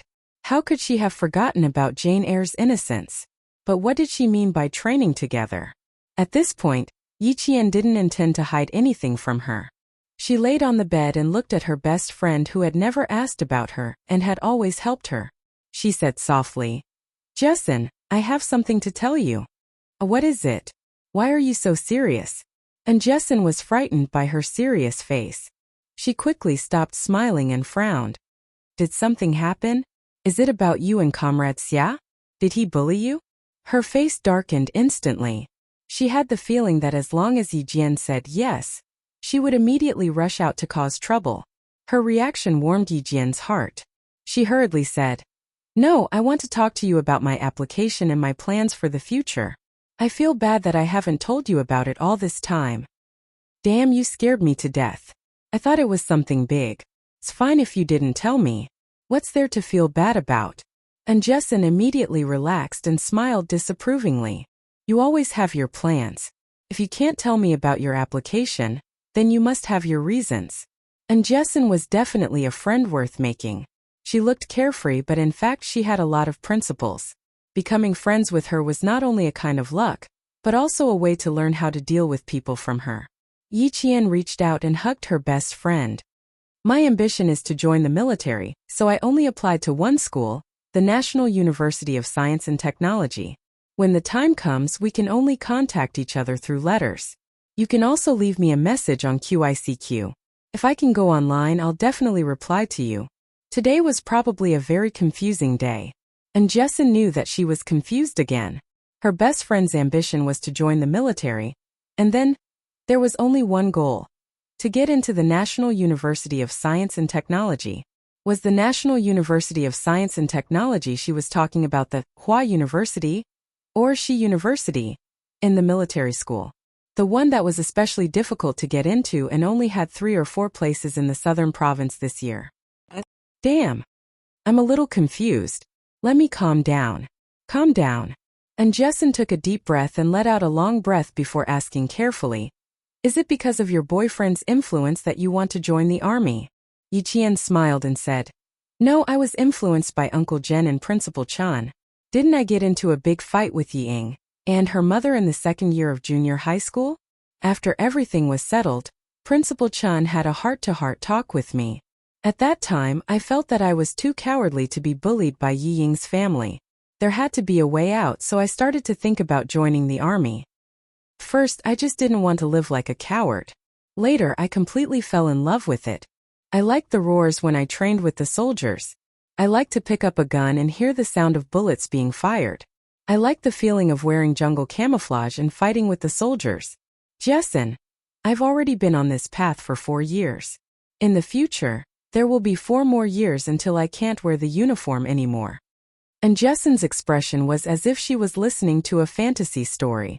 For years, classmate Jane Eyre had already decided to join the army 4 years ago. Oh my God.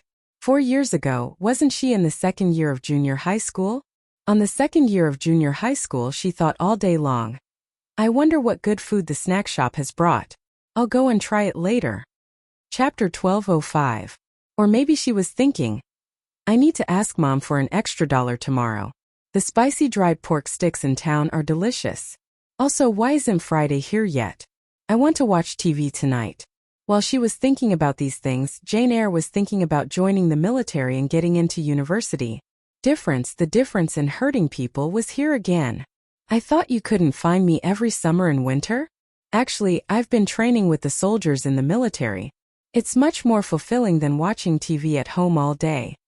Yi Qian's voice was very soft, like the sound of flowing water, and Jessin could hear it without a trace of awkwardness. Hearing this, and Jessin clicked her tongue and suddenly laughed out loud. Ha ha ha. Then Ying was asking for trouble when she came looking for you during the National Day of Senior Year. I was wondering why you were so perfect when you demonstrated with the instructor. You looked even better than the instructor. So you were already training at that time. You even practiced shooting. Amazing. Even the political commissar said you were amazing. So you've even touched a gun and shot a target before. With today's confession, and Jessin understood what she couldn't figure out in the past. Unbeknownst to everyone, Yi Qian not only studied hard but also worked hard for her goals. As she spoke, and Jessin became a little melancholy. I didn't expect you to do so much in secret. It seems like we only see the bright side of you. Who knows how much you've suffered behind the scenes? I don't feel like I've suffered much. I'm just working hard for my goals. The whole process is a bit like sowing seeds before reaping the harvest. Yi Qian didn't feel like she had suffered. She felt like she was enjoying the process of reaping the harvest and looking forward to the final result. There was an indescribable motivation that kept spurring her to not stop. She didn't want to waste her second life. She wanted to get back what she had lost in her previous life. She wanted to live out her life well and not let down her years. Yi Qian gently hugged in Jessin. Seeing the faint melancholy on her good friend's face, she lowered her gentle voice. I'm not like you. If I don't work hard, I'll always be suppressed by Ying and live in her shadow for the rest of my life. As for you, your brilliance is something that I will never be able to emulate. My friends are in groups of 3 to 5, and every time they mention you, they will always say, and Jessin is very good. You have parents who love you dearly, friends who are willing to play with you, and very good grades. Jessin, I want to thank you.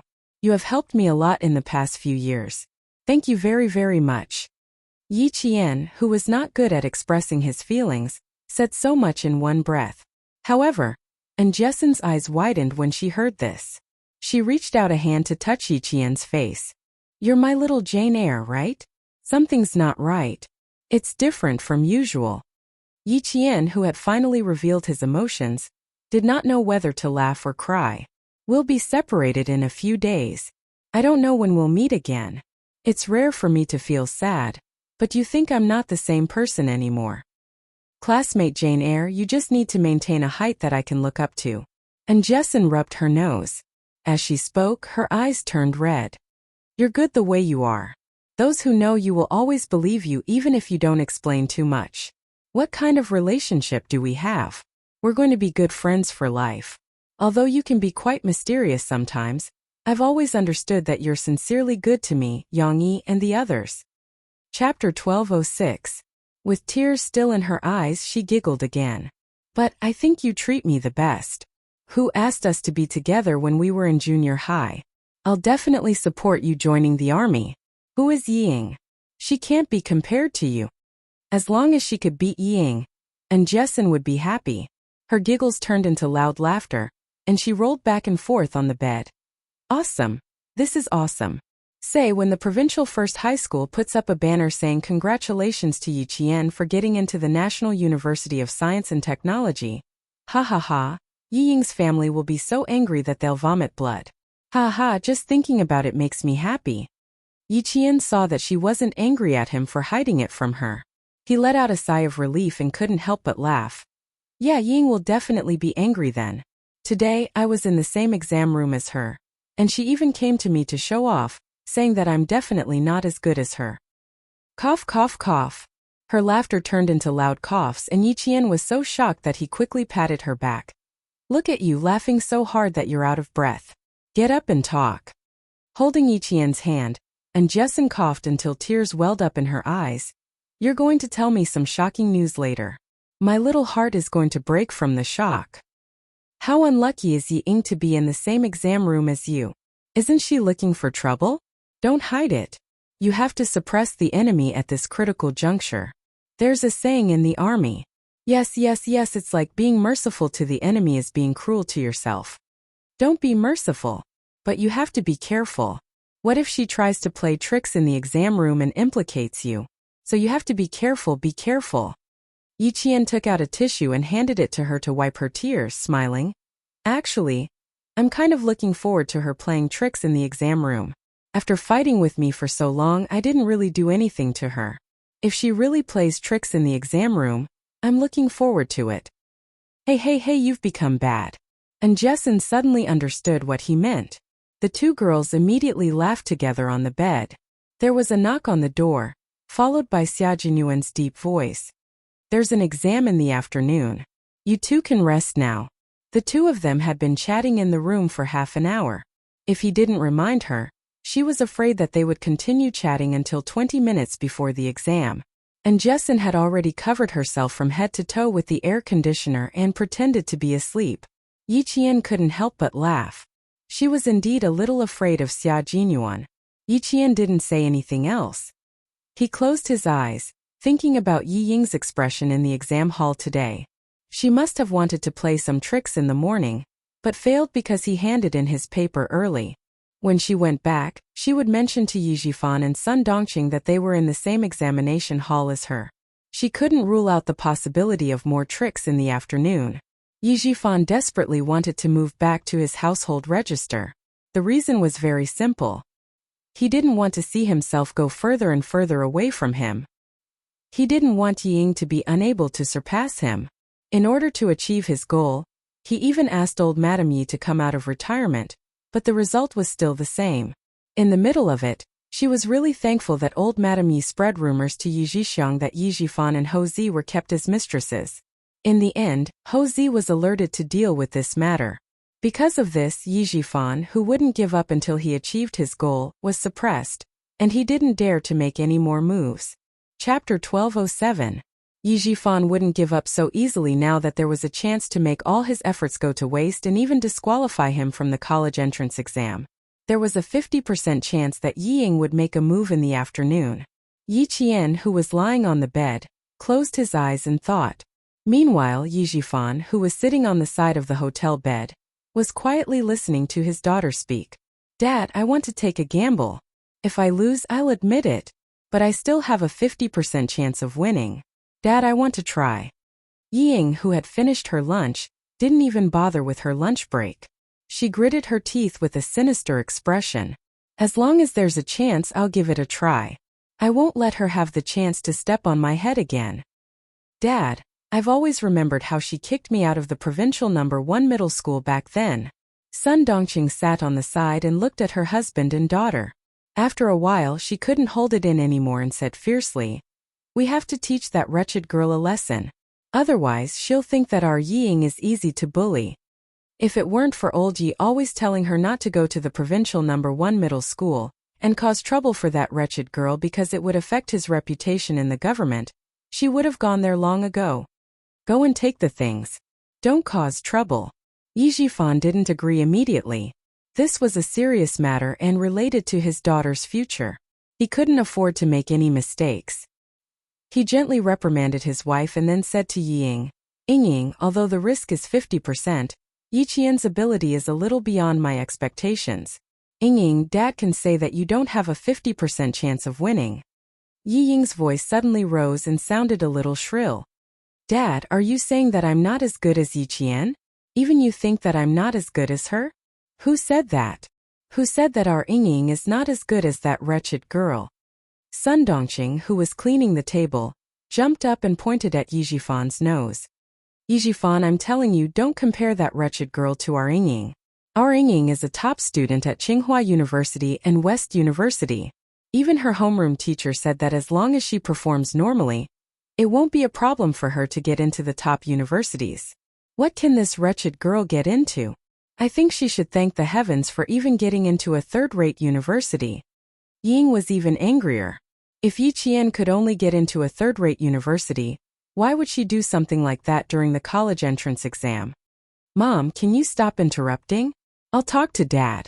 Can you go back to your room and rest? Yi Ying's voice was filled with anger. Dad, I don't care how confident I am.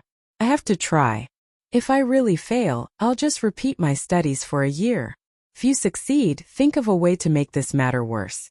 Let the Education Bureau punish Yi Qian as a warning to others and permanently disqualify Yi Qian from taking the college entrance exam. You also have to think about the jade pendant in our hands. If the person behind the jade pendant knows that Yi Qian is more promising than me, do you think he will abandon our family and support Yi Qian? None of the other words had touched Yi Jifan's heart. Only this sentence had touched the bottom of his heart. The sound of footsteps could be heard in the hotel corridor. It was the parents who had accompanied their children to school for the afternoon exam. Listening to the sound of footsteps and the parents' reminders gradually fade away, Yi Jifan waited until the surroundings were so quiet that only Yi Ying's heavy breathing could be heard. He said, "Be careful." The sun was at its brightest in the afternoon. Yi Qian stood at the school gate and looked at a boy, who was wearing the provincial No. 1 middle school's uniform. The boy walked unhurriedly beside them and smiled at Xia Jinyuan, who had brought her over. "Go back and wait. You don't have to stand under the sun. I'll be back in about an hour. Go back and rest." Chapter 1208. No matter how clean he was, she still felt that he had not rested well. "Okay, I'll watch you go in." Xia Jinyuan also looked at the boy, who looked decent in the provincial No. 1 high school's uniform. His thin lips curled up slightly. "I'll come and pick you up in the afternoon." And Jessin looked at her good friend who was sweetly reminding her, and could not help but feel disappointed again. Yi Qian, who had fallen into the river of love, had indeed changed. He was no longer as unattainable as before. The smile on his face was like a blooming flower. It's different when you're in love. You smile like a blooming flower. She also wanted to be in love. Like Jane Eyre, she could be in love and study at the same time. She was just afraid that she would not study hard when she was in love. And Jessin, who did not even notice that she had said it out loud, suddenly felt her hair stand on end. She felt like she was being stared at by a ferocious beast. She looked up abruptly, but there was nothing. Xia Jinyuan and Yi Qian calmly looked away from the man who was less than 2 meters away from them. The T6 combatant was here, and he was even shamelessly wearing the provincial No. 1 high school's uniform and mingling with a group of students. "I have an ominous feeling. I have to go into the classroom." And Jessin rubbed her arms and said softly to Yi Qian, "I felt like something was staring at me just now. Could it be Yi Ying?" "Ahem." Xia Jinyuan raised his clenched fist to the corner of his mouth and cleared his throat. He turned sideways and glanced at the T6 combatant. "Bro, you should at least restrain yourself a little." The T6 combatant, who had a baby face and delicate facial features, blinked and then raised his eyebrows in Jessin's direction. The meaning he wanted to express was quite obvious. "Bro, I think this girl is not bad. Introduce her to me." Xia Jinyuan looked away. His marriage had already been resolved, but his brother's marriage, it seemed like he had to bear some responsibility. But wasn't it a little too hasty to think that he thought she was not bad with just one glance? The T6 combatant, who was full of joy, watched helplessly as his comrade mercilessly looked away. He felt so jealous that he wanted to rush up and introduce himself. When the T6 combatant saw Yi Qian pulling the delicate girl behind him and forcibly blocking his view, he lowered his head in silence. The two of them had joined forces to bully him, who was all alone. "I'll go in first." Yi Qian did not stay any longer. He grabbed Jessin, who was looking around, and calmly pulled her out of the T6 combatant's line of sight. "It was so strange just now. I clearly felt like something was staring at me, but I couldn't find anything when I swept my gaze over. Do you think it's that despicable Yi Ying's doing?" And Jessin still hadn't forgotten the stare that gave her goosebumps. After taking a few steps, she turned around to look behind her. Yi Qian smiled and said, "It's nothing. Maybe you're a little nervous about the exam later. Don't be nervous. Your foundation in mathematics has always been very good. Mathematics was your forte in junior high, let alone in high school. You could even make it into the top 10 of your cohort and get into the university of your dreams." As the two of them walked further and further away, the T6 combatant came up to Xia Jinyuan and said with a smile, "That must be Yi Qian's good friend. She's quite a nice girl. You two seem to hit it off. Do you want to come out for dinner tonight? Introduce her to me? You have a strong motive. You even shamelessly put on a high school uniform." Xia Jinyuan removed the hand on his shoulder and looked up and down at the T6 combatant, who still looked decent in his school uniform. He said mercilessly, "You want to get a girlfriend dressed like this? It would be strange if a girl would fall for you." Chapter 1209. T6 humbly asked for advice. "I'm inexperienced, so please give me some tips. I secretly took this set of clothes from my cousin's closet. I'll be returning it later." Only when he said that did Xia Jinyuan remember that T6 was also from Southern Province. "I can't help you with this. You'll have to ask Yi Qian. Also, why did you come to First High School? You don't seem to have a simple motive." I suddenly remembered that Yi Qian isn't in First High School during my 15-day break. I was wondering if I should come over to take a look and settle my marriage while I'm at it. My family is giving me a headache. How old am I? I'm only 27. Is it that hard to find a wife? After returning for 3 days, T6 spent the first day with his parents. The next 2 days were all about blind dates. Xia Jinyuan accidentally asked about T6's troubles. Comrades were meant to share weal and woe together, so T6 did not mind sharing his troubles with his comrade. "Change your clothes before you talk about blind dates with me. Otherwise, I'll feel like I'm going on a blind date with a high school student. I won't want to talk to you at all. Let's go and change our clothes. I urgently need your advice. Also, I really think that girl just now is not bad. She made me feel like my heart was being electrocuted." Faced with Xia Jinyuan's cold gaze, T6 immediately said seriously, "In layman's terms, I was electrocuted." Xia Jinyuan raised his eyebrows. "Why didn't you pass out from the electrocution? I could have gotten her to come back and give you CPR immediately." After a moment of silence, T6 gave his comrade a thumbs up. "That's a brilliant move. How would I have thought of it if you didn't mention it earlier? Why don't we use it tonight? I'll pretend to be unconscious while you pull the girl over and give me CPR." Xia Jinyuan felt that it was a little difficult to progress on this topic. When encountering someone who was even more shameless than him, he usually only had one feeling. He really wanted to beat him up. But today was the first day he confirmed his relationship with Little Fox, so it was not appropriate for him to go on a killing spree. He might as well let him off this time. He looked quite pitiful. And Jessin, who had just entered the classroom, had no idea that she had electrocuted a Special Forces soldier. With a serious expression on her face, she opened the test paper and adjusted her state of mind as quickly as possible. Then she began the afternoon math test. The exam had just begun, and the invigilator did not immediately use his fiery eyes of truth to inspect the examination hall. He only reminded them, "Take the exam seriously, take the exam seriously." Then he stood by the aisle and did not say anything else.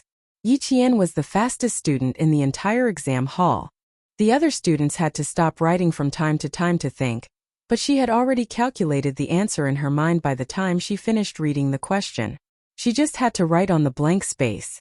Teachers from different schools would invigilate every exam. Almost every teacher from every school knew Yi Qian from the province's #1 middle school. Whenever they saw Yi Qian's ID during the examination, they would immediately look up and size him up. When it was time for the exam, they would stop by Yi Qian's desk and watch her answer the questions. Half an hour later, Yi Qian finished answering the A and A questions. The invigilator next to her looked at her in shock. He could not accept the speed at which she answered the questions without thinking.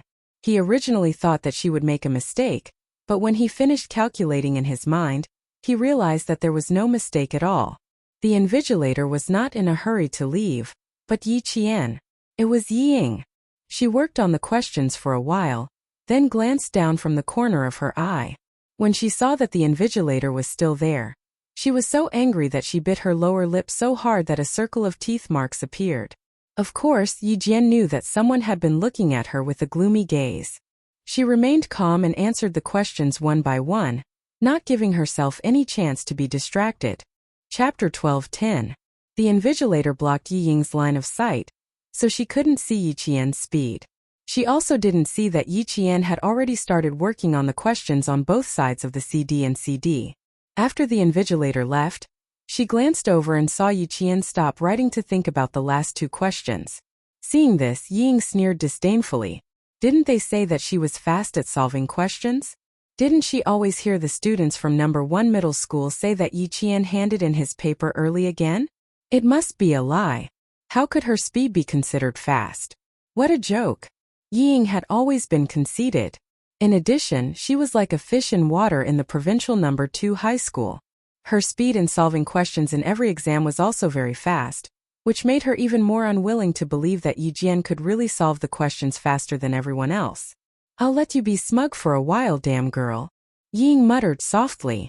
Her eyes flashed with malice. She didn't look at Yi Qian anymore and quickly caught up with her own questions. If she wanted to set him up, she had to finish the questions herself. Every time, she relied on her own ability to rank among the top few in number 2 middle school.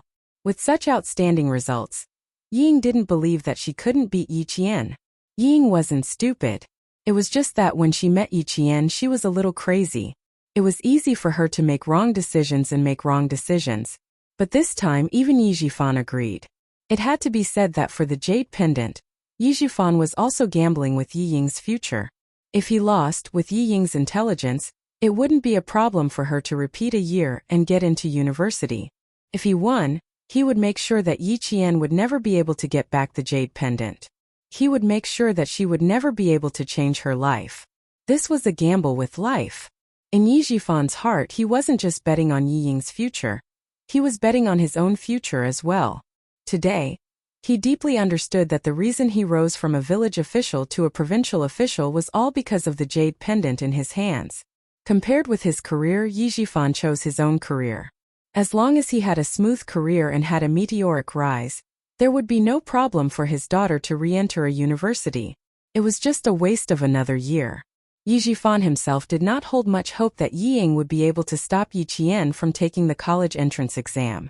Yi Ying had never won against Yi Qian in the past few confrontations. Now that Yi Qian had Ho Zi behind him, and he was not sure if his aunt's family had come to look for their relatives.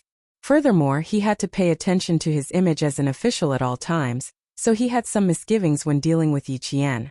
Letting his daughter take action was the best choice. Whether they could win or not depended on God's will. Yi Jifan, who was standing outside the school, took a sip of cold water and stared at the school with a malicious gaze. Yi Qian, don't blame your uncle for being ruthless. If you want to blame someone, blame yourself for being too outstanding. You've made our entire family feel threatened. Only by getting rid of you will we be able to move on quickly. Gigi was still tirelessly calling out. The parents were fanning themselves with their cattail leaf fans to disperse the worry in their hearts. I don't know if this year's math will be difficult. Last year's math was too difficult. One of my colleagues said that a few students fainted in the classroom. What a sin. 3 years of hard work went down the drain. It was all in vain. Isn't that so? Please don't let anything happen this year. The worst thing is to see a child faint from nervousness. The parents will be sad. When the child wakes up, they won't be able to accept it. That's right. Thousands of soldiers and horses crossed the bridge in hopes of getting into a university during the college entrance exam. Sai, please don't let anything happen. Chapter 12:11. Yi Jifan heard the constant chatter of the parents. He raised his head and looked at the setting sun. His Yingying's mental fortitude for the exam was not bad, so he didn't have to worry about her fainting. But he didn't know if she would succeed. Passing notes in the college entrance exam was the worst method. It was very likely that both parties would suffer, and neither of them would be able to participate in the exam. Ever since Ying said that she planned to use the passing notes method to frame Yi Qian, Yi Jifan didn't have much hope. Instead, he hoped that his daughter would be smarter. The worst-case scenario would be that both parties would suffer. He would definitely have a way to make his daughter retake the exam for a year and resume it. Time ticked by, and the sun in the west finally stopped shining directly on the teaching building. The examination hall seemed to have become much cooler. Yi Qian, who was solving the questions, was a little excited. The more excited she was, the more focused she became. Her brain was like a high-speed computer solving all the questions on the exam paper. As she wrote, the corners of her mouth rose, revealing a smile that none of the other candidates had. The invigilator standing next to her was a little uneasy. She could solve the college entrance exam questions. Smile, this was the first time in 3 years of invigilating. Finally, the invigilator stopped staring at Yi Qian from time to time. A student like this wouldn't cheat because there was no need for her to do so. Yi Ying, who was paying attention, saw this and a vicious look flashed across her eyes. Then she revealed a faint smile. Next, she would definitely make Yi Qian get kicked out of the classroom by the invigilator. She would make it impossible for her to participate in the college entrance exam. As for how she would do it, Yi Ying, with a cold smile, switched the exam paper from side A to side C. She actually skipped the first half of the exam questions and started on side C, which required analysis. The iron leaf fan spun quickly, sending a chill to the candidates who were sweating from solving the questions. Something seemed to be brewing in the air, making the atmosphere in the exam hall more and more tense. There was even a hint of dullness in the air. Yi Ying, who had just finished a calculation problem on side C, had a strange smile on her face as she quickly wrote on the draft paper that was given to her. Damn girl. Let's see how you're going to make a comeback. The 1999 National College Entrance Examination hadn't arrived yet. In the future, electronic devices would be used to cheat. Yi Ying's method was the most commonly used in this era, but it was also the most dangerous and the least intelligent way to cheat. She directly threw a small piece of paper. Written on the paper were the answers to the multiple choice and decision questions, as well as a calculation question on panel C. She planned to throw the paper towel under Yi Qian's desk when the invigilator was not around. After finishing the questions, Yi Qian suddenly moved towards her seat. The legs of the wooden chair creaked as they rubbed against the floor. The invigilator, who was sitting diagonally below Yi Qian, glanced at her sharply. In the process of creating the noise, Yi Ying completed a series of actions at lightning speed. Her chest was slightly tilted towards the desk. Her left hand that was holding the paper towel tightly moved under the desk. Using her right hand as a cover, the paper towel in her left hand drew an arc in the air and directly bounced under Yi Qian's desk. The moment the paper towel left Yi Ying's hand, the smile in her eyes seemed to be stained with the poison of a hornet's sting. It was chilling. In the quiet exam hall, the only sound that could be heard was the rustling of the pen. The sound of the table and chairs was especially loud. When the invigilator's gaze landed on Yi Ying, her expression had already changed. Her expression and eyes were filled with panic. Chapter 12:12. The slip of paper. The slip of paper that was supposed to land under Yi Qian's desk was bounced back to her seat. The invigilator, who heard the commotion, walked towards her. Raise your feet. As the invigilator's voice came from above her head, Yi Ying's calves trembled slightly. Under the invigilator's sharp gaze, she slowly raised her feet. The slip of paper that was supposed to land on Yi Qian's seat was picked up by the invigilator. Who gave this to you? The voice was serious and low, like a basin of ice water poured over her. It made Yi Ying's scalp tense up, and she shivered one after another. No, I can't panic. How can I panic now? I have to calm down. Yi Ying bit her lower lip hard and didn't answer immediately. Instead, she quickly thought of a way to get out of this situation. Suddenly, Yi Ying narrowed her eyes, and a gloomy look flashed across her eyes. I didn't send the slip of paper. Then I'll go all out. If I don't have a good time, Yi Qian won't have a good time. Yi Ying, who had made up her mind to prevent Yi Qian from taking the college entrance exam, came up with an idea that would hurt both of them. It was also the only way to drag Yi Qian into this. This idea coincided with Yi Jifan's plan. He knew his own children well. Yi Jifan knew that Yi Ying wouldn't back down easily. He knew that the worst-case scenario was that both of them would be hurt just like now. This was also the only way he thought to bring down Yi Qian. Yi Ying, who didn't disappoint her father, raised her head. Her eyes were filled with panic as she stuttered. No one gave it to me. I've sealed the paper. Come out for a moment. The invigilator didn't waste any more time to avoid affecting the other candidates. He took the slip of paper and said to another invigilator, seal this student's paper. I'll take her out. Even though Yi Ying had already prepared herself for her math results to be invalid, she was still a little scared. Her hands reflexively pressed down on the paper. Her lips trembled as tears flowed down her face. I'm not going out. I didn't cheat. These are the answers to the multiple choice questions and the decision questions, and these questions are the analysis process for the seaside questions. the invigilator said as she picked up Yi Ying's admission ticket. Yi Ying of the 2nd Provincial High School. A slip of paper appeared in the examination room. You are already cheating. Yi Ying spread out her C-side and anxiously explained. I've already finished. I didn't cheat. Also, you can look at my handwriting. I wrote it myself. I really didn't cheat. The note was in his own handwriting, and he didn't even throw it out. How could it be considered cheating? Only those who didn't know how to solve the questions were considered cheating. There was a small commotion in the exam hall. Some students raised their heads and looked in the direction of Yi Qian. Unmoved, Yi Qian finished the last question. With a faint smile on her lips, she deliberately looked at Yi Ying provocatively. Just as his gaze landed on her, Yi Ying's expression looked as if she had grabbed onto a life-saving straw. She cried, Yi Qian, hurry up and explain. The teacher is going to ban my exam papers. Hurry up and explain. Then she said to the invigilator, Teacher, I didn't have a choice. Please forgive me this time. I won't pass the answers to Yi Qian again. Please forgive me this time. She wouldn't do it. She begged me to give her the answers. Teacher, Yi Qian and I are cousins. My sister begged me. I couldn't refuse. Chapter 12-13. Hearing this, Yi Qian almost laughed out loud. Could it be that the scheme she came up with in the afternoon was this kind of stupid scheme? It seemed that he had overestimated Yi Ying. How could such a scheme be called a scheme? Yi Ying, you're digging your own grave. Teacher, let's talk outside so that we don't affect the student's performance. Yi Qian wanted to teach Yi Ying a lesson, but he wouldn't implicate the other students. Even if it had nothing to do with the other students, it would more or less affect their performance. Yi Qian sealed the test papers and didn't even look at Yi Ying. He tidied up the stationery on the table and said calmly, The cheating in the college entrance exam is serious. Since Yi Ying said that I asked her to give me the answers, teacher, I hope you can report this to the higher-ups and investigate this thoroughly.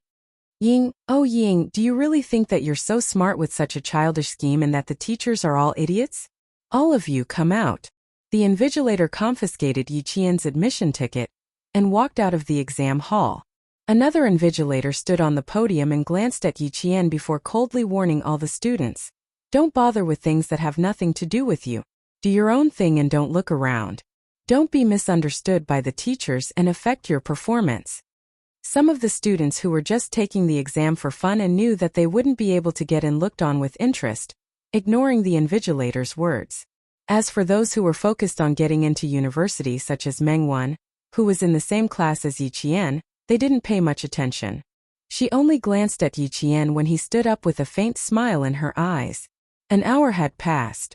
Yi Qian even sealed the test papers, which meant that he was preparing to finish the exam within an hour. She used to think that Yi Qian was partly responsible for Yi Ying's departure, but now it seemed that Yi Ying was reaping what she had sown. She didn't even forget to frame Yi Qian for the college entrance exam. She Mengwen couldn't stand it anymore. There were a total of 4 students in the Provincial First High School's grade 12 Class 1 who were in the same exam hall. Like Mengwen, they immediately buried themselves in their own questions after being reminded by Yi Qian. Who was Yi Qian? He was the invincible evergreen of the Provincial First High School. Whoever dared to compete with her would end up in a miserable state. She was admired by all the teachers and students in the school. Did she need to ask Yi Ying from the 2nd senior high school for sex? The teachers and students of the entire first high school would not believe it and would even laugh out loud. Moreover, the college entrance examination was the most rigorous examination in the country. How could Yi Ying play tricks? In a moment of carelessness, he had destroyed himself by playing with fire. With such a small episode, none of the examinees in the 3rd examination hall dared to move around. They were afraid that they would be targeted by the invigilator for the rest of the examination. All of them straightened their backs and obediently buried their heads in answering the questions. Yi Qian and Yi Ying were brought to the office of the examination hall in a school building. Not only were there people from the Provincial Education Bureau present, but there were also school leaders present. When Principal Chow saw Yi Qian, he was more than a little surprised. Yi Qian, why are you here? Other students could appear in this office, but Yi Qian was definitely not here. I came out of nowhere. This student from the Provincial 2nd High School framed me. She said that I begged her for the answers and she couldn't resist my pleading, so she wrote them down. The slip of paper with the answers is in the hands of the invigilator, Yi Qian said casually. His expression was calm and composed, without a trace of panic.